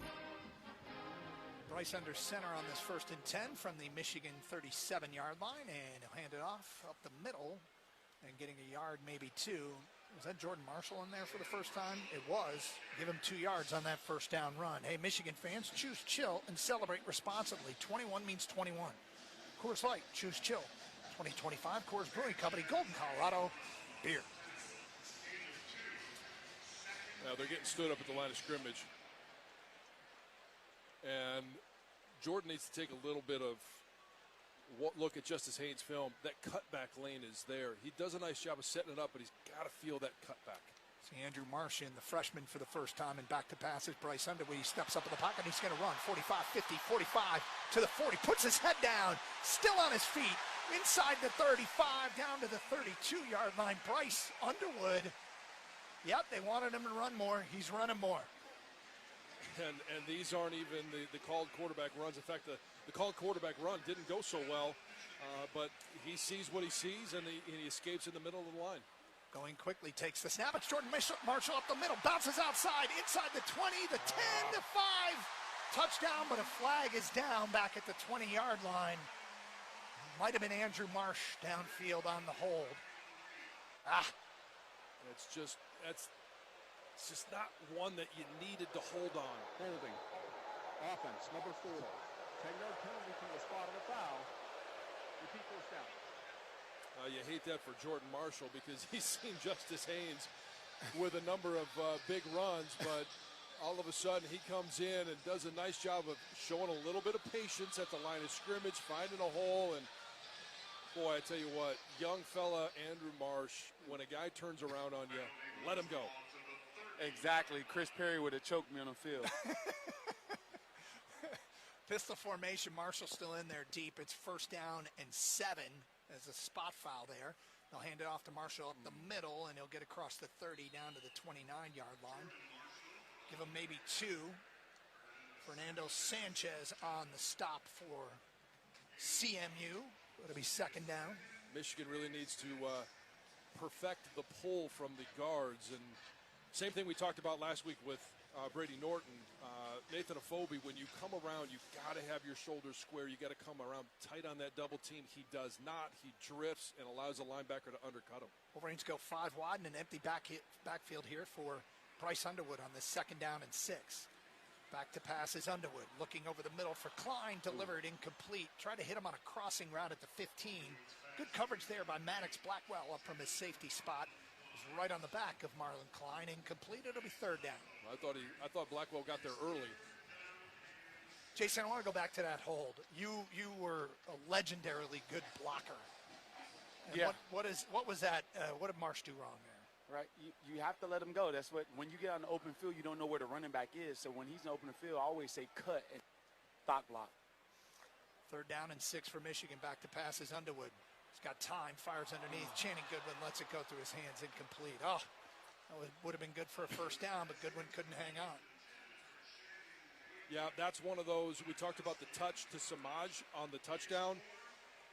that's where, and it's really hard to do from that quarterback position where hey, I've got to get that ball out of my hands. I'm starting to get hit.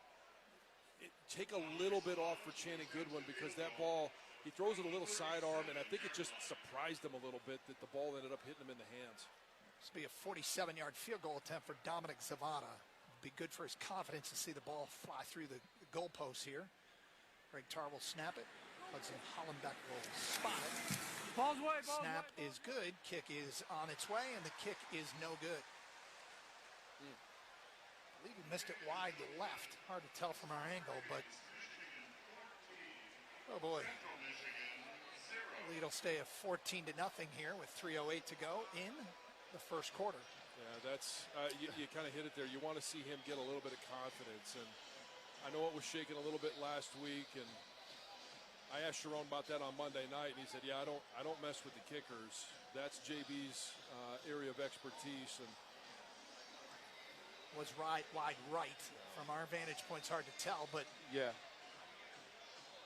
wide right there for Dominic Zavada. You can see it in his face a little bit. His confidence is shaking, but I think it's good for him because kickers have to have tough skin. There's going to be a lot of close games. You need these down times in order to enjoy the good times sometimes. Well, we'll see if Dom can get back on track. Fido, that's what Sherrone Moore says. Fido, what is it? Forget it and drive on. That's what it is. They're going to run right here with Biggins, or is it Cornish? Either way, he gets a yard. It's Cornish gets a yard out to the 30. He's chopped down. We see Nate Marshall in there, the Michigan defense for the first time. Manuel Beigel as well. Yeah, and this is where Michigan struggled last week, not just on third downs, but in tackling. And so far today, they've done a really nice job of, hey, first man there, wrap him up, make sure that he's going to go down. Everyone else attack and gang tackle. 2nd down and 9 for Central. They trail at 14-0, 2.5 to go, first quarter. Wolverines crowding the line of scrimmage against this run-heavy offense. Snap, handoff, it's Cornish, and Jason Barnes in the backfield Come back immediately and pulls him backwards. Boy, this is working in the early going here. Wow, I tell you what, I mean, he does a great job of coming off, and there's been a couple of times where he is so far up the field and does a nice job of backtracking his steps. He didn't even try and backtrack there. He just reached back with a long arm and said, nope, I want you back here. It's going to be 3rd down and 8 for CMU. And we see Angel Flores in at quarterback now on this 3rd down. 3 receivers split to the left, 1 to the right. Flores takes the snap, back to pass. He's got time, steps up, fires it underneath to his running back who's knocked down. It looks like just shy of the first down. We await the spot here. They're saying first down. It was Cole Sullivan on the stop, and it was Townsend on the reception. It's another one of those third downs, and you're just not getting pressure right up the middle where you need it. And on that one, Trey Williams was in at the 3 technique. He took a side, rushed upfield on the outside shoulder of the guard, which created a rush lane inside, or at least an escape route for Labus to get through. Snap rolling out as Labus in the backfield, and in his face is Jason Barham, who throws him to the ground. His 2nd sack of the day. This one for a loss of 9 on first down. And again, I think we might be onto something here. Yeah, he does a nice job of keeping his helmet out of it. You know, right? And so he, not going to get called for targeting. But I love the fact that he is so quick up the field, and either tackle right now has absolutely no way to account for his speed. They found Bobby Boucher. Shot out of a cannon is Jaden Mangum in the Michigan secondary for the first time. On this 2nd down and 19, CMU backed up to their own 30-yard line. They're going to go hand off up the middle, and there is no room for Central Michigan. Cole Sullivan, the first one in there. Brock Townsend, the ball carrier. Trey Pierce brought him down, and what will be the final play of quarter number 1. Central will be looking at a 3rd down and 19. When we continue from the Big House, it's 14-0 Wolverines here in Ann Arbor. This is Michigan football from Learfield. Some people just know you can save money on car insurance by checking Allstate first. Like you know to check the weather first, before wearing face paint to the game. Bro, your Go Cats is dripping into your nachos. Oh, and now paint is in my eyes. Interception! Did you see that? No! Yeah, checking first is smart. So check Allstate first and see what you could save. You're in good hands with Allstate. Potential savings vary, including based on how you buy, subject to terms, conditions, and availability. Allstate North American Insurance Company and affiliates, Northbrook, Illinois. Today's game is brought to you by Progressive Commercial Insurance, protecting your business vehicles 24/7. See if you can save at progressivecommercial.com. This is the Michigan Sports Network from Learfield.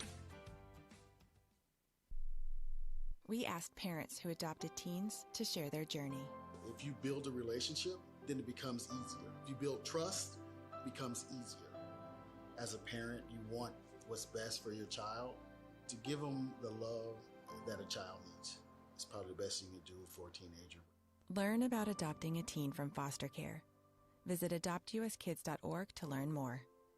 A message brought to you by Adopt US Kids, the U.S. Department of Health and Human Services, and the Ad Council. You say you'd never give in to a meltdown and never fill your feed with kid photos. You say you'd never put a pacifier in your mouth to clean it and never let them run wild through the grocery store. So when you say you'd never let them get into a car without you there, know it can happen. 1 in 4 hot car deaths happen when a kid gets into an unlocked car and can't get out. Never happens. Before you leave the car, always stop, look, lock. Brought to you by NHTSA and the Ad Council.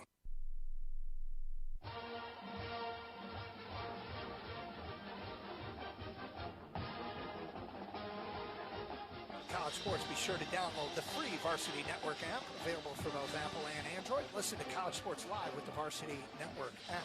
Got some people listening today. John Chris in Fiji listens to our broadcast. All right. Mike in Jacksonville. Jeff Handcamp's up in Flint watching his son play baseball, listening. All right. Go Trent. Yeah. Ella and Lila listening in Plymouth. And Fred and Nora driving across Maine, taking this one in on the Varsity Network app. Download it for your mobile device today. A worldwide broadcast. Yep. 14-0 Michigan. Bryce Underwood, 6 of 11 for 97 yards through the air. Here's another part of the story. 4 carries, 50 yards. Yeah. And that includes the 3-yard loss on the QB design run. Right, and he's been so good at looking downfield, nothing there, and making a quick decision. And here's what I like about it, too, and I mentioned it, I think it was on his 3rd run, keeping his eyes downfield. Because what's going to happen is as soon as, hey, he's going to show that he can run, show he's going to pull it down, now all of a sudden those linebackers, they may come off their receivers, corners may come off their receivers early. 3rd and 19 for Central. They'll go shovel pass to Biggins, tries to bounce it outside across the 30, gets a field at the 35 to the 36, where Jair Hill chops him down well shy of the first down, and Central will be forced to punt. Wolverines leading it 14-0. Samaj Morgan deep for the Wolverines. I tell you what, and we've been talking about it off air, the story of the game so far is Jay Sean Barham playing an edge defender. He is so quick up the field, and they are putting him every single time on the field side.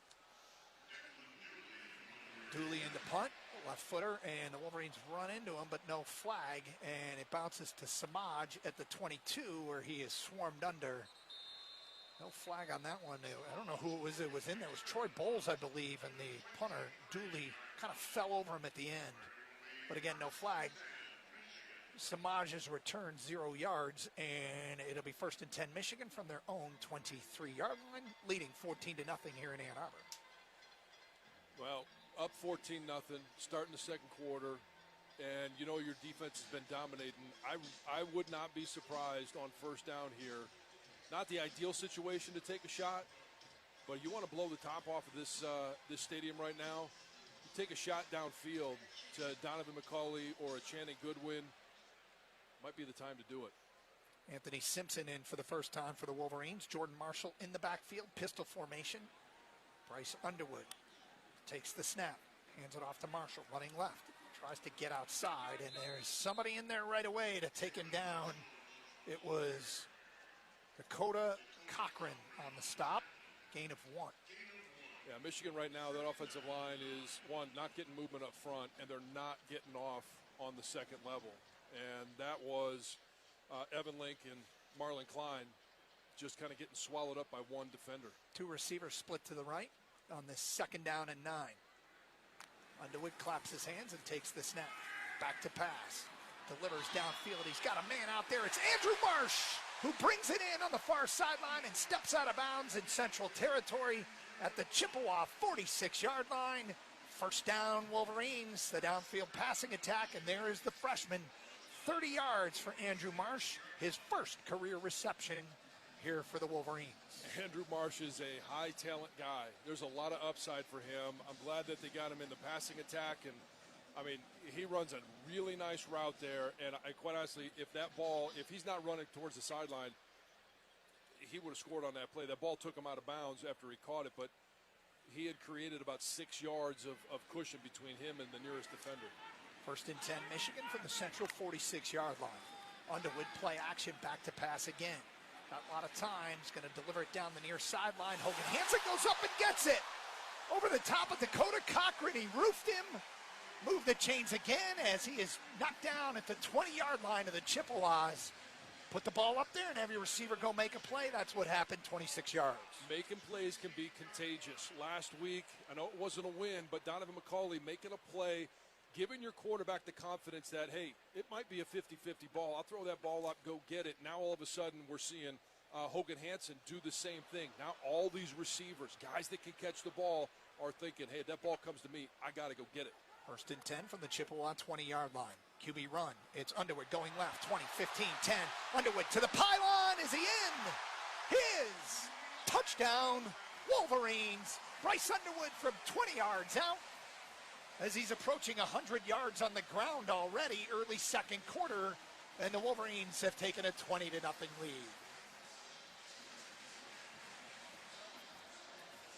Well, it's a beautiful thing when you've got an athlete of that caliber touching the ball on every single play, being able to throw the ball downfield to Marsh, McCauley, Hogan Hansen, and then all of a sudden, hey, what happens?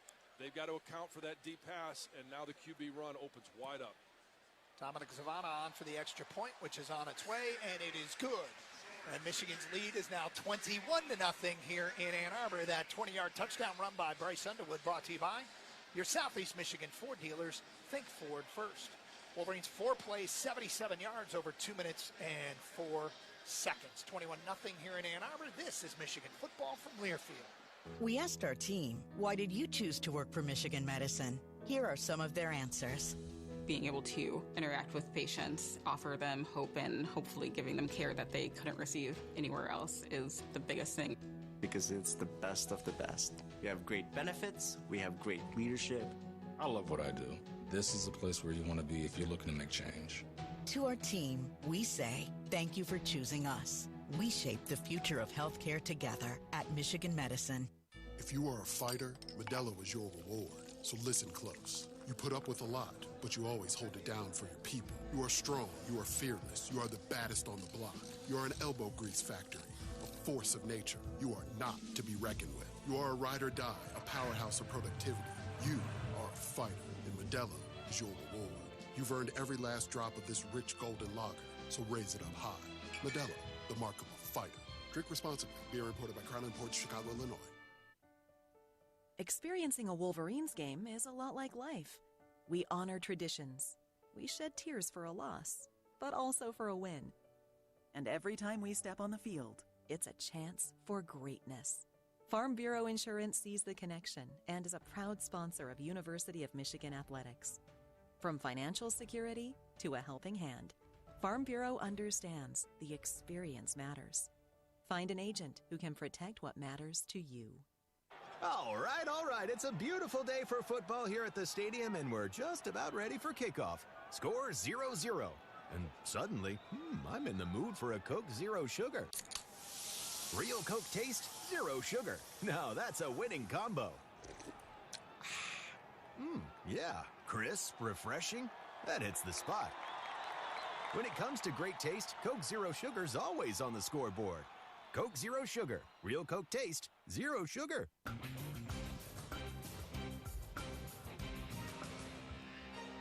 Hey, I got good news, John Jansen. Yeah, what's that? The honorary captain, Jim Brandstatter, part of the honorary captain duties is to run out with the team, jump up and hit the banner. Brandy didn't want to do all that. He just went out and stood with the guys holding the banner. Yeah. Then he turned and he said, "Hey, I got fabric."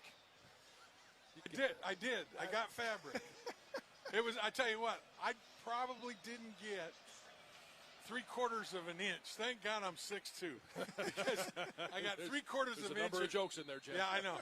3/4 of an inch of air, but I got fabric with the middle fingernail. All right, attaboy. It was cool. Yeah. And you were out there for the coin flip. I was out there for the coin flip. Nice round of applause. It was great. Yeah. It was, and I lost the flip. Yeah.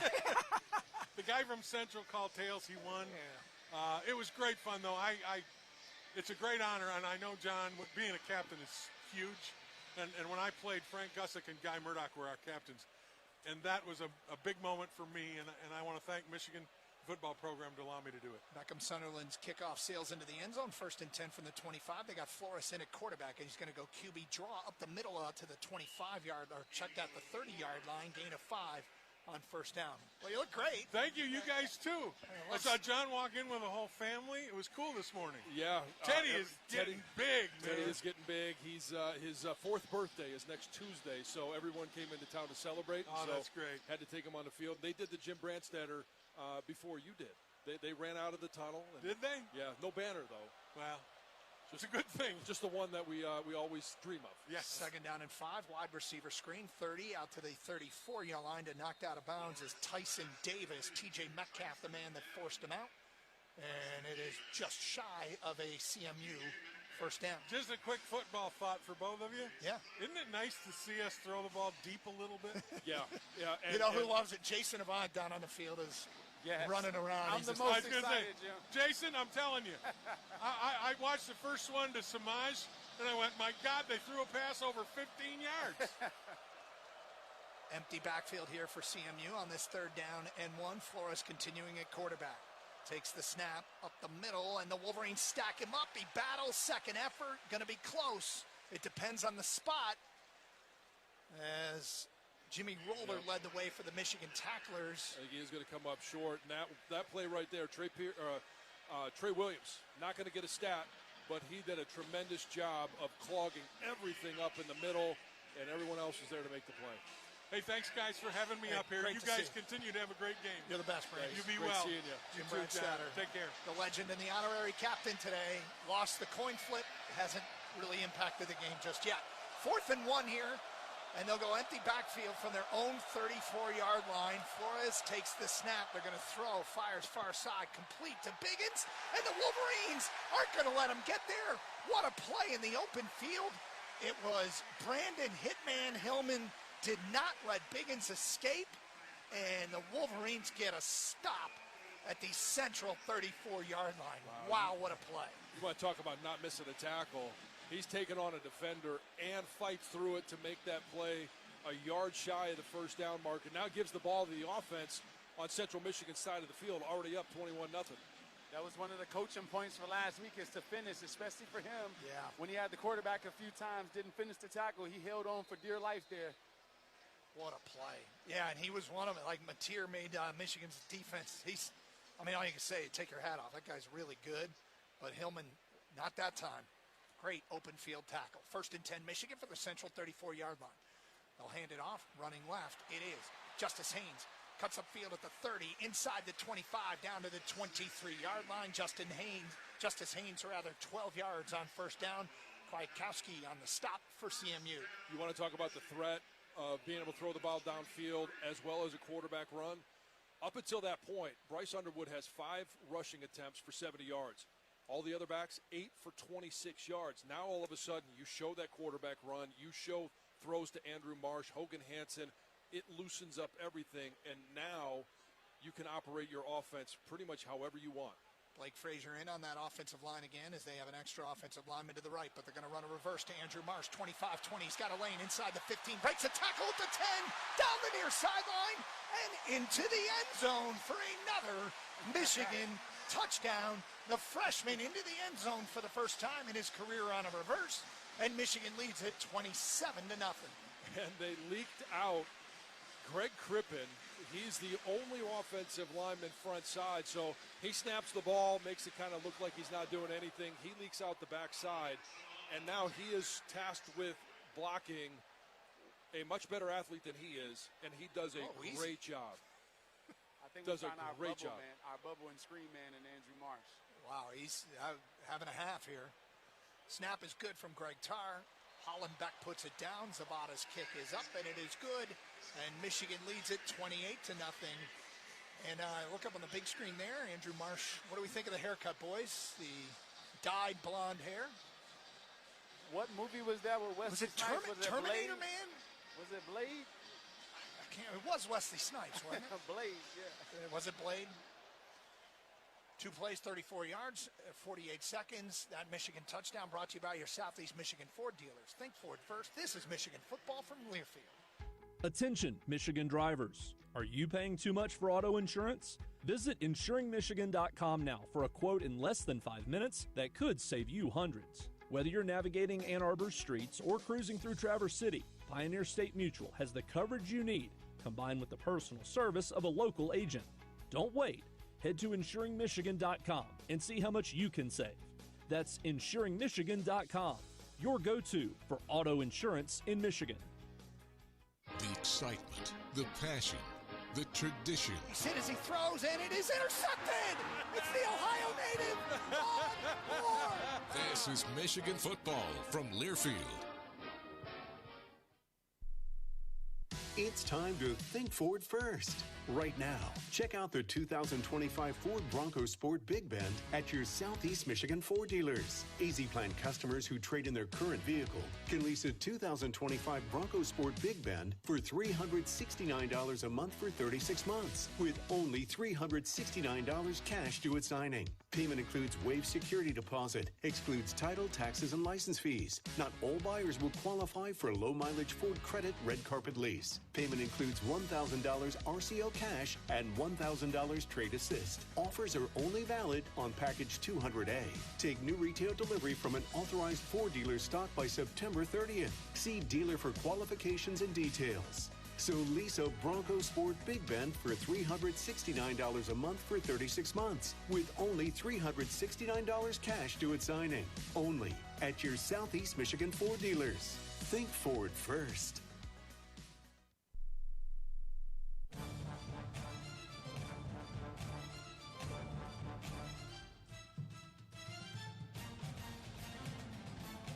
Doug Cars, John James, and Jason Avant down on the field. It is 28-0 here in Ann Arbor. Michigan on top of the Central Michigan Chippewas with 9:23 to go second quarter. Let's pause 10 seconds for station identification. This is Michigan football from Learfield.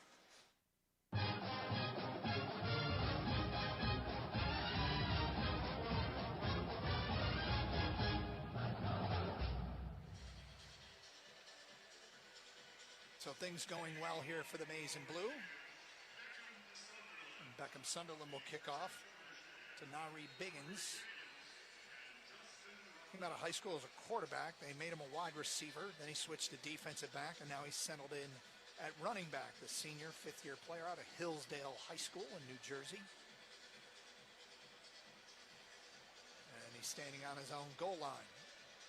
Sunderland, the former MLS goalkeeper in Cincinnati, puts his right foot into it, and he will boom this one well out of the back of the end zone at the north end of the stadium, and Central will take over at the 25-yard line.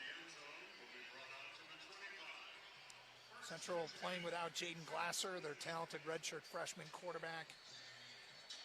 Best arm, he was questionable, played against Pitt. We're told in pregame he will not play today, so they have to go with just the two quarterbacks. They usually literally play three quarterbacks on a regular basis, and they don't really change the offense much. So it's just Joe Labus and Angel Flores. And what do we got in there now? It looks like Labus again on this first down play.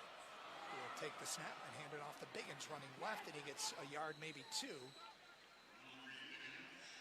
Nari Biggins, the ball carrier. Troy Bowles in the Michigan defense here, the transfer from Georgia. Yep, and they've given Jay Sean a series off. They've gone with Cole Sullivan on the edge. Interesting. Sullivan, an incredibly talented athlete out of Pittsburgh, Pennsylvania. they absolutely love him. He's a tremendous athlete. At 6'5", he's got a wide range on him. Lining up the edge rusher to the left side of the offense. Back to pass is Levis. He's in trouble, and down he goes. Back there is Shug.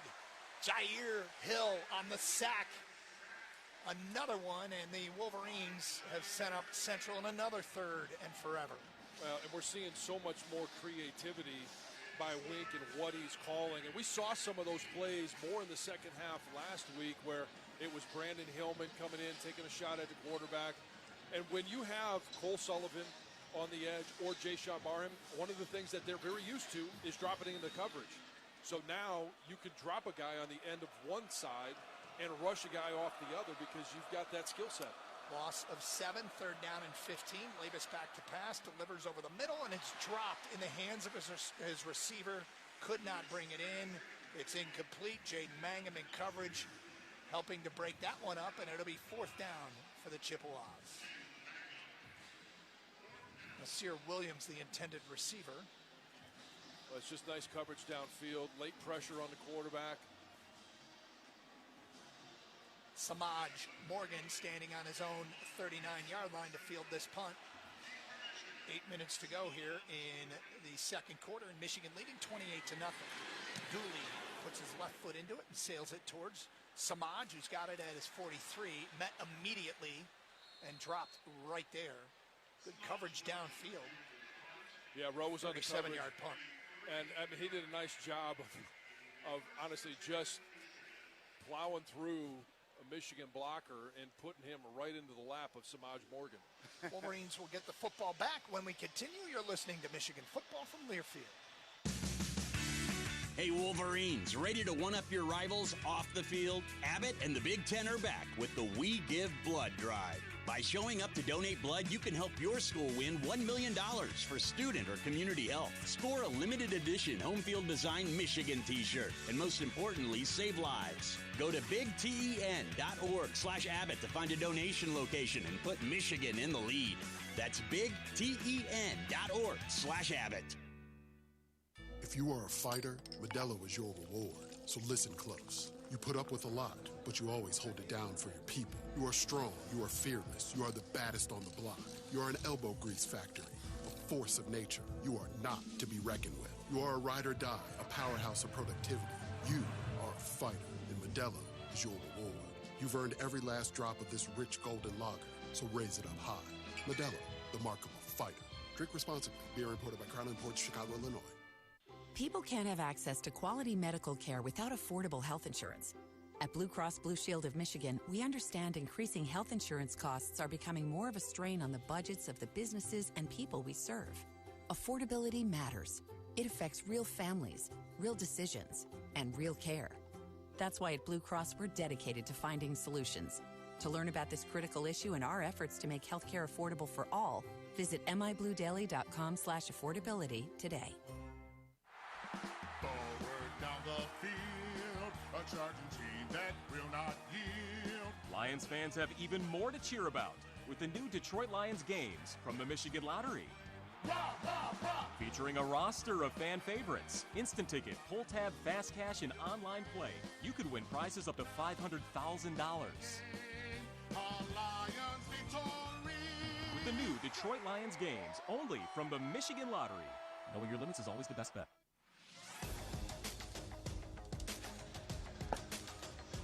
Every day is game with the Michigan Lottery. Choose your favorite way to play with a Detroit Lions instant game, fast cash, pull tab, and online game with chances to win up to $500,000. First and 10 Michigan from their own 43-yard line, leading 28-0 here at the Big House. Bryce Underwood's going to roll right and take a shot downfield. Kendrick Bell's out there. It's a jump ball, and it's going to be picked off. Underthrew him, and the Chippewas had three defenders down there. And Underwood went for the big play. Nothing there, and it's picked off. Even though it was underthrown, as a receiver, you have to play defense in some way, cause the incompletion in that situation. That ball hung up in the air forever. You have every opportunity to be a defender right there. Yeah, I mean, great point, Jason. Here's the other thing. Bryce was not under duress. He could have pulled up, set his feet, put a little bit more juice on that ball. that's kind of one of the things where he's got to learn is when you're on the run, do I need to throw the ball on the run? When can I set up and actually put a little bit more juice on the ball? I think he could have done that there. And he had Channing Goodwin wide open underneath. He went for the big play. From the 15, 1st and 10 for the Chippewas. Flores in there at quarterback, and he delivers to his wide receiver, Tyson Davis, quickly out across the 15 out to the 19-yard line where he's dropped by Jimmy Rolder and Jaden Mangum, a gain of 4 on 1st down. Nice pursuit, nice angles by both Michigan defenders. 2nd down and 6. Flores, again, snap and quick throw, and this time stepping out of bounds is Langston Lewis at the 27 or 22-yard line rather. It'll be 3rd down and 2 as the Chippewas go quickly to the line of scrimmage on this 3rd down. They got to get across the 25-yard line. Flores claps his hands. Now he'll take his time. 2 receivers to either side. In the backfield is Townsend. Snap. Back to pass is Flores. Here comes the pass rush. He bails out of there to the right. He's got the 1st down across the 25 out to the 31-yard line. Stopped by Jaden Sanders, the freshman in there. 1st down Chippewas at the 31. And here's why he's having a hard time finding things downfield. He's not even sure what he's looking at because you got Derek Moore on one side, Jayshawn Barham on the other. They end up dropping Derek Moore as the running back came out. He wanted to hit the flare route. Wasn't there because Derek was there and he had nowhere to go down the field. 1st and 10 Chippewas, their 2nd 1st down of the ball game. They trail at 28-0 here at the Big House. QB run with Flores across the 35 to the 40. Out near midfield, and he's chopped down by a pair of Michigan tacklers. Again, another 1st down out to the 47-yard line. It's Sanders and Mangum in the Michigan secondary on the stop. Here's where you want to make sure you're up 28-0. You can't have a lack of discipline. You can't look and say, well, I want to pad some stats. I want to get after the quarterback. The quarterback run, obviously, was something Michigan struggled with last week against Oklahoma. And that's the first design run that they've had for the quarterback, but it was a huge success for Central Michigan. Gain of 17, 1st and 10 from their own 47-yard line. Flores, snap, and bounces the ball short of his intended receiver out there. Tommy McIntosh, junior out of DeWitt, incomplete. Jaden Sanders in coverage there. It'll be 2nd and long. That was a self-preservation throw.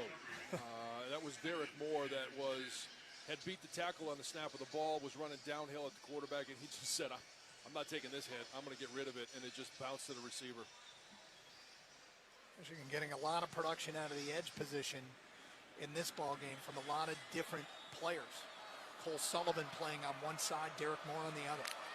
On this 2nd and 10, Flores is going to roll out to his left.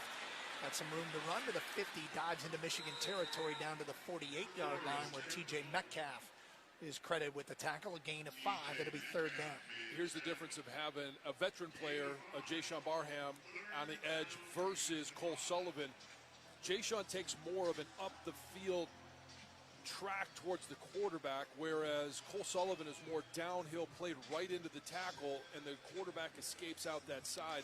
If he just heads upfield a little bit more, it cuts off that escape route for the quarterback. 3rd down and 5 for the Chippewas. Into Michigan territory for the first time today. Flores in a shotgun will take the snap and go QB run left and battles and stays on his feet and gets the 1st down outside the numbers on the far side down to the 35-yard line of the Wolverines. But TJ Metcalf brings him down. Move the chains again here for the Chippewas. And they're getting a little rhythm here with Angel Flores, the transfer from Northern Arizona in at quarterback. Well, and running back Trey Cornish did a nice job of leading up through that hole, and that's the benefit when you run that quarterback run, which we've seen for Michigan now. On Bryce's long run, you had Max Bredesen as that extra blocker.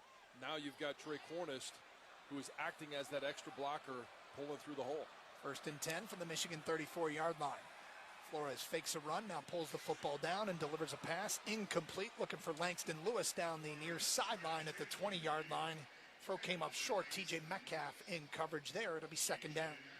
Great job by the secondary of not biting on the quarterback run. And, I mean, hey, Flores takes a couple of steps towards the line of scrimmage and then backs out, fakes that quarterback run that's been successful for him on this drive.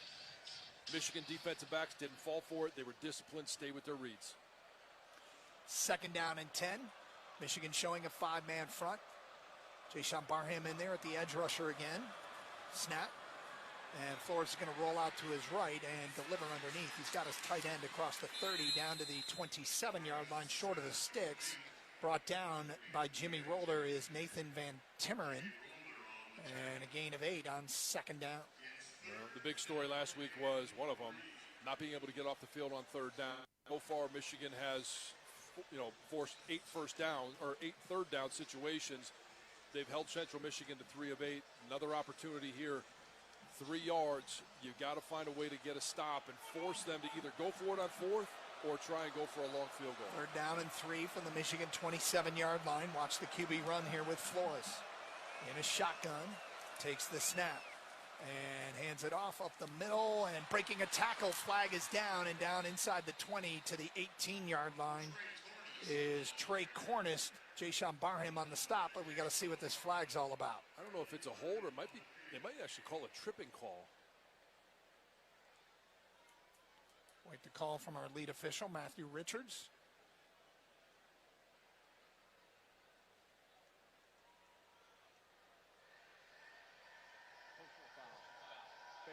Nope. It's a face mask call on Trey Williams, and they're going to get half the distance to the goal here. So the Chippewas putting together their first drive of the game with 3:14 to go first half, trailing 28-0. In fact, it's going to be 1st and goal just inside the 10-yard line. Trey Williams just punched at the chest. His hand got a little bit high. Not really sure I would have called that hands to the face, but it is what it is, and they've got to reset. We see Eno Etta in there in the interior of that Michigan defensive line. 1st and goal from the 9-yard line. Snap, Flores back to pass, delivers far side. He's got his receiver, and the Wolverines are there to swarm him underneath. This is open field tackling at its finest. TJ Metcalf, the man to bring down Tyson Davis. He actually lost 2 yards. It's such a hard play to defend when you're out there all by yourself taking on a corner. Wow. You got him on one arm and you're trying to make a tackle with the other. That's where, hey, you just want to make sure if I can hold him up long enough for the reserves to come. Pursuit is so big for this Michigan defense. 2nd and goal from the 12 here for the Chippewas. 28-0 Michigan. 2:10 to go first half. Flores takes the snap, QB run right, and the Wolverines stack it up at the 10. Just inside the 10, Damon Payne, the transfer from Alabama, leading the Michigan tacklers. It'll be 3rd down as we reach the 2-minute timeout here in Ann Arbor. Wolverines on top, 28-0. This is Michigan football from Learfield. I'm John Morgan of Morgan & Morgan. Why should you hire America's largest injury law firm for your case? There's lots of reasons. Just like there's a reason millions of people called us last year in their time of need. When it comes to fighting for justice and compensation, millions of people across the country trust us to go to battle for them. We became the largest injury law firm in the world for a reason. There's only one Morgan & Morgan, proud partner of the University of Michigan. Michael Hanna, 150 West Jefferson Avenue, Detroit, Michigan, 48226. The excitement, the passion, the tradition. Taylor to the 20, down to the 15, down to the 10, 5, 4, 3, 2, 1. Touchdown, Billy Taylor! This is Michigan football from Learfield.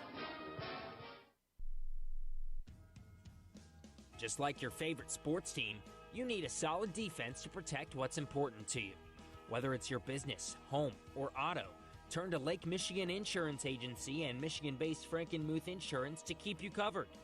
Visit Lake Michigan Insurance Agency today at www.lmiainsurance.org. That's www.lmiainsurance.org. The season's hottest shows are coming to Motor City Casino Soundboard.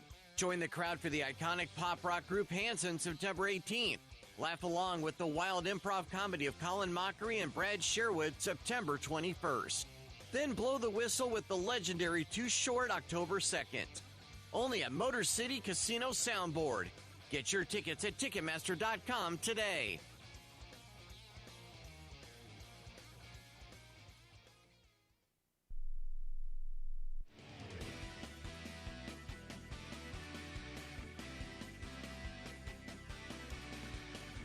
welcome you back to the game, brought to you by Founders Brewing Company. Doug Karsh, John Jansen, Jason Avant.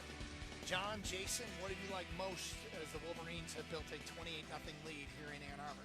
Well, I'll probably speak for, I don't want to steal too much of Jason's thunder, but I love the opening up the passing game. And I don't love the interception. Talked about why I think he threw that interception, but I love that they're giving him the chance, the risk versus reward. You know you're going to have some turnovers at some point. He's a young player, he's going to make mistakes, but let him go out there and make some of those mistakes. How many times have we seen great plays to this point? Yeah, I agree with John there. These guys work. Everyone works, not just the running backs, not just the line.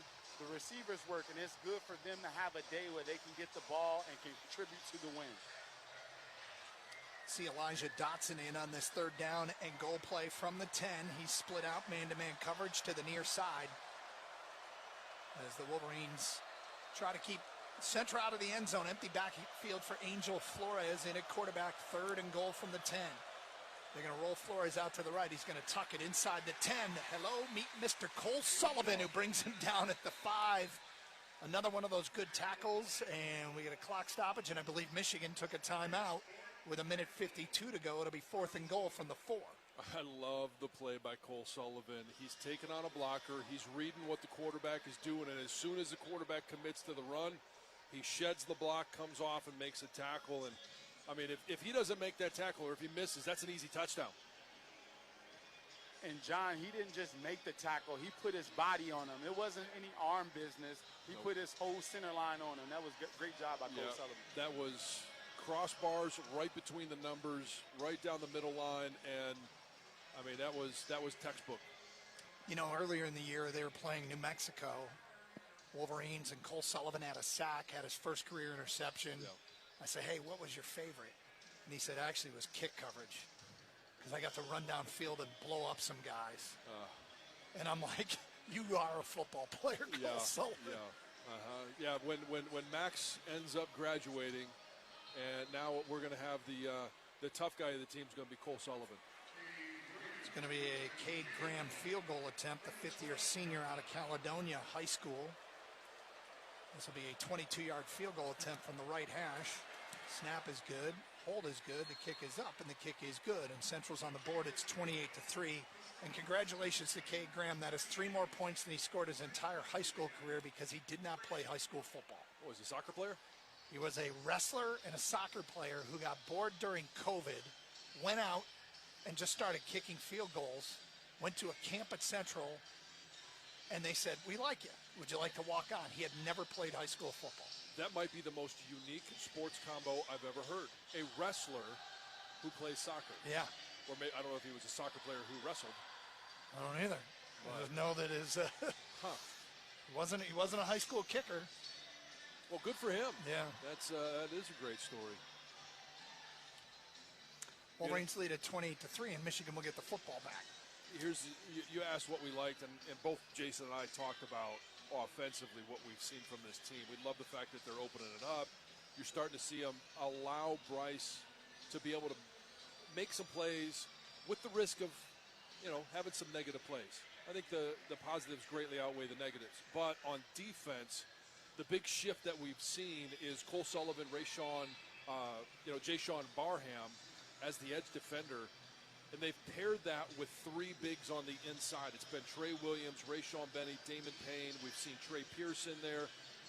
Eno Etta has been in there.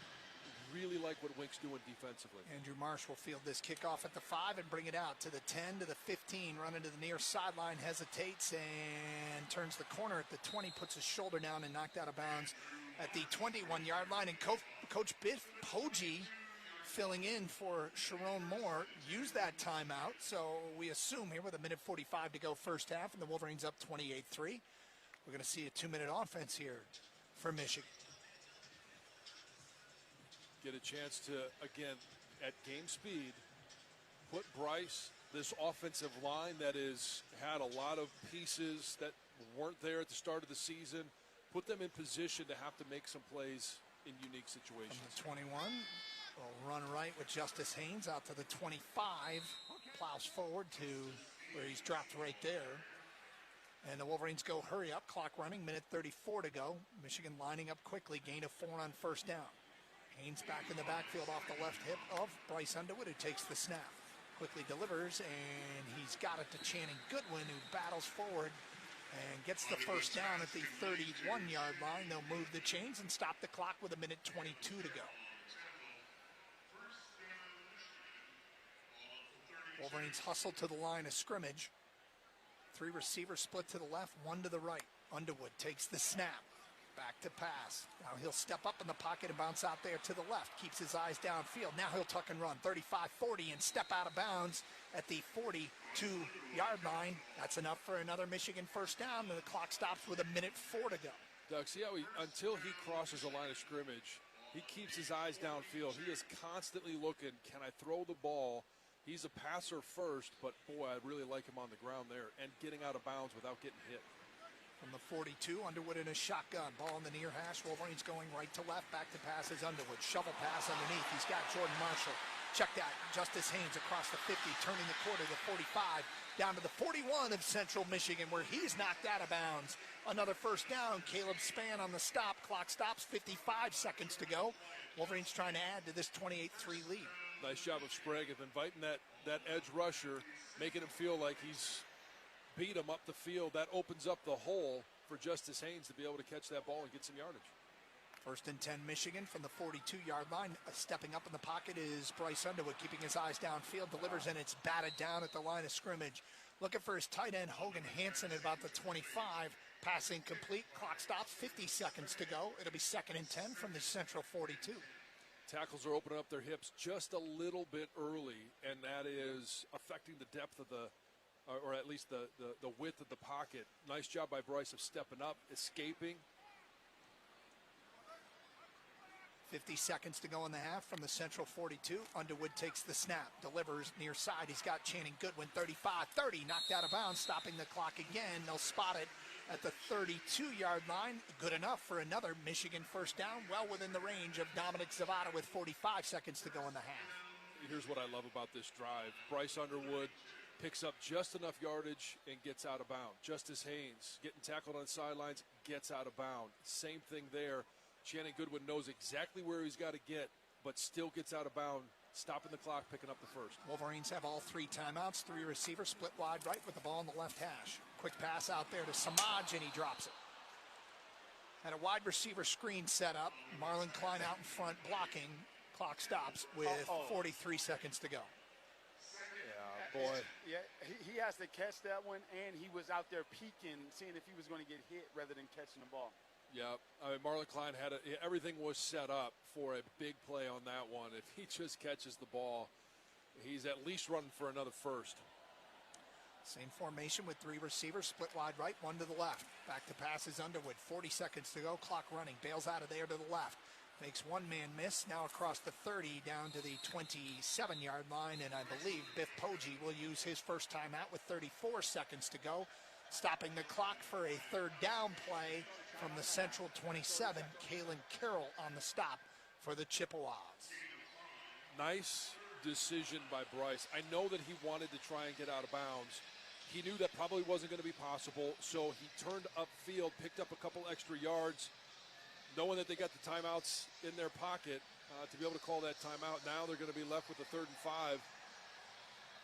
A little bit more manageable than 3rd and 7 and not stopping the clock. Jason, something interesting I'm seeing, even when the Wolverines stop the clock getting out of bounds on an incomplete pass, they're hustling to the line of scrimmage and not huddling, which they don't need to do.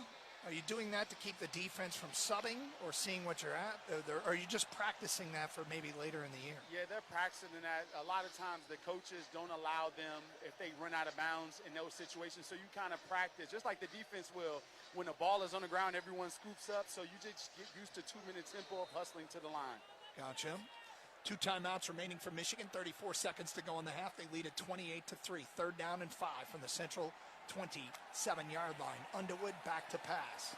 Looking and delivers. He's got McCulley at the 20. Inside the 20. Dives out of bounds at the 17-yard line. First down, Michigan with 27 seconds to go. John, he almost made you look bad right there with the comments about getting out of bounds. Oh, man. I know. When he originally turned inside, I'm like, oh, boy, get out of bounds. And he was able to fight there. But, yep, you nailed it. Wolverines in the red zone. from the 18-yard line of the Chippewas. 27 seconds to go in the half. Two receivers to either side. One of them, Marlon Klein, who comes in motion back to the line of scrimmage. Shotgun for Underwood. Claps his hands, takes the snap. Back to pass, delivers. Channing Goodwin inside the 10 to the 5, battling for the goal line. He's dragged down at the 1-yard line with 19 seconds to go. Clock running here. Down to 16 seconds. No timeout. Wolverines got timeouts. 13 seconds, 12, 11. The clock should have stopped on the first down, right? And they're going to have to correct it. They got to stop the game. You're right, Jason. The clock should have stopped on a first down. Yes, 100%. That's why Biff Poggi wasn't using the timeout. Yeah, we thought we were in NFL for a second right there. The officials got confused. By the way, good throw from Bryce Underwood to Channing Goodwin on that crossing route. Yeah, I mean, protection was there, and unblocked defender, he gets rid of the ball right before he gets home, and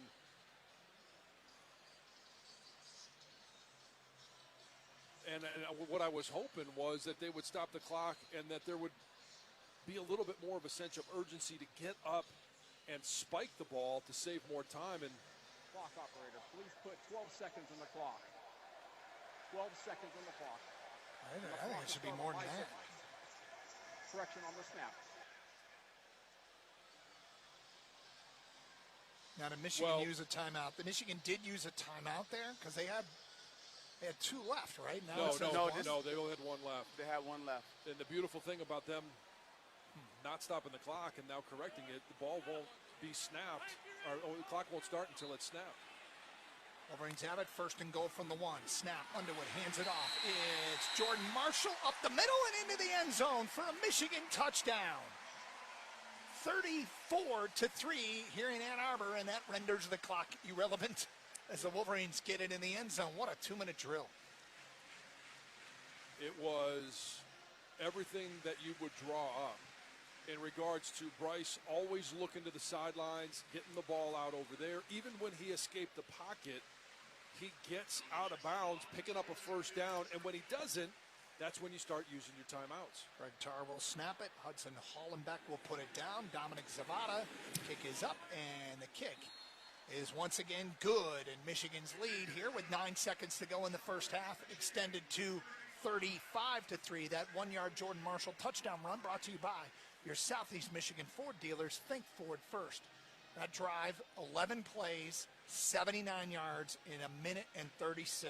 Wow, what execution for a freshman quarterback. Chip Lindsey's offense, he's got to feel great about what he saw here in the first half. Oh, yeah, and, I mean, as a play caller, you know he's having a lot of fun being able to dial up a heck of a lot more than he was in the first 2 weeks. And, you know, and I think there's probably a lot of people saying, oh, well, this is what we should have seen last week. There's a progression that you have to go through to get to this point. Sure, we would have loved to have seen more of this playbook last week against Oklahoma, but you're also playing against a completely different level of defense. Yeah. Totally different defense. That Venables defense last week was blitzing from everywhere, but it's good to get this timing and get guys involved and also be aggressive in a 2-minute situation. I know in my time of covering Michigan, we would have kind of ran the clock out rather than go for it in that 2-minute situation. Biff Poggi says no, sir, using his timeouts, and Michigan now kicking off to Central, who'll get the ball first here in the second half, but 9 seconds to go. We assume this will be the score going to the break, 35-3, as Sunderland kicks it out of the back of the end zone. And Chip Lindsey, you know, it's interesting talking to him because we hear all the fans say, you know, turn Bryce loose, use his feet. You talked to Chip Lindsey this week, and he's like, yeah, I think we're looking to do some of that. And they looked to do it last week, but Oklahoma in the RPO game would line up in such a way that would have Bryce handing it off and not keeping it when he has the decide plays to make, puts the ball in the belly of the running back. Does he pull it or does he hand it off? And Oklahoma is forcing him to hand it off. Yeah, and even the successful runs that he's had. I mean, the touchdown run obviously was a called quarterback run, but everything else has been there's nowhere to throw the ball, so he makes the decision of, I'm going to pick up first down and yardage with my feet. Central will take a knee, and we'll go to the locker room with Michigan leading 35-3. Well, that was a good half of football for the Maize and Blue. Nice job, Biff Poggi. Yep. Also nice job, Chip Lindsey, Link Martindale and J.B. Brown. Wolverines on top big. Halftime festivities to come. We'll have analysis from Jack Miller. Hear from Jason Avant. We'll have coaches' thoughts from the halftime locker room, what Coach Poggi had to say as Michigan put up 362 yards of total offense, including 211 through the air. Wolverines' leading rusher, Bryce Underwood, 7 carries, 86 yards, and a touchdown. Brian Bush will anchor our coverage. We have scores from around the country with Rob Joyce. Stick with us. Wolverines on top, 35-3 here in Ann Arbor. This is Michigan football from Learfield. Hi, I'm Rick Germain for Germain Lexus of Ann Arbor, official partner of Michigan Athletics. Whether you're tailgating or headed to the big house, Germain Lexus of Ann Arbor has the perfect vehicle for every fan. New or pre-owned, our team has a large inventory of vehicles ready for you today. And a special offer for Wolverine fans, receive a $1,000 discount and 3 years of maintenance on any new Lexus purchase when you mention this ad. Stop by Germain Lexus of Ann Arbor or get started at lexusofannarbor.com. Today's game is brought to you by Barbasol Shaving Cream. Feeling great starts with a great shave, and a great shave starts with Barbasol's thick and rich moisturizing lather. Start your day off right with Barbasol. This is the Michigan Sports Network from Learfield.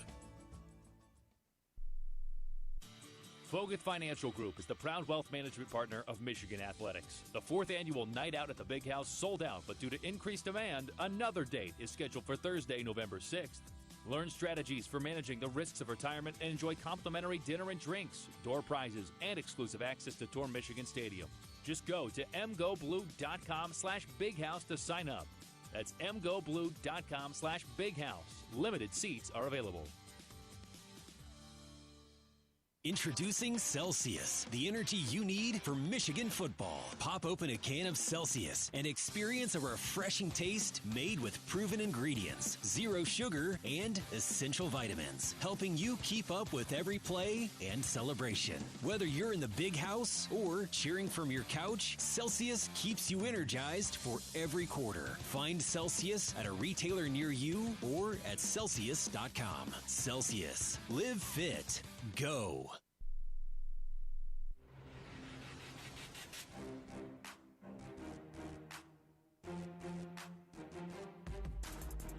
Let's break down the first half of action.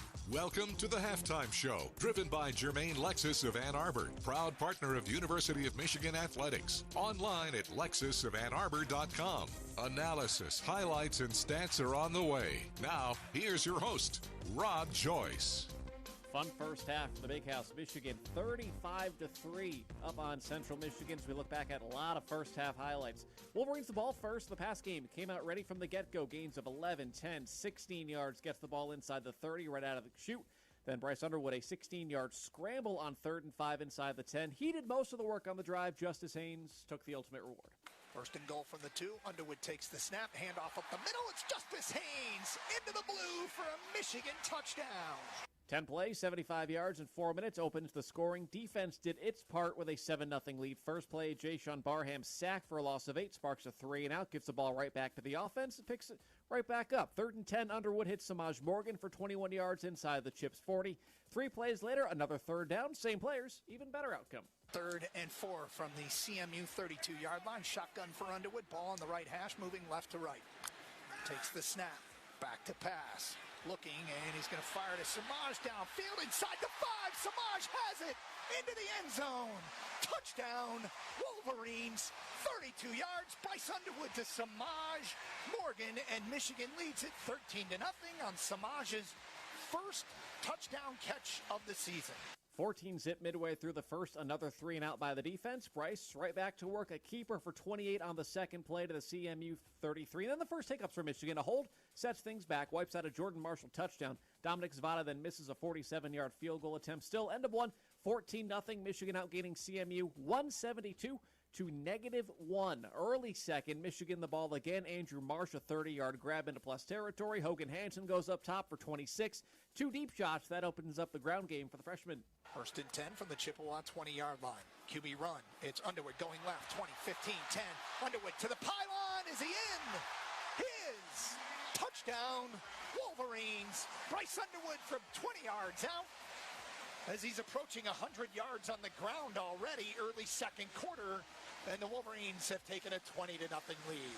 77 yards, just 4 plays. At this point, Central Michigan trying to get anything going. Goes for it on 4th and 1 from its own 33. Completes a pass for no gain. Brandon Hillman stops the receiver short. A turnover on downs. 2 plays later, Michigan makes him pay. Blake Frazier in on that offensive line again as they have an extra offensive lineman to the right, but they're going to run a reverse to Andrew Marsh. 25-20. He's got a lane inside the 15. Breaks a tackle at the 10. Down the near sideline and into the end zone for another Michigan touchdown. The freshman into the end zone for the first time in his career on a reverse, and Michigan leads it 27-0. All Wolverines at this point. Then a rare mistake next time with the ball. Underwood an interception for the first time all day. CMU generated a sustained drive. 10 plays inside the Michigan 10. Would stall from there. Would get on the board with a short field goal. Gives the Wolverines a chance to run the 2-minute drill heading into half. 3 first downs gets them into field goal range. A 4th into the red zone. Then Channing Goodwin a catch and muscles his way for 17 yards to the 1. Under 15 seconds left. And Michigan will finish the half in style. Wolverines have it, 1st and goal from the 1. Snap, Underwood hands it off. It's Jordan Marshall up the middle and into the end zone for a Michigan touchdown. 34-3 here in Ann Arbor, and that renders the clock irrelevant as the Wolverines get it in the end zone. What a 2-minute drill. 11 plays, 79 yards in 96 seconds. Came with 9 seconds left in the half. At the break, it's 35-3. Michigan racking up 362 yards of offense. 297 total from Underwood. 211 through the air, 86 on the ground in a couple of scores. Today's halftime show driven by Jermaine Lexus of Ann Arbor, proud partner of University of Michigan Athletics, online at lexusofannarbor.com. We'll take a timeout, run through the day in the Big Ten Top 25 next. This is Michigan football from Learfield. Your Barbasol shave is a time for self-reflection. Look in that mirror and ask yourself, can I make a real difference in this world? Of course you can. Just not today. The big game is on. Barbasol. It's a can of can-do. Snakes, zombies, public speaking. The list of fears is endless. But the real danger is in your hand when you're behind the wheel. Distracted driving is what's really scary and even deadly. Eyes forward. Don't drive distracted. Brought to you by NHTSA and the Ad Council. The excitement, the passion, the tradition. Players toward the end zone. Touchdown! Mario Manningham coming on the float, and Michigan will win. This is Michigan football from Learfield. If you're 55 or older and into that whole saving money thing, T-Mobile has an exclusive phone and internet bundle just for you. Right now, get 2 unlimited phone lines plus 5G home internet for just $30 each per month with autopay, plus taxes and fees. And with 5G home internet, setup is easy with just 1 cord and no technician needed, which is great if you're also into that whole keeping it simple thing. Switch now and experience the best mobile network in the U.S. Visit your local store to start saving. T-Mobile, it's better over here. Based on analysis by Ookla of speed test intelligence data Q4 2024 to Q1 2025. Ookla trademarks used under license. Unlimited on our network. Customers on voice plan may notice speeds lower than other customers and further reduction if using more than 50 gigs a month due to data prioritization. Video streams and SD on this plan. Home internet pricing after $20 in monthly bill credit plus $5 per line without autopay. Debit or bank account required. See 5G device coverage and access details at T-Mobile.com.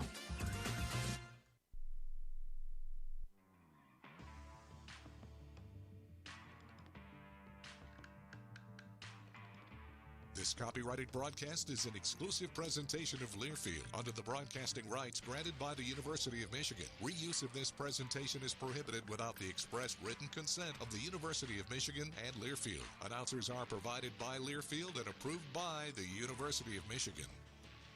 Michigan leads Central Michigan 35-3.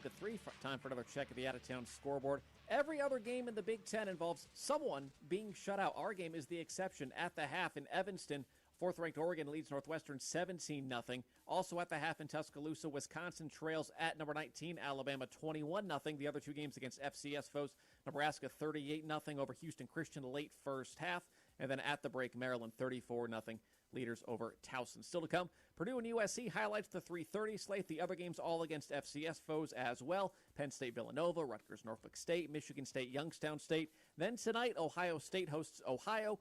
Illinois welcomes in Western Michigan. Both of those get underway at 7. Iowa battles UMass at home at 7:30. And then Minnesota rounds out the night in the conference, heads on the road to Cal for a 10 o'clock kick from Berkeley. So that's the day in the Big Ten. Time now to look nationally at the top 25. It's brought to you by Pioneer State Mutual Insurance. Going on right now, an interesting game in the ACC at the half.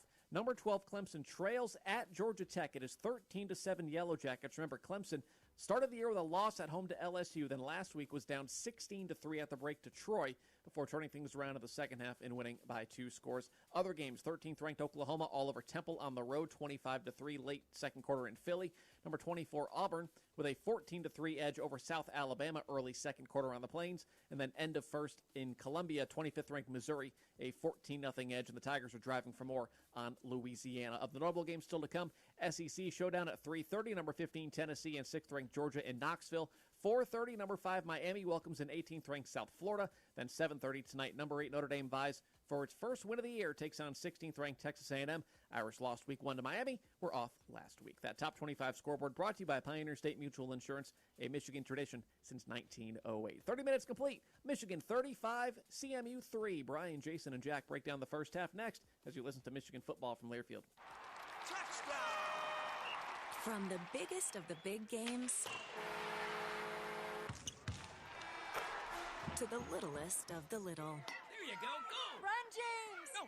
First base! Go, go, go! Whenever you shop Meijer, you help support hundreds of local sports teams across the Midwest. From some of the biggest stadiums in the state to the familiar fields down the street. You're helping make a difference to the people and places you call home. Learn more at Meijer.com/community. The excitement, the passion, the tradition. Haskins scores untouched from the 4-yard line.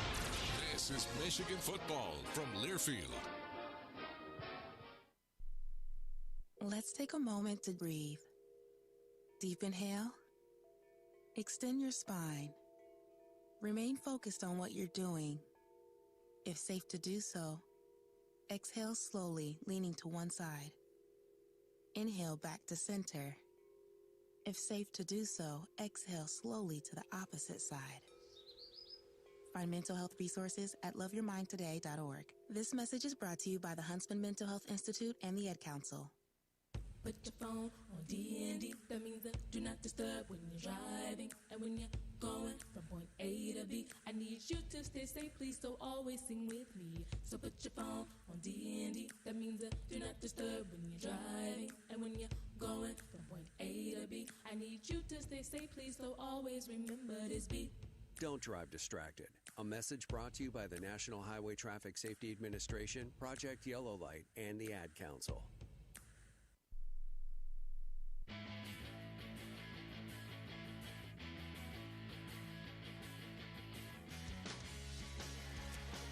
Back here at the Big House, Michigan all over Central Michigan, 35-3. Today's halftime show driven by Jermaine Lexus of Ann Arbor, proud partner of University of Michigan Athletics, online at lexusofannarbor.com. Brian Bush, Jack Miller, high atop Michigan Stadium. Jason Avant down on the sidelines here at the Big House. Jason, let's talk about the aerial attack leading the way for Michigan's offense. 211 passing yards, and Bryce Underwood throwing at 62%. What have you liked? Who is this team? This is Steve Spurrier's Florida Gators team that's going on in the Big House today. I was so surprised to see us throw the ball as much as we did. We came out, I think it was like 6 of the first 7 plays were passes. So it's great to see Samaj get a touchdown and these guys get a chance to make plays on the ball. And we saw that if they have the opportunity that they can make plays. You saw that from McCulley. You saw that from everyone that had their opportunities. Great play on the sideline by Hogan Hansen. But I'm just surprised, but I'm elated as well for these guys. So they try really hard each and every week and never get those opportunities, but today was their time. It's been fun to watch them air it out that way, but even more impressive maybe is Bryce Underwood running the ball himself when it hasn't been there, him taking off, using his feet. They called a couple design quarterback runs, but him just playing football, and when it's not there, take off and go gain yards. I think it's 8 yards. What's he got, 86 yards, something like that with 8 carries. So really impressive to see. He's putting the full game together. It's been fun to watch thus far. I do think Bryce will need to incorporate the slide a little bit more. Yeah. That's one aspect that's important to note. But every Michigan rusher who has had at least one rush has scored a touchdown, including the reverse to Andrew Marsh. Jack, the refurbished offensive line, what have you seen? Yeah, I mean, it's hard to be hypercritical right now, but we are struggling to get pushed running the ball. A bit of a concern. Obviously, Justice Haynes goes down to score. I think Jordan Marshall scored that touchdown that gets called back with Marsh's hold. Disappointing, though. The offensive line, a little shaky, not getting enough movement, playing a little high. You'd like to see that running game get going. You're going to need it, obviously. And here in the second half with a blowout, you can pretty much bank on the fact that they're going to go back to that and try to shore some things up. So that's probably the one weak spot that you could pick at in a 35-3 ball game. Yeah, I'm surprised, Jack, how many stalemates we've had at the line of scrimmage where guys are not getting movement. It's just surprising for Central Michigan. From a drive standpoint for Central Michigan offensively, before that 14-play, 81-yard field goal drive late in the second quarter, Central Michigan had these yardages for their drives: -8, 6, 7, 9, -5. Michigan has really dominated from a defensive standpoint. And Jason, they've done it with some different ways. Jayshon Barham coming off the edge, we knew that. But how about the Cole Sullivan look at edge? What have you seen defensively? Well, they're on a play that I believe it was Angel Flores. He had a run, a nice, decent run, but Cole Sullivan came off the edge and just completely destroyed the left tackle. So I like to see I like those guys in different positions. He's 6'5", he's a big guy, and it's just they're so versatile. Our defense is really versatile, and that's what it's showing you. TJ Guy is not playing today, but you see Jayshon Barham come in and provide 2 sacks in the first half. And also you have other guys like Troy Bowles and other guys that are stepping up to replace him. So our defense is very versatile. The only time that they had movement, Central Michigan, was because of a turnover on our end. Barham's a real problem off the edge. His athleticism is going to be a nightmare for teams to plan against as we go throughout the course of the season. But I like what I'm seeing from the defense. We talked all week about just getting back to the fundamentals, getting back to basics, and being good at that. They've been stout at the point of attack. They've gotten off blocks. They've tackled very well. This defense has been all over Central Michigan. It's great to see them rebound that way. Yeah, 4.5 a yard. Brandon Hillman, what amazing play. That was a critical play in this game. Yeah, Doug and John talked about the open field tackling. That was the best of the bunch, an incredible play. Yeah, and just switching gears real quick, great to see Andrew Marsh get started. Had a chance to see him during training camp and was really impressed with him. And to come out today and kind of have his welcoming party has been awesome. I think he's going to be a really, really good threat for Michigan down the line. It'll be interesting, guys. How does Michigan utilize the second half? If they can keep this significant distance, there's an argument both ways here, Jason. Either you want to keep letting your starters get, especially offensively, get more confidence, get rolling, or do you want to try to test out deep into the depth chart? Where do you stand on it, Jason? No, I say you go and get one more touchdown and you put as many reserves in as you can. It's a long season. It's a Big Ten season. We like to run the football, and we have guys that are banged up. We want to get those guys out of there as soon as possible. Jack, do you agree? Yeah, I totally agree. I think you do one more drive. You want to get the practice and the repetition of coming out after halftime. So you take a break and try to regather yourself. And then the coaches are telling these guys, hey, it's 0-0. So go back out there, be crisp, be efficient, and play good for one more drive, and then get the depth going and get some other guys reps. 35-3, Michigan pounding Central Michigan. That's the halftime show driven by Jermaine Alexis of Ann Arbor. Stay tuned. It'll be Doug Karsh, John Jansen, and Jason Devon bringing the second half. Next, this is Wolverines football from Learfield. Hey, Michigan fans. Is it time to upgrade your outdoor living space? As the #1 brand in premium decking, TimberTech scores big points for real wood looks without the costly maintenance. It will never rot, warp, splinter, or peel. And it's backed by industry-leading warranties, so your deck can perform at the top of its game season after season. TimberTech, official decking and railing partner of Michigan Athletics. Order free samples at timbertech.com. That's timbertech.com. Today's game is brought to you by Progressive Commercial Insurance. Protect small businesses with affordable coverage options. Get a quote today at progressivecommercial.com. This is the Michigan Sports Network from Learfield. It's time to think Ford first. Right now, check out the 2025 Ford Bronco Sport Big Bend at your Southeast Michigan Ford dealers. Easy Plan customers who trade in their current vehicle can lease a 2025 Bronco Sport Big Bend for $369 a month for 36 months, with only $369 cash due at signing. Payment includes waived security deposit, excludes title, taxes, and license fees. Not all buyers will qualify for low-mileage Ford Credit Red Carpet Lease. Payment includes $1,000 RCO cash and $1,000 trade assist. Offers are only valid on package 200A. Take new retail delivery from an authorized Ford dealer stock by September 30th. See dealer for qualifications and details. So lease a Bronco Sport Big Bend for $369 a month for 36 months, with only $369 cash due at signing. Only at your Southeast Michigan Ford dealers. Think Ford first.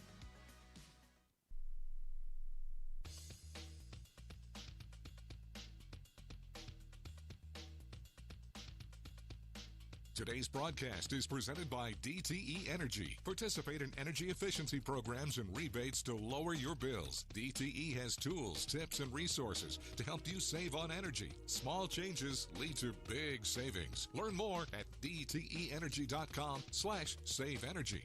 Wolverines, Chippewas. Welcome back to our coverage of Michigan's final non-conference game of the season. Here again, Doug Karsch and John Jensen. 35-3, Michigan on top of the Chippewas. 362 yards of total offense for Michigan to 109 for Central. Really only two plays probably that you can think they really want back. The interception and the missed field goal. But Michigan still 35-3 on top of Central. I thought Hollenbeck in the punt game has provided nothing. No, he has not. Yeah. He has not. They have yet to punt. Yes. Down on the field, Jason Avant. Biff Poggi addressing the team at halftime in his interim duties. What did he have to say to his team?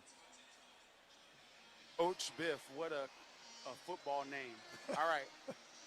To the offense, great balance, don't let up, let's run the ball, impose our will on these guys, knock them off the ball, be consistent in the second half and make them want to quit. To the defense, get lined up every play, be ready. Their only drive for points came when we weren't lined up. Tackle, no extra yards. And to the team, we have a lot of guys that work hard. Let's give them an opportunity to play. Let's finish. Go. Yeah, that's what they'd like to do, I think, is maybe get a drive in, maybe get one more score, and then empty the bench. Hey, that welcome back brought to you by Founders Brewing Company. It's not a Michigan game day without a Michigan-made beer. Founders Brewing Company, proud sponsor of Michigan Athletics. Welcome to Kraft. We'll get another touchback on the kickoff to open half number 2 here in Ann Arbor, and we'll see the CMU offense from their own 25-yard line. And Michigan defensively, one drive allowed, but the new configuration with Jayshon Barham on the edge has been effective. One drive allowed, and they've allowed one 17-yard run. That was by the quarterback. Other than that, I mean, the other longest plays, at another 8-yard run, an 8-yard reception. They have not allowed a reception over 10 yards. And conversely, Michigan's got 10 of them over 10 yards. Jacob Oden is getting a start here in the second half at one of the safety spots. And they'll go with the quarterback, Levis, handing it off up the middle. Jayshon Barham drops the running back, Cornist, for a gain of 1, maybe half a yard on first down. Jayshon's down. This is not something you need. Not on the first play of the second half. He's getting up slowly, trying to get up, and athletic trainer out there. I have no idea what happened. What it appeared was when he tackled the running back, he may have fallen on his shoe, got a bruise on the hip. I'm not sure he didn't get hit down there. That could be the way he is. Jason, can we get an update? Yeah, that's what it looked like he's grabbing, you guys. I don't know what else to say. Well, you can come back from that. It just, for a minute there, it doesn't feel like you're coming back. It made it very obvious. Yeah, okay. All good. Yep. Play 2. They're going to say no gain on that stop by Barham. Second down and 10. Levis, in the shotgun. Takes the snap. We'll hand it off to Cornish running left. And again, no running room. This Michigan defensive front has just dominated the day. Amongst the Michigan tacklers, Rayshawn Benny, Jimmy Roller got in there. And it's a great job by Derek Moore taking on a defender. That's a read option, and quarterback has the choice whether he wants to keep it or not, and he wants no part of Derek Moore, so he hands it off to his running back. And everyone up front right now is doing their job, taking on their blocks, taking on double teams, allowing those linebackers to step up and make plays. Elijah Dotson's in there, a freshman. Jordan Young, or Jacob Oden rather, is in there, a sophomore, and Jaden Sanders, another freshman in that Michigan secondary on this 3rd down and 9. Levis takes the snap, rolls out to the right. Here comes the rush, and he escapes Derek Moore to the 20 and delivers it short of the first down. Gets it to, I believe, his tight end, Dryden, and Jaden Sanders on the stop. It was Tommy McIntosh, rather, on the catch. The transfer from Wisconsin, a DeWitt, Michigan product, short of the sticks. But Levis did all he could to get away from Derek Moore, who had him dead to rights. And Moore's a little slow coming off the field. Derek Moore did all he could to get to the quarterback. So did Cole Sullivan, and I honestly cannot believe Cole Sullivan got mugged. Should have been a holding call on that play. Punt situation for Declan Dooley. The transfer from Illinois puts his left foot into it and sails a punt to Samaj, who signals for a fair catch and makes a diving catch at the 31-yard line. And that's where Michigan will get their first play from scrimmage here in the second half. Well, you got to love the 3 and out, and the fact that they, great job on the defense. Jay Sean Barnum on first down, and you're watching the coverage downfield on third down.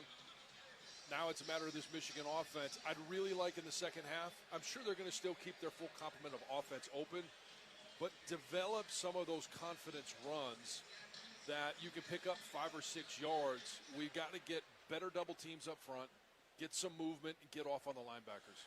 2 receivers split wide right, 1 to the left. That's Channing Goodwin, who now comes in motion and bubbles behind the quarterback, Bryce Underwood, who takes the snap and hands it off to Justice Haynes, running left, 40, 50, 45, 40, down the sideline. Flag is down. Justin Haynes in a foot race to the end zone. Touchdown, but a flag back at the 48-yard line. First play of the second half. That would be 2 weeks in a row if this stands, that Michigan goes a Justice Haynes long touchdown run, but we await the call, and everybody's coming back, and I got to tell you, Evan Link doesn't look happy. Offense number 55. 10-yard penalty from the spot of the foul. Repeat first down. Nathan Afobe. Number 55, it's 20 yards past the line of scrimmage. And that's a spot foul. This is going to be very close to a first down. Actually, after they march it off, the play results in a first down. There you go. That's amazing.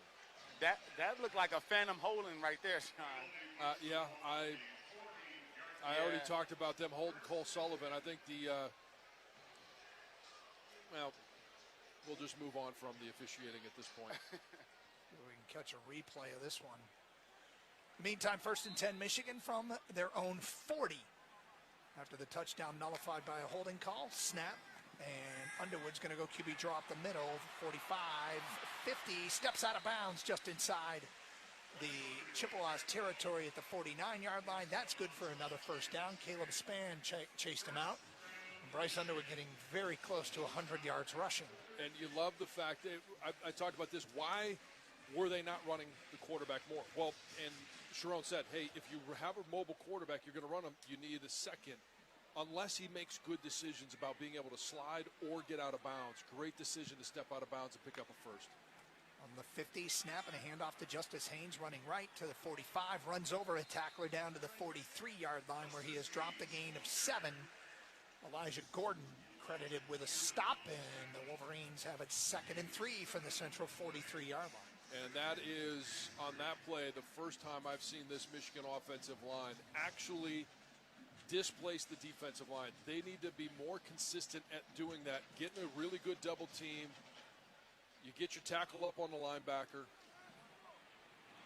2nd and 3 from the central 43. Shotgun, snap, handoff. Justice Haynes running right. Hesitates, turns upfield at the 40, down to the 36-yard line where he is gang tackled by a host of Chippewa tacklers led by Caleb Spann. First down, Michigan down to the central 36-yard line.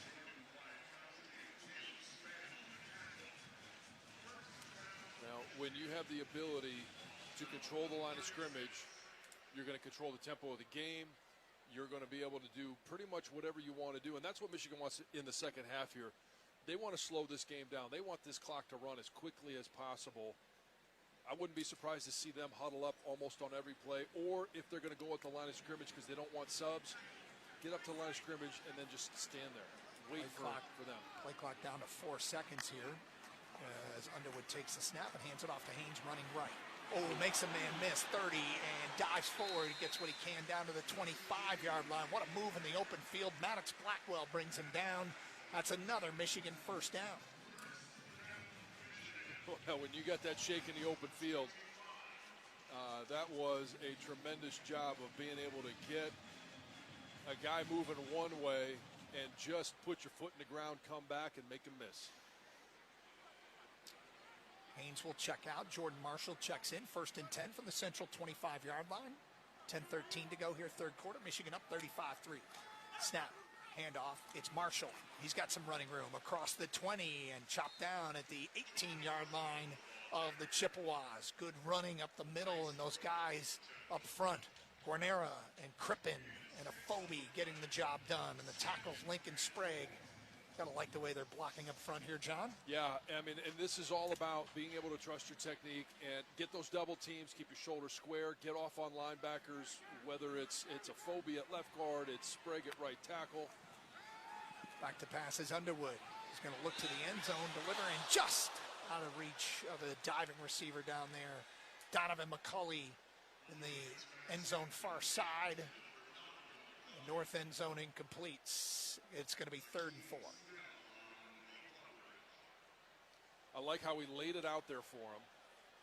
And then, hey, it's not always going to be exactly right on. Let your receiver try and go make a play, but put it somewhere where they're not going to be able to get it. Feels like Marlon Klein time here on 3rd down and 4. They're going to roll Bryce out to the left, and he'll deliver to the other tight end, Hogan Hansen, who's got a first down inside the 15, chopped down by Elijah Ricard. And the Wolverines move the chains again down to the 12-yard line. Boy, Bryce is so good on the move, isn't he? He is, and he's getting so comfortable of being able to get on the move, deliver the ball, and make good decisions. 9:08 to go, 3rd quarter. Michigan looking to add to their 35-3 lead. They're back in the red zone again, 1st and 10 from the Central 12. Snap. They're going to roll Underwood out, and he'll deliver to Marlon Klein this time inside the 5, down to the 4-yard line, where he is tackled by Elijah Ricard again, and the Wolverines knocking on the door once again. Well, and here's the thing is, because he does such a good job and has such great range of motion, he's able to roll to the left, and you see him almost square up while he's still running and be able to deliver a strike to the tight end. You can roll right, you can roll left. That is just so favorable for Chip Lindsey to be able to call this offense. Snap and a handoff, and bouncing it outside is Jordan Marshall into the end zone for a Michigan touchdown from 4 yards out, and the Wolverines extend the lead to 41-3.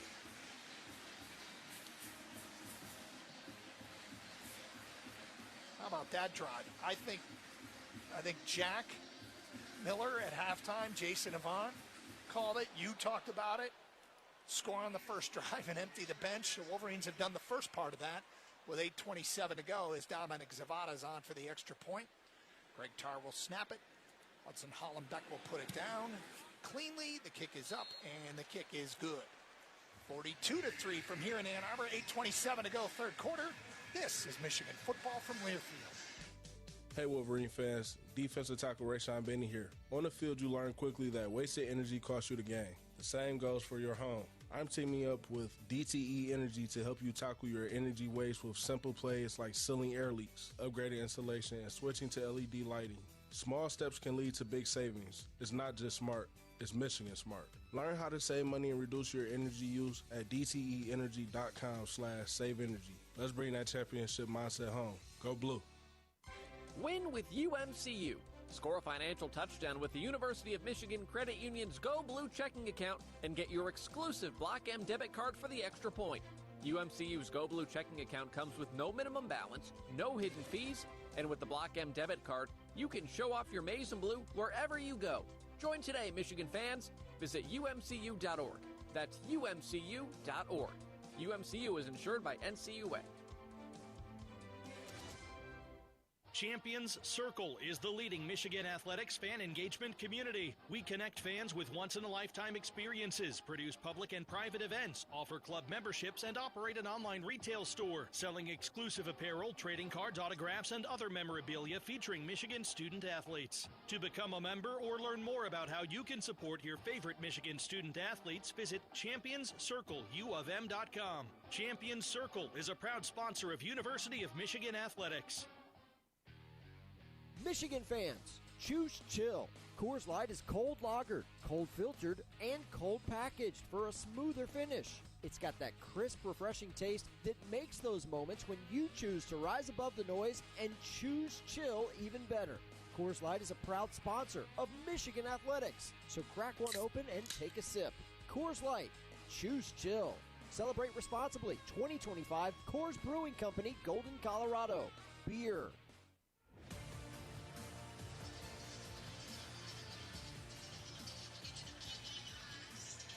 42-3, Michigan on top here at the Big House midway through the third quarter. Let's pause 10 seconds for station identification. This is Michigan football from Learfield.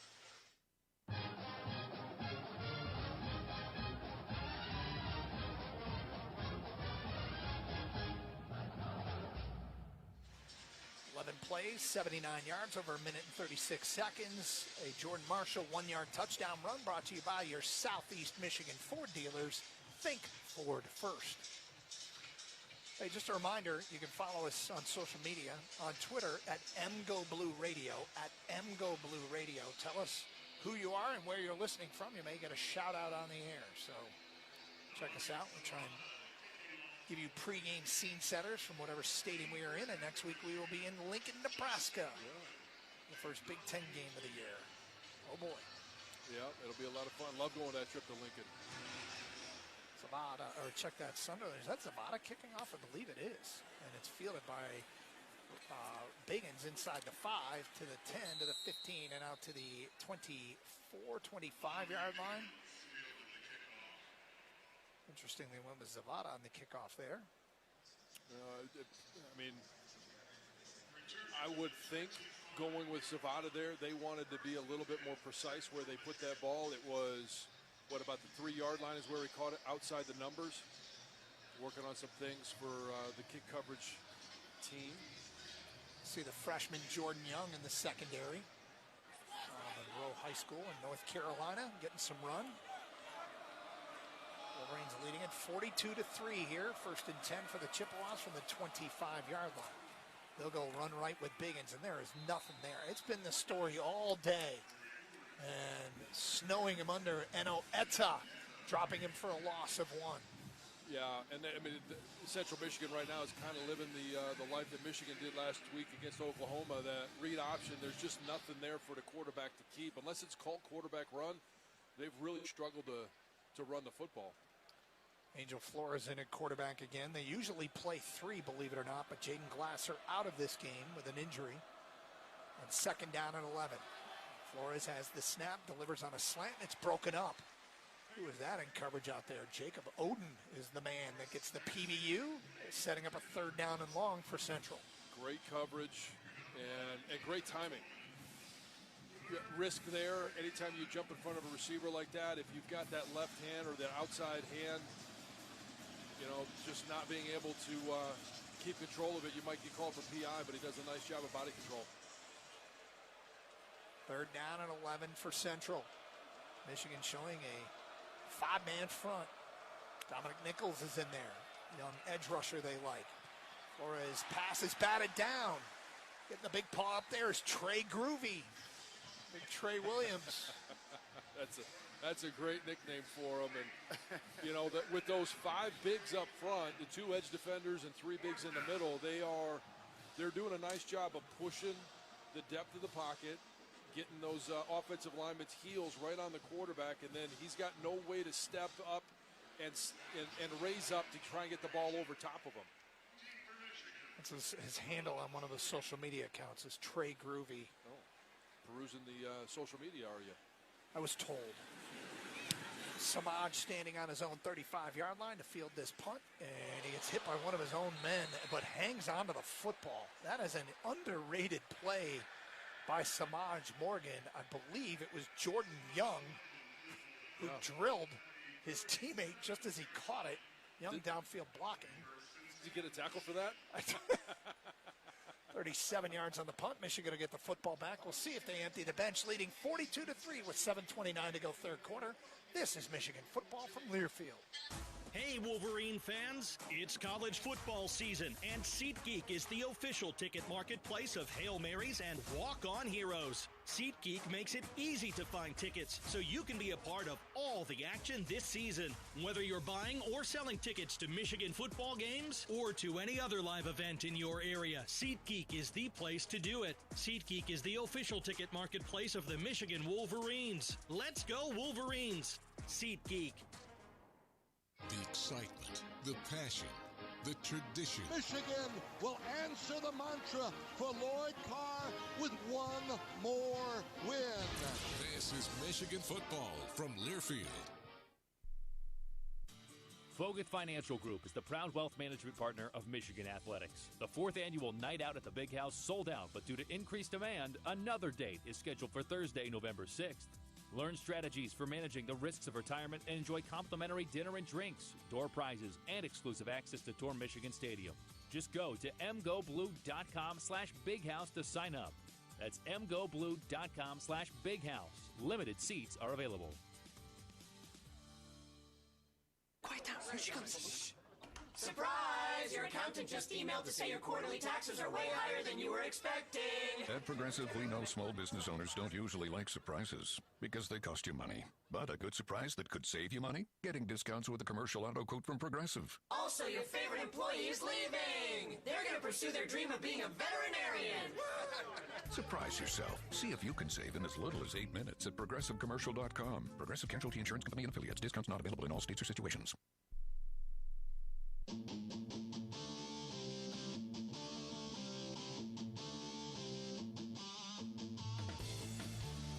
Morgan & Morgan is America's largest injury law firm and a proud partner of Michigan Athletics. 42-3, Michigan on top of Central. 7:29 to go here, third quarter.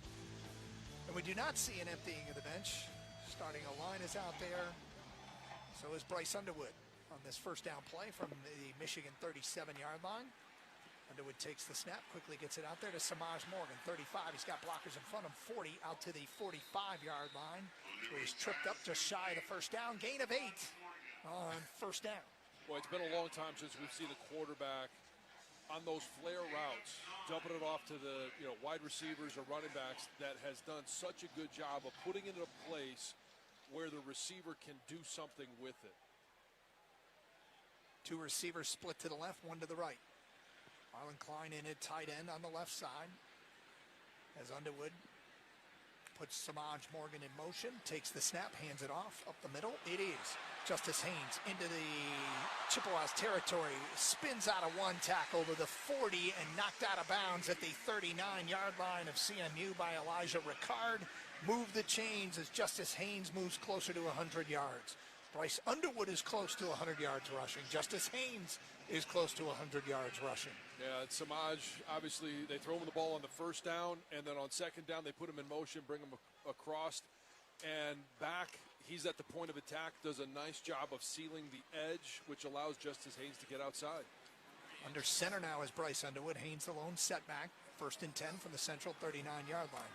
Hand off to Haynes running right. He's got a little bit of room across the 40 down to the 35-yard line. Turns into a gain of 4 on first down. And we said we wanted to see more 4, 5s, and 6s today for the Michigan rushing attack. The explosives have been great. There wasn't that consistency. But even without Gio El-Hadi today, they're getting the job done up front. The running backs, some good hard running. Yeah, we saw it on that opening drive. 4, 5, 6 yards, a bunch of 7-yard runs by Haynes and Marshall. Haynes at 88 yards rushing right now. Bryce Underwood at 96. 2nd down and 6 for the Michigan offense. It's going to be Haynes up the middle across the 30, carrying tacklers down to the 27-yard line. And that's good for another Michigan first down. Jayon Jackson on the tackle at the 27. 1st and 10 Wolverines, 5:22 to go third quarter. Yep, that's the whole key right now. Move the sticks, let that clock keep running, and then find ways to continue to develop confidence in this O-line. I think we're going to see them. Maybe this is the last drive, but I think we'll see more of them simply because they've got to find a way opening up that Big Ten season next week. They've got to be operating at a high level. Snap, handoff, Haynes running left. Breaks one tackle in the backfield. That's Jordan Marshall inside the 25 down to the 21-yard line. Is the sophomore out of Cincinnati, actually a redshirt freshman. And a gain of 6 on first down. Well, we've talked so much about Justice Haynes. Haven't seen a lot from Jordan Marshall just because it's always been, hey, give the ball to the hot hand. Love to see him get going as well. You develop that 1-2 punch in the backfield, now you become really dangerous. And shoot 1, 2, 3 with Bryce. 2 receivers split wide right. That's McCulley and Marsh. Jalen Hoffman in there, tight end, flank to the left. Little toss sweep to Marshall, 25-20, and steps out of bounds at the 19-yard line of the Chippewas. Leviah Brown forcing him out of bounds. Late flag all the way back by the back judge, who's standing in the end zone. He's 20 yards away from the line of scrimmage. It's really 12 men on the field type of penalty. Looks like the penalty is on Michigan. After the play, personal foul. Offense number 4, late hit. 15-yard penalty. Give you second down. Well, Andrew Marsh. Overzealous. Yeah. Jason, did you see it? No, I didn't get a chance to see it. But he going to have to grow up here soon because you got to be dependable down the stretch of the season here. It's only so many rookie mistakes you can have. He checks out of the ball game, and Fred Moore checks in. That backs Michigan up on this third down because it was after the play, and make it 3rd and 16 from the central 32-yard line. Handoff, it is Marshall running left. He breaks a couple of tackles inside the 20, and he's close to the first down. Caleb Spann brings him down. What a run there on 3rd and 16. It's going to be 4th and 1. Yeah, I think they line up and go for it. I want to give Zavada some confidence? No. Okay. Run some more time off the clock. I think it's going to be a little bit more important to have confidence in your offensive line that you could pick up a 4th and 1. I know Zavada's probably shaking his confidence a little bit, having missed 2 kicks in back-to-back weeks. They got Blake Frazier in there as an extra offensive lineman. Jordan Marshall is deep as Bryce Underwood under center. Takes the snap. Play action. They're going to roll Bryce out. He's in trouble back there. Now he's going to come back the other direction. 20, 15, 10. Bryce Underwood inside the 5. Makes a man miss to the end zone. Over 100 yards rushing today. Converting the first down and getting into the end zone as Bryce Underwood, and Michigan leads it 48-3.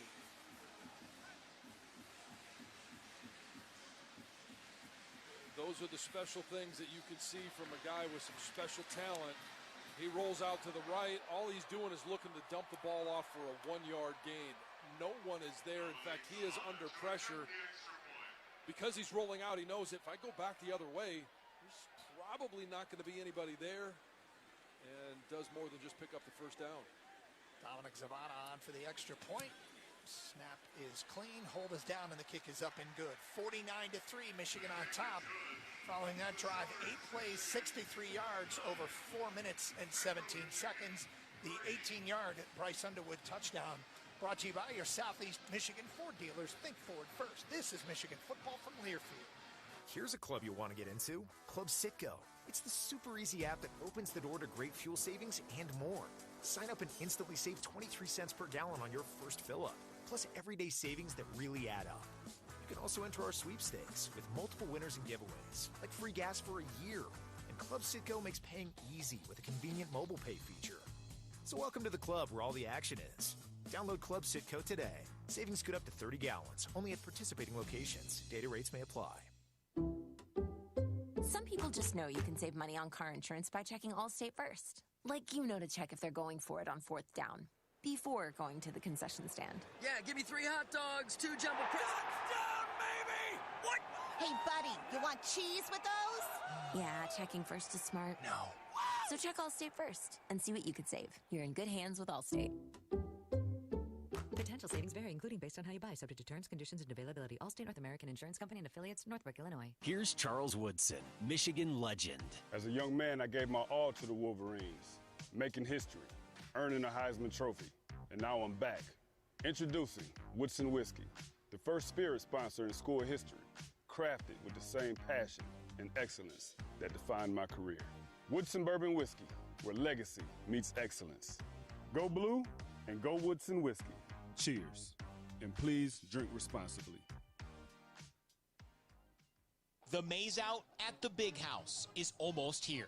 The Wolverines host Wisconsin on October 4th, and all fans are encouraged to wear maize. You can still secure seats for the matchup with the Badgers by heading to SeatGeek, the official ticket marketplace of the Michigan Wolverines, so you can go blue, wear maize, and cheer loud on October 4th when Michigan meets Big Ten foe Wisconsin for the annual Maze Out game at Michigan Stadium. Today's broadcast is presented by DTE Energy. Participate in energy efficiency programs and rebates to lower your bills. DTE has tools, tips, and resources to help you save on energy. Small changes lead to big savings. Learn more at dteenergy.com/save energy. Now, let's return to the Big House for more of Michigan's clash with Central Michigan. 49-3, Michigan on top of the Central Michigan Chippewas with 3:12 to go here, third quarter. Wolverines will kick off following the 18-yard touchdown run by Bryce Underwood, who now has 114 yards rushing. In the meantime, Justice Haynes is 4 yards shy of going over 100 yards. Yeah, we talked about getting the running game going here in the second half. Yeah. 134 yards on the ground versus 0 for Central Michigan. They got Beckham Sunderland back in there to kick off. Zavada kicked off the first time. Nari Biggins is deep for CMU. And Sunderland booms that one out of the northern end zone. Wolverines leading at 49-3. Let's go to the update desk as we get a timeout. Let's go to the update desk for our guy, Rob Joyce. Scores from around the country. Anything interesting going on, Rob? Not going to lie. Not really. Right now, at least in the Big Ten. Oregon's all over Northwestern, 31-0 late in the third quarter. Wisconsin is down at Alabama, end of the third quarter, 35-7, and the Tide have first and goal when the fourth quarter begins. Wisconsin's only touchdown, a kickoff return for a touchdown early in the third, after they give up an 80-yard touchdown to lead to the kickoff. Nebraska blanking an FCS team. Houston Christian 45-zip. Maryland 41-0 over Towson. Everything else still to come. 3:30, Purdue, USC, the highlight. Penn State, Rutgers, Michigan State all play FCS opponents tonight. More MAC schools. Ohio State hosts Ohio. Illinois welcomes in Western Michigan. Both of those get underway at 7. Iowa's at home against UMass at 7:30. And then Minnesota heads on the road to Cal for a 10 o'clock kick from Berkeley. Nationally, the big game of interest right now in the ACC midway through the third quarter.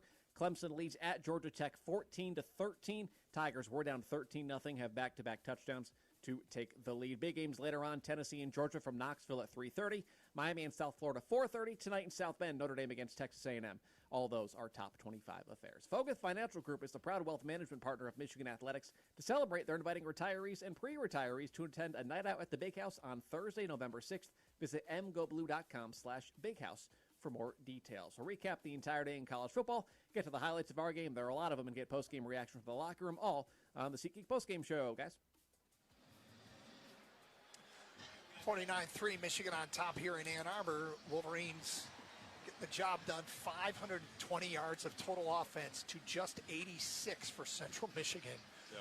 Total domination today. And, John, this is exactly what the doctor ordered coming off the Oklahoma game. The team held a players-only meeting during the week. And talking to Sharon on Thursday, Coach Moore, and he said, I don't know what was said because it was players only. Yeah. But the captains met with him, wanted to do it, and he heard good things about one player in particular speaking to his teammates, Derek Moore. I mean, there's a reason he's elected captain. And, I mean, this is a week where you got to have your captain step up. And whether it's a players-only meeting, it's setting the tone at practice. And the defense has certainly been able to do that. They've got 5 3-and-outs to this point. They added another one there where they didn't convert on a fourth down. They've got 2 drives where they actually extended drives, that 81-yard drive for a touchdown, and then they've got another one for 6 plays, total of 7 yards. Seeing Josiah Edmond in there for the first time. Chase Taylor as well on the Michigan defensive linebacker, a freshman.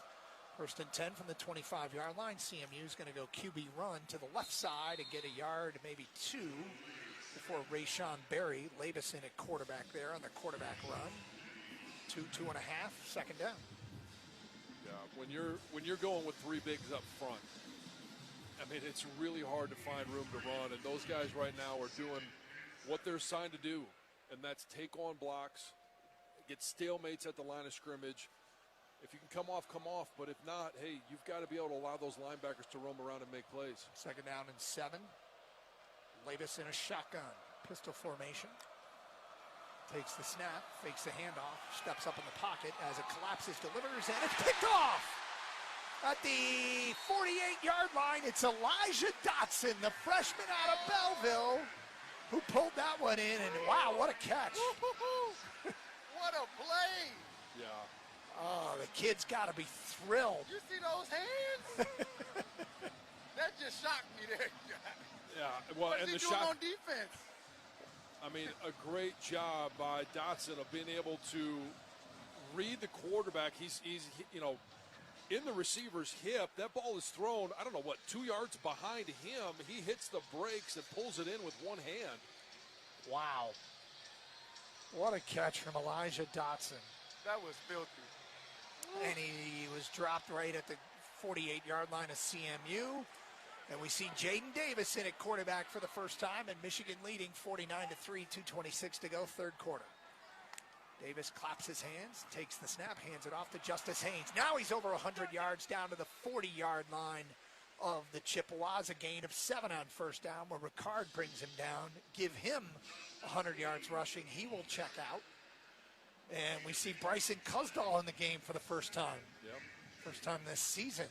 A walk-on who really impressed them out of Forest Hills East High School, junior from Grand Rapids. He's in a pistol formation behind Jaden Davis on the 2nd down and 2. Snap, hand off to Cusdahl running left, cuts up field at the 40. Now he's backing up across the 35, spun to the ground at the 34, and moved the chains. Cusdahl's first carry. And a lot of talk about Cusdahl, a lot of talk about Jasper Parker, Micah Apana. Like, all of these guys are doing what they got to do to find ways to get in the game. But just right now, it's hard to do it with the way Justice Haynes and Jordan Marshall have been playing. But this is their opportunity to show, hey, I can get in the game. I can actually hit some of those holes and pick up some yardage and turn the chains over. Up front, Blake Frazier now in at left tackle. Lawrence Hattar in at right guard. Snap from under center here for Jaden Davis from the 34-yard line, and they're going to hand it off to Simpson on a jet sweep. 30, 25, and knocked out of bounds at the just shy of the sticks, or did he get the first down? It was Anthony Simpson, the transfer from UMass, just shy of a nope, they're giving him the first down at the 24-yard line. I mean, it's just a nice job on one side where you've got Jalen Hoffman setting the edge. He's been the guy that they've turned to now that Max Bredesen is out of the game. He sets the edge, and it's where Simpson is able to gain some yards. From the 24-yard line, 1st and 10, Jaden Davis in a shotgun pistol formation with Cusdahl behind him. Snap, handoff, Cusdahl, 25, 20. Road grading that Michigan offensive line as they push down to the 23-yard line. Another good gain on first down for Bryson Cusdahl. Well, with so many injuries up front, I mean, with, you know, Afobe and Brady Norton already trading on that right guard spot. We saw Guanera earlier today. I thought he played well. Now Hattar is in there. Blake Frazier's in there. These guys need to be game ready, and this is a great opportunity for them to get some quality reps. And that was the final play of quarter number 3. Michigan leading Central Michigan 49-3 here at the Big House. We'll have the 4th quarter when we continue from here in Ann Arbor. This is Michigan football from Learfield. Double dynamite. Tim McGraw. With special guest Travis Tritt. Friday, September 26th at Soaring Eagle Casino and Resort. The Soaring Eagle Summer Outdoor Concert Series. And it's a great Join the Hill Party. Get your tickets now, starting at $58 at the box office or etix.com. Living it up with Tim McGraw and Travis Tritt. September 26th. SoaringEagleCasino.com. 45 Big Ten championships, 12 national titles. This is Michigan football from Learfield. We asked parents who adopted teens to share their journey. When I met both of them, it was like my missing pieces were found. Like it was just like an instant, these are my kids. If you're considering adopting a teen, just do it. Kids need families. I don't care the age, everybody deserves a family. Learn about adopting a teen from foster care. Visit adoptuskids.org to learn more. A message brought to you by Adopt US Kids, the U.S. Department of Health and Human Services, and the Ad Council.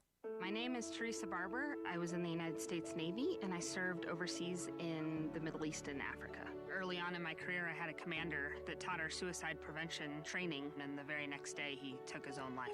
90% of suicide attempts involving a gun are fatal. My way of continuing my service is to help protect my community by being a responsible gun owner and by storing firearms safely. Store all your guns securely. Help stop suicide. Brought to you by End Family Fire and the Ad Council.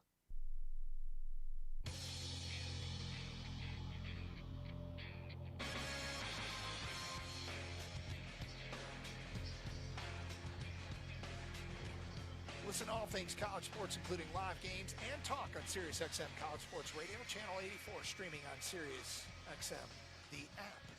Hey, we have sad news here. As a member of the Michigan family, former tennis coach Brian Eisner passed away yesterday. Coached at Michigan from 1969 to 1999. He had 18 Big Ten championships, including 16 in a row. He was inducted into the Hall of Honor at Michigan in the Intercollegiate Tennis Association Hall of Fame. Brian Eisner passing away yesterday. Our thoughts are with his family. Meanwhile, here in the fourth quarter, 49-3, Michigan on top. And the Wolverines getting some depth guys some run here as they're knocking on the door in the red zone once again on a drive led by Jaden Davis. And another group of substitutions up front on the offensive line here. Blake Frazier, Lawrence Hattar getting some run. And we got Guarnera in at center here. Snap to Davis. Hand off to Kuzdal running left. Ooh, he's got a seam down to the 10. Down to the 7-yard line is Bryson Kuzdal. And the Wolverines will have it first and goal. Wow, I really he is hitting that hole hard. Doing a great job of getting north and south. And right now, especially on that left side with Nathan Afobe and Blake Frazier, boy, they're syncing up really well. Is it Mikey Keenan at quarterback? No, my apologies. Jaden Browder in at wide receiver. Okay, the freshman split out wide left. Snap, hand off to Kuzdal up the middle. Road grading down to the 1. Boy, the push up front from this Michigan offensive line, John. I know you love it. Oh, there's no question. And this is something that, like I said before, all of those guys, they are one snap away from being in the game. Snap, handoff, Kuzdal off the middle into the end zone. Touchdown, Wolverines. Bryson Kuzdal, his first career touchdown, and Michigan extends the lead to 55-3. Great moment for that young man who has earned his spot on the depth chart from walk-on to the third-string running back. And with Micah Apana hurt once again, you never know when a guy might be needed, as you just mentioned. And Kuzdal with his first career touchdown run, and the Wolverines on to kick the extra point. Dominic Zavada out of the hold of Hudson Hollenbeck. Snap is clean from Greg Tarr. The kick is up, and the kick is good. No passes on that drive. You had runs of 8, 6, 10, 6, 11, 6, and 1 to obviously get in the end zone. Great push up front.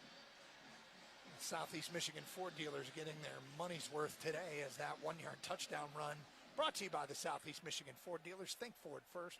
7 plays, 48 yards, over 3 minutes and 25 seconds, 56-3 the lead.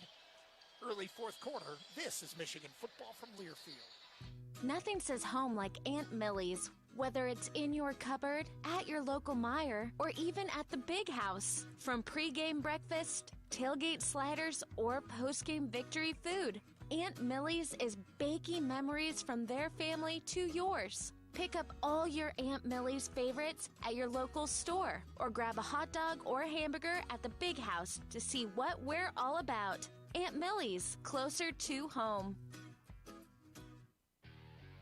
Michigan fans, choose chill. Coors Light is cold lagered, cold filtered, and cold packaged for a smoother finish. It's got that crisp, refreshing taste that makes those moments when you choose to rise above the noise and choose chill even better.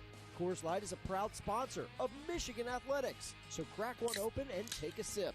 Coors Light, choose chill. Celebrate responsibly. 2025 Coors Brewing Company, Golden, Colorado. Beer.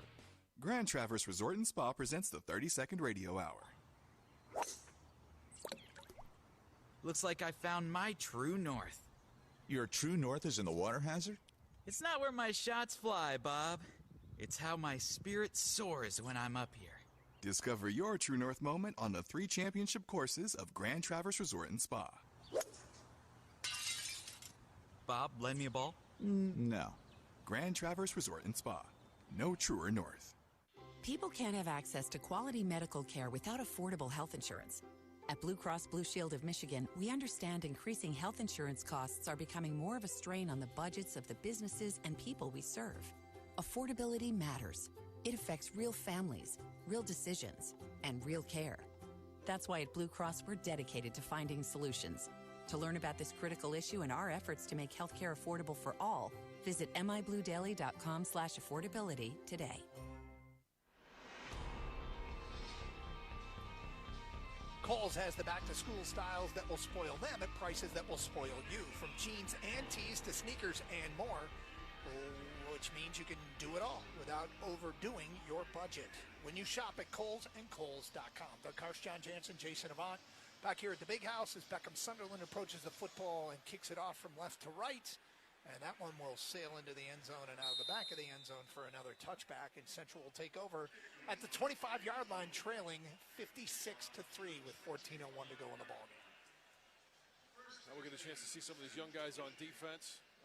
And we saw in that last time defense was on the field, Dom Nichols was in there. See a lot more of Nate Marshall.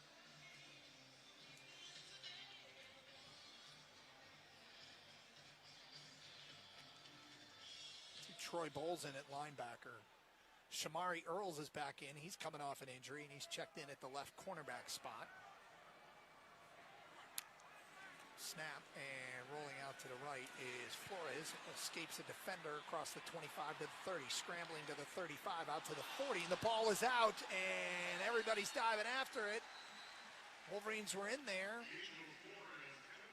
Michigan saying it's their football, and it is. Great pursuit by Troy Bowles. He's the one that caught him from behind. Some missed tackles, some missed opportunities in the backfield. But Troy Bowles did a great job of hunting down the quarterback. And when he comes through, you got to punch, you got to rip. He swings at the ball, knocks it loose. Michigan ball again. Recovered by Manuel Beigel. Nate Marshall is injured on the play. They're helping him to the tent right now. Don't like that. Michigan will take over at the Central 45-yard line, 13:50 to go, and they lead it 56-3. Jaden Davis continues at quarterback, and we see for the first time today the freshman Jasper Parker in the backfield, who will get the carry running left across the 40. Dances outside and fights for a first down at the 35-yard line. Move the chains. The first run for Jasper Parker goes for 10 yards. Bigger back there, 6'4". Yeah. Had a chance to talk to Coach Alford earlier in the week, and, I mean, he loves Jasper Parker. And I asked him the same thing, like, how does he get more time? And for him, it's not about his skill. He may be the most talented back in that room. It's about being able to pick up some of the blitzes, being able to read the defenses a little bit more, things that you don't do in high school.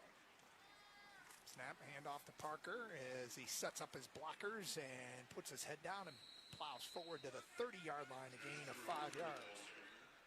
He attended the same high school as current Michigan wide receiver coach Ron Bellamy, played for the same coach, Hank Tierney. Teammate of fellow Wolverine Jacob Washington at high school.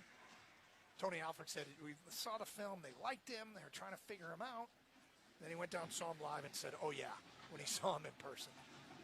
Yeah, I mean, you mentioned 6'4", like he's built different. Second down and 5. Snap, handoff to Parker, running left. A lot of running room as he gets close to the first down to the 26-yard line as Jasper Parker. And that'll be third and short. One of the things that he does really well, we saw it on that first down run, it's his patience. Being able to get behind. We're getting a really good movement up front now by the offensive line, but getting in there and settling down and then waiting for something to open up. When it does, he's so quick to be able to hit it. Michigan 6 of 8 on third down in this game. Looking at a 3rd and 2. Parker in the backfield off the right hip of Jaden Davis. 2 receivers split wide right. Unbalanced line to the right. Snap, handoff, running right. Jasper Parker first down inside the 20. And the Wolverines move the chains once again into the Central red zone with 11:48 to go and a 56-3 lead. Churning out that ground game. It just does, even at this time, where you got guys in there that may be called upon. You don't never know. Maybe it's next week against Nebraska. It's down the road against Purdue, or when we get a chance to go to Wrigley against Northwestern. Some of these guys are going to be called upon to be able to go in and perform. Hand off to Parker running left, 20. Oh, he got tripped up at the 16-yard line, and touchdown saving tackle as there was nothing but green turf in front of him. Victor Earl on the stop, a redshirt freshman out of Romeo High School. He knew it too. He felt it. He thought he was going to break away and just got tripped up by a shoelace running around the left side. Michigan 3 yards away from 600 yards of total offense today. Second down from the 16-yard line. Davis in a shotgun, takes the snap. Hands it off to Parker, running left. Makes one man miss and puts his head down, gets close to the first down at the 10. I'll mark him just shy. It's funny, I was talking to Coach Moore earlier this year, and I said, are you ever happy after a game? And he said, not unless we have 400 yards rushing. 367. We'll see if they get there. Not going to be able to get there on this drive, but plenty of time left. 3rd and 2 from the 12. Parker continues in there at running back. Jaden Davis continues at quarterback. We do see Connor Jones in there at right tackle. Snap. Handoff. Parker first down at the 10 to the 5. Parker towards the goal line, and he's chopped down just short, but Michigan will have it 1st and goal from the 1-yard line as Parker explodes up the middle. This kid looks good. He does, and I think he caught the official off guard. The official was the 12th defender there. He wasn't able to cut back because the zebra was standing in his way. 1st and goal from the 1-yard line. Jaden Davis at quarterback, Jasper Parker in the backfield. Off the left hip of Jaden Davis. Snap. Handoff. Jasper Parker in. He's going to be short of a touchdown. Good penetration in the center of that defensive front for the Chippewas. It'll be 2nd and goal. Inside 9.5 minutes to go in the ballgame. Now it's a chance for these young offensive linemen. What does it take to score from the 1-yard line? It's different. It's a lot different than it is to convert a 3rd and 1 at the 50. 2nd and goal from the 1. Jaden Davis in a shotgun, takes the snap, hands it off. Jasper Parker close to the goal line. He got chopped down. Officials running in, and indeed, touchdown, Jasper Parker. And the Wolverines extend the lead on a freshman touchdown run. Jasper Parker, 62-3. Well,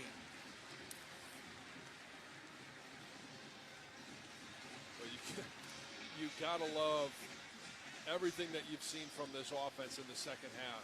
I mean, they set the tone early on, scored on the first 2 drives of the first half. And then you always wonder, is there going to be a letdown in the second half? Is there going to be are there going to be some minor mistakes, just young players not in there, understanding what they've got to do, making a couple of errors? Not the case here today. A couple other young offensive linemen. Ben Roebuck was in there. Caden Strayhorn was in there. Kick is up, and the kick is good from Dominic Zavada. The extra point makes it 63-3 here in Ann Arbor with 9 minutes to go in the football game. Wolverine drive, 45 yards in 9 plays, over 4 minutes and 50 seconds, concluding in a 1-yard touchdown run by Jasper Parker, brought to you by your Southeast Michigan Ford dealers. Think forward first. This is Michigan football from Learfield. Hey Michigan fans, is it time to upgrade your outdoor living space? As the #1 brand in premium decking, TimberTech scores big points for real wood looks without the costly maintenance. It will never rot, warp, splinter, or peel. And it's backed by industry-leading warranties, so your deck can perform at the top of its game season after season. TimberTech, official decking and railing partner of Michigan Athletics. Order free samples at timbertech.com. That's timbertech.com. Today's game is brought to you by Progressive Insurance. Insurance for motorcycles, boats, and RVs. For protection on the road and on the water. See how much you can save at 1-800-PROGRESSIVE and Progressive.com. This is the Michigan Sports Network from Learfield. It's time to think Ford first. Right now, check out the 2025 Ford Bronco Sport Big Bend at your Southeast Michigan Ford dealers. Easy Plan customers who trade in their current vehicle can lease a 2025 Bronco Sport Big Bend for $369 a month for 36 months, with only $369 cash due at signing. Payment includes waived security deposit, excludes title, taxes, and license fees. Not all buyers will qualify for low-mileage Ford Credit Red Carpet Lease. Payment includes $1,000 RCO cash and $1,000 trade assist. Offers are only valid on package 200A. Take new retail delivery from an authorized Ford dealer stock by September 30th. See dealer for qualifications and details. So lease a Bronco Sport Big Bend for $369 a month for 36 months, with only $369 cash due at signing. Only at your Southeast Michigan Ford dealers. Think Ford first.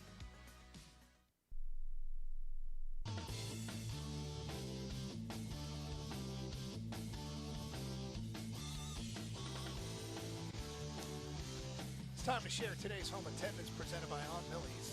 Today's attendance, 110,740, a 325th consecutive crowd of more than 100,000 fans at Michigan Stadium. Nothing says home like Aunt Millie's. Whether it's pregame breakfast, tailgate sliders, or postgame comfort food, Aunt Millie's is baking memories from their family to yours. You can pick up all your Aunt Millie's favorites at your local Meijer. Aunt Millie's, closer to home. So, John, we mentioned earlier that 114 yards rushing for Bryce Underwood.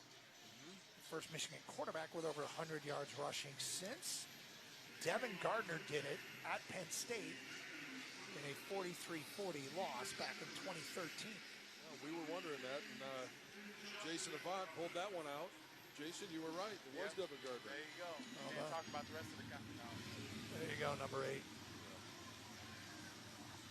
Sunderland will kick off for the Wolverines here with a 63-3 lead and 9 minutes even to go in the ballgame.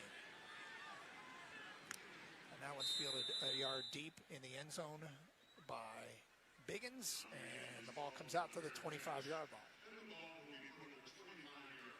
Well, we have yet to see Hudson Holland back. 0 punch, but we've seen a lot of Dom Zavada with obviously the one missed field goal, but 9 PATs. Yeah, snap hold. Holland back is the hold. So we have seen him hold. We have seen him, yes. Held. He has touched the ball. Yep. First and 10 for the Chippewas from their own 25-yard line. It's Levis at quarterback, and he'll hand it off up the middle to Townsend, who gets it out to the 27-yard line. Brock Townsend, a freshman out of Caledonia. And Benny Patterson on the stop for the Michigan defense. Gain of 2. Yeah, it's nice to see some of the young guys. Benny Patterson getting a chance to get a little of experience. And that's the one thing. Wink absolutely loves. I don't know if I've talked to another coach. In fact, I was just talking to him Wednesday at practice. And he loves moments like this where guys who have put in all the time get a chance. He gets to empty the bench. It's one of his favorite moments about being a college coach now. Snap and a toss pitch to Townsend, and he's dragged down by Chase Taylor, the freshman out of Ellenwood, Georgia. Give him a stop, no gain. Biff Poggi's got to be enjoying himself. In spite of the fact that Michigan politely requested that he wear sleeves today, hasn't impacted the performance of the football team at all. Well, I'm surprised he didn't go with the Wink look. Wink never wears the sleeves. No, but he has an undershirt underneath. I think Poggi likes going no undershirt. Third down and 7 here for the Chippewas. Levis back to pass. Gonna let it go down the far side, and he's got his man caught out near the 50 for a first down. I believe it's to Corian Temple. Oh, my apologies. Justin Ruffin on the catch. 9, not 8. And it was Kanoya Winston on coverage there for Michigan. Ruffin, a freshman, his first catch of the game. Nico Andrighetto is in the game and did a great job of applying pressure. Bought a secondary safety off the edge of the line of scrimmage, puts a hit on the quarterback. Clock running, 7:03 to go. First and 10 Chippewas from their own 47. Davis hands it off to Townsend, running right, 45-50, and he's chopped down right there. A pair of Wolverine defenders, including Jordan Young. He was in there. Also Winston on the stop, gain of 3. Chibi and Wuna in there as well. Everybody loves seeing the bench get emptied, except for perhaps the people who are in charge of the participation charts. A lot of numbers. Yeah. Second down and 6. Snap. Levis has it. Handoff up the middle. It's Townsend into Michigan territory. Gain of 2 down to the 48-yard line. Townsend with another carry. Dominic Nichols leading the Michigan tacklers. That'll be third down and 5 for the Chippewas with 6:04 to go, clock running.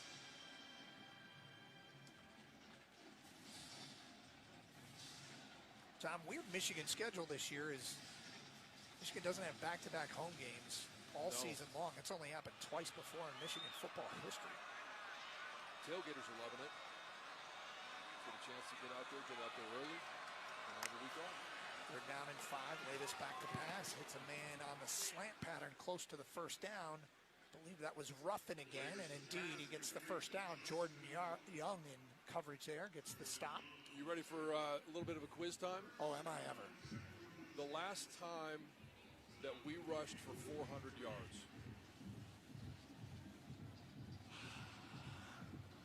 We're currently at 377, 378. I don't know, Jason, you got the last trivia question, so I don't know. The last time we rushed for 400? 400? It had to be one of those playoff teams. They love to run the ball. Hand off to Townsend up the middle, gets a yard, maybe. It was the second playoff team, October 15, 2022 versus Penn State. Rushed for 418 yards. That game was here, right? Yeah, that one was here. Yeah. Blake Corum and Donovan Edwards went crazy. Yep. I got a couple more for you, but I don't want to jinx it because they're 60-plus point games. Well, we could say that. We got 60 points. I'll get that one to you here in a minute after this play. Second down and 9 for the Chippewas from the Michigan 42-yard line. Snap, handoff, and no gain. Okay. Swarmed under at the line of scrimmage as Townsend again. Let's check that Rose on the carry. Bobby Kenka in there with the stop. Last time Michigan scored more than 60 points in a game. Last time Michigan scored more than 60? Yep.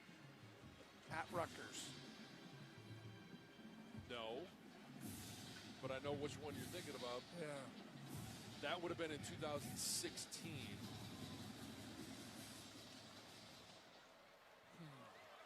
Third down and 10 here for the Chippewas. Snap, and they're going to run it and get nothing. Boy, shooting into the backfield there.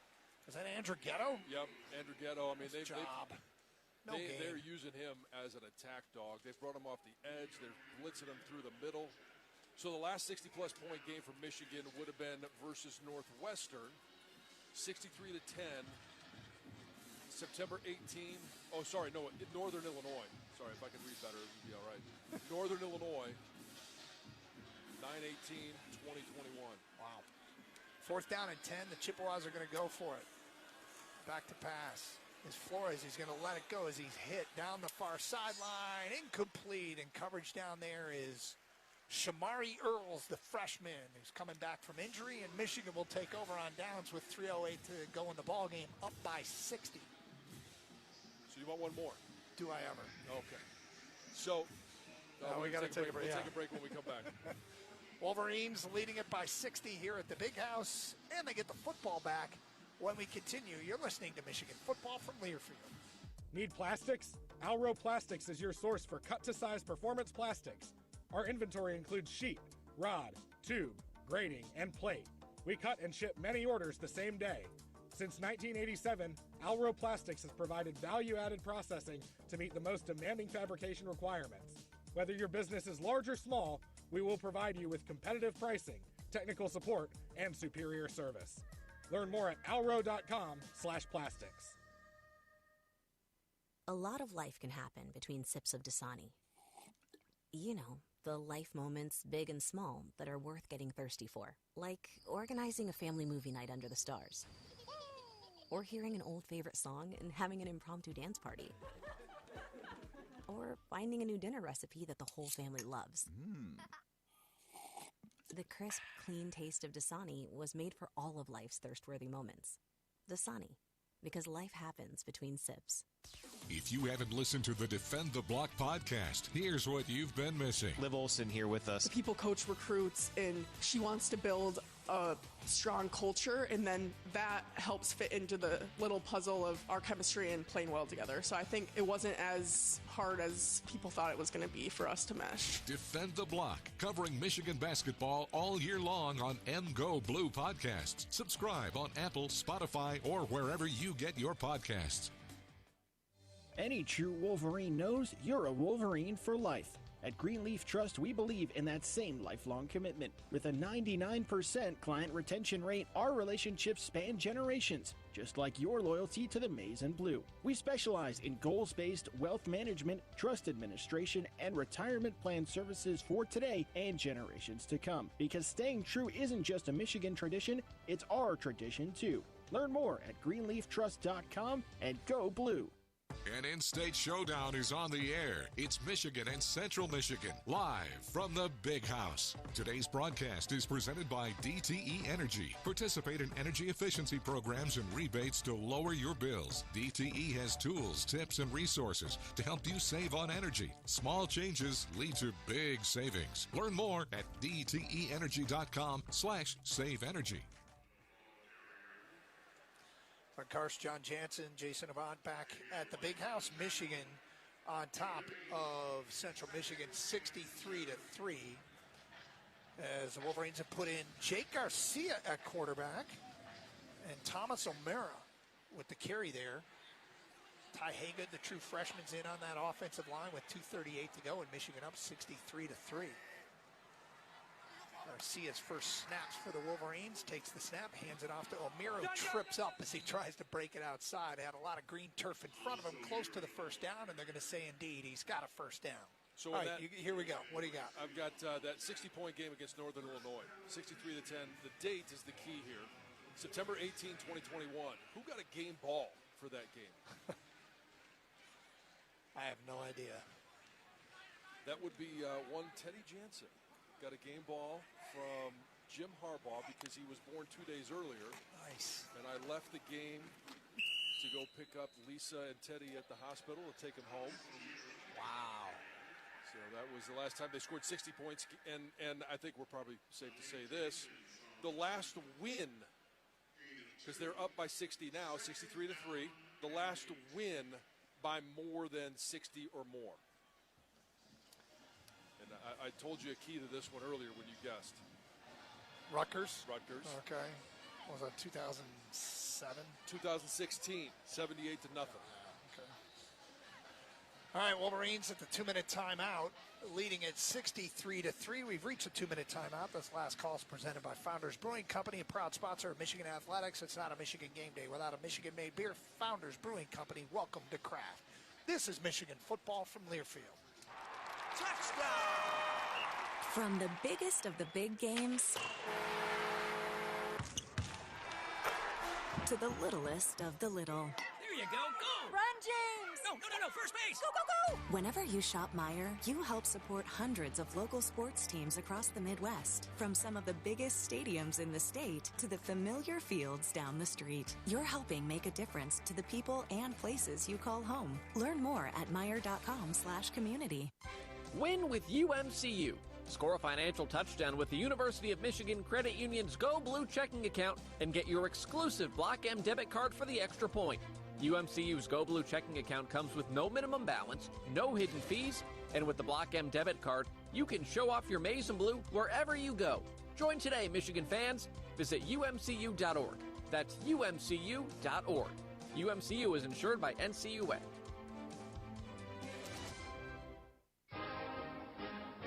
It takes hard work to be the best in the game. Planning, commitment, resilience, sweat. That's why Old Dominion Freight Line, the #1 national LTL carrier for quality, works hard to be the best in the game and is proud to support those striving to be the best in theirs. Old Dominion Freight Line, exclusive freight partner of Michigan Athletics, helping the world keep promises. Experiencing a Wolverines game is a lot like life. We honor traditions. We shed tears for a loss, but also for a win. And every time we step on the field, it's a chance for greatness. Farm Bureau Insurance sees the connection and is a proud sponsor of University of Michigan Athletics. From financial security to a helping hand, Farm Bureau understands the experience matters. Find an agent who can protect what matters to you. Before we continue, let's pause 10 seconds for station identification. This is Michigan football from Learfield.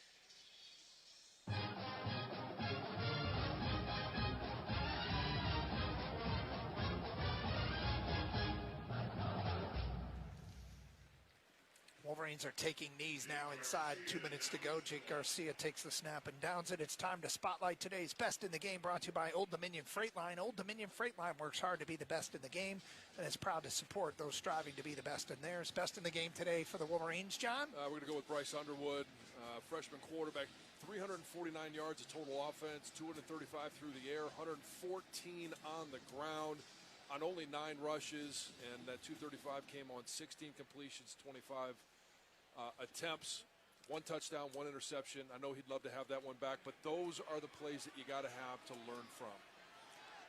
As Garcia lines up and takes a snap and has to kill a few seconds before he takes a knee. With 1:06 to go.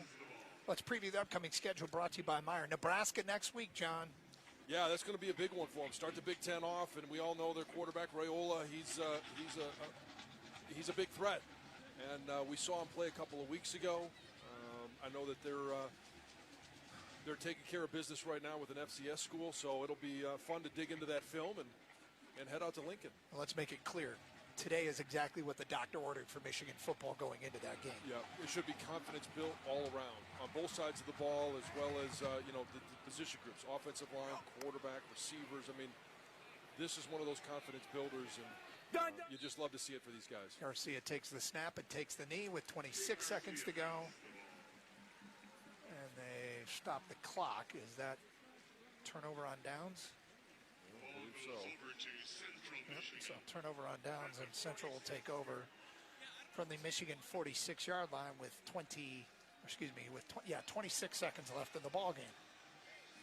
That opponent preview of the upcoming schedule brought to you by Meyer, presenting sponsor of the 2025 Michigan football season and proud supporter of hundreds of local sports teams across the Midwest. Now it's Central's turn. They will line up and take a snap and take a knee, and this one will be in the books. Michigan improves to 2-1 on the season with a 63-3 victory today here in Ann Arbor against the Central Michigan Chippewas. Our Big Ten play looming. Wolverines come close to 400 rushing yards, but they finish with 381, 616 total yards today to 139 for the Chippewas. Michigan gets the win here in Ann Arbor. Lots to do in our postgame show, including conversation with acting head coach Biff Poggi from down in the Michigan locker room. John Jansen making his way there as we speak. Also, Jason Avant will head up there and talk to members of this Wolverine team, victorious today 63-3 over Central Michigan. Of course, we have analysis from Jack Miller and Brian Bush anchoring our coverage. Scores from around the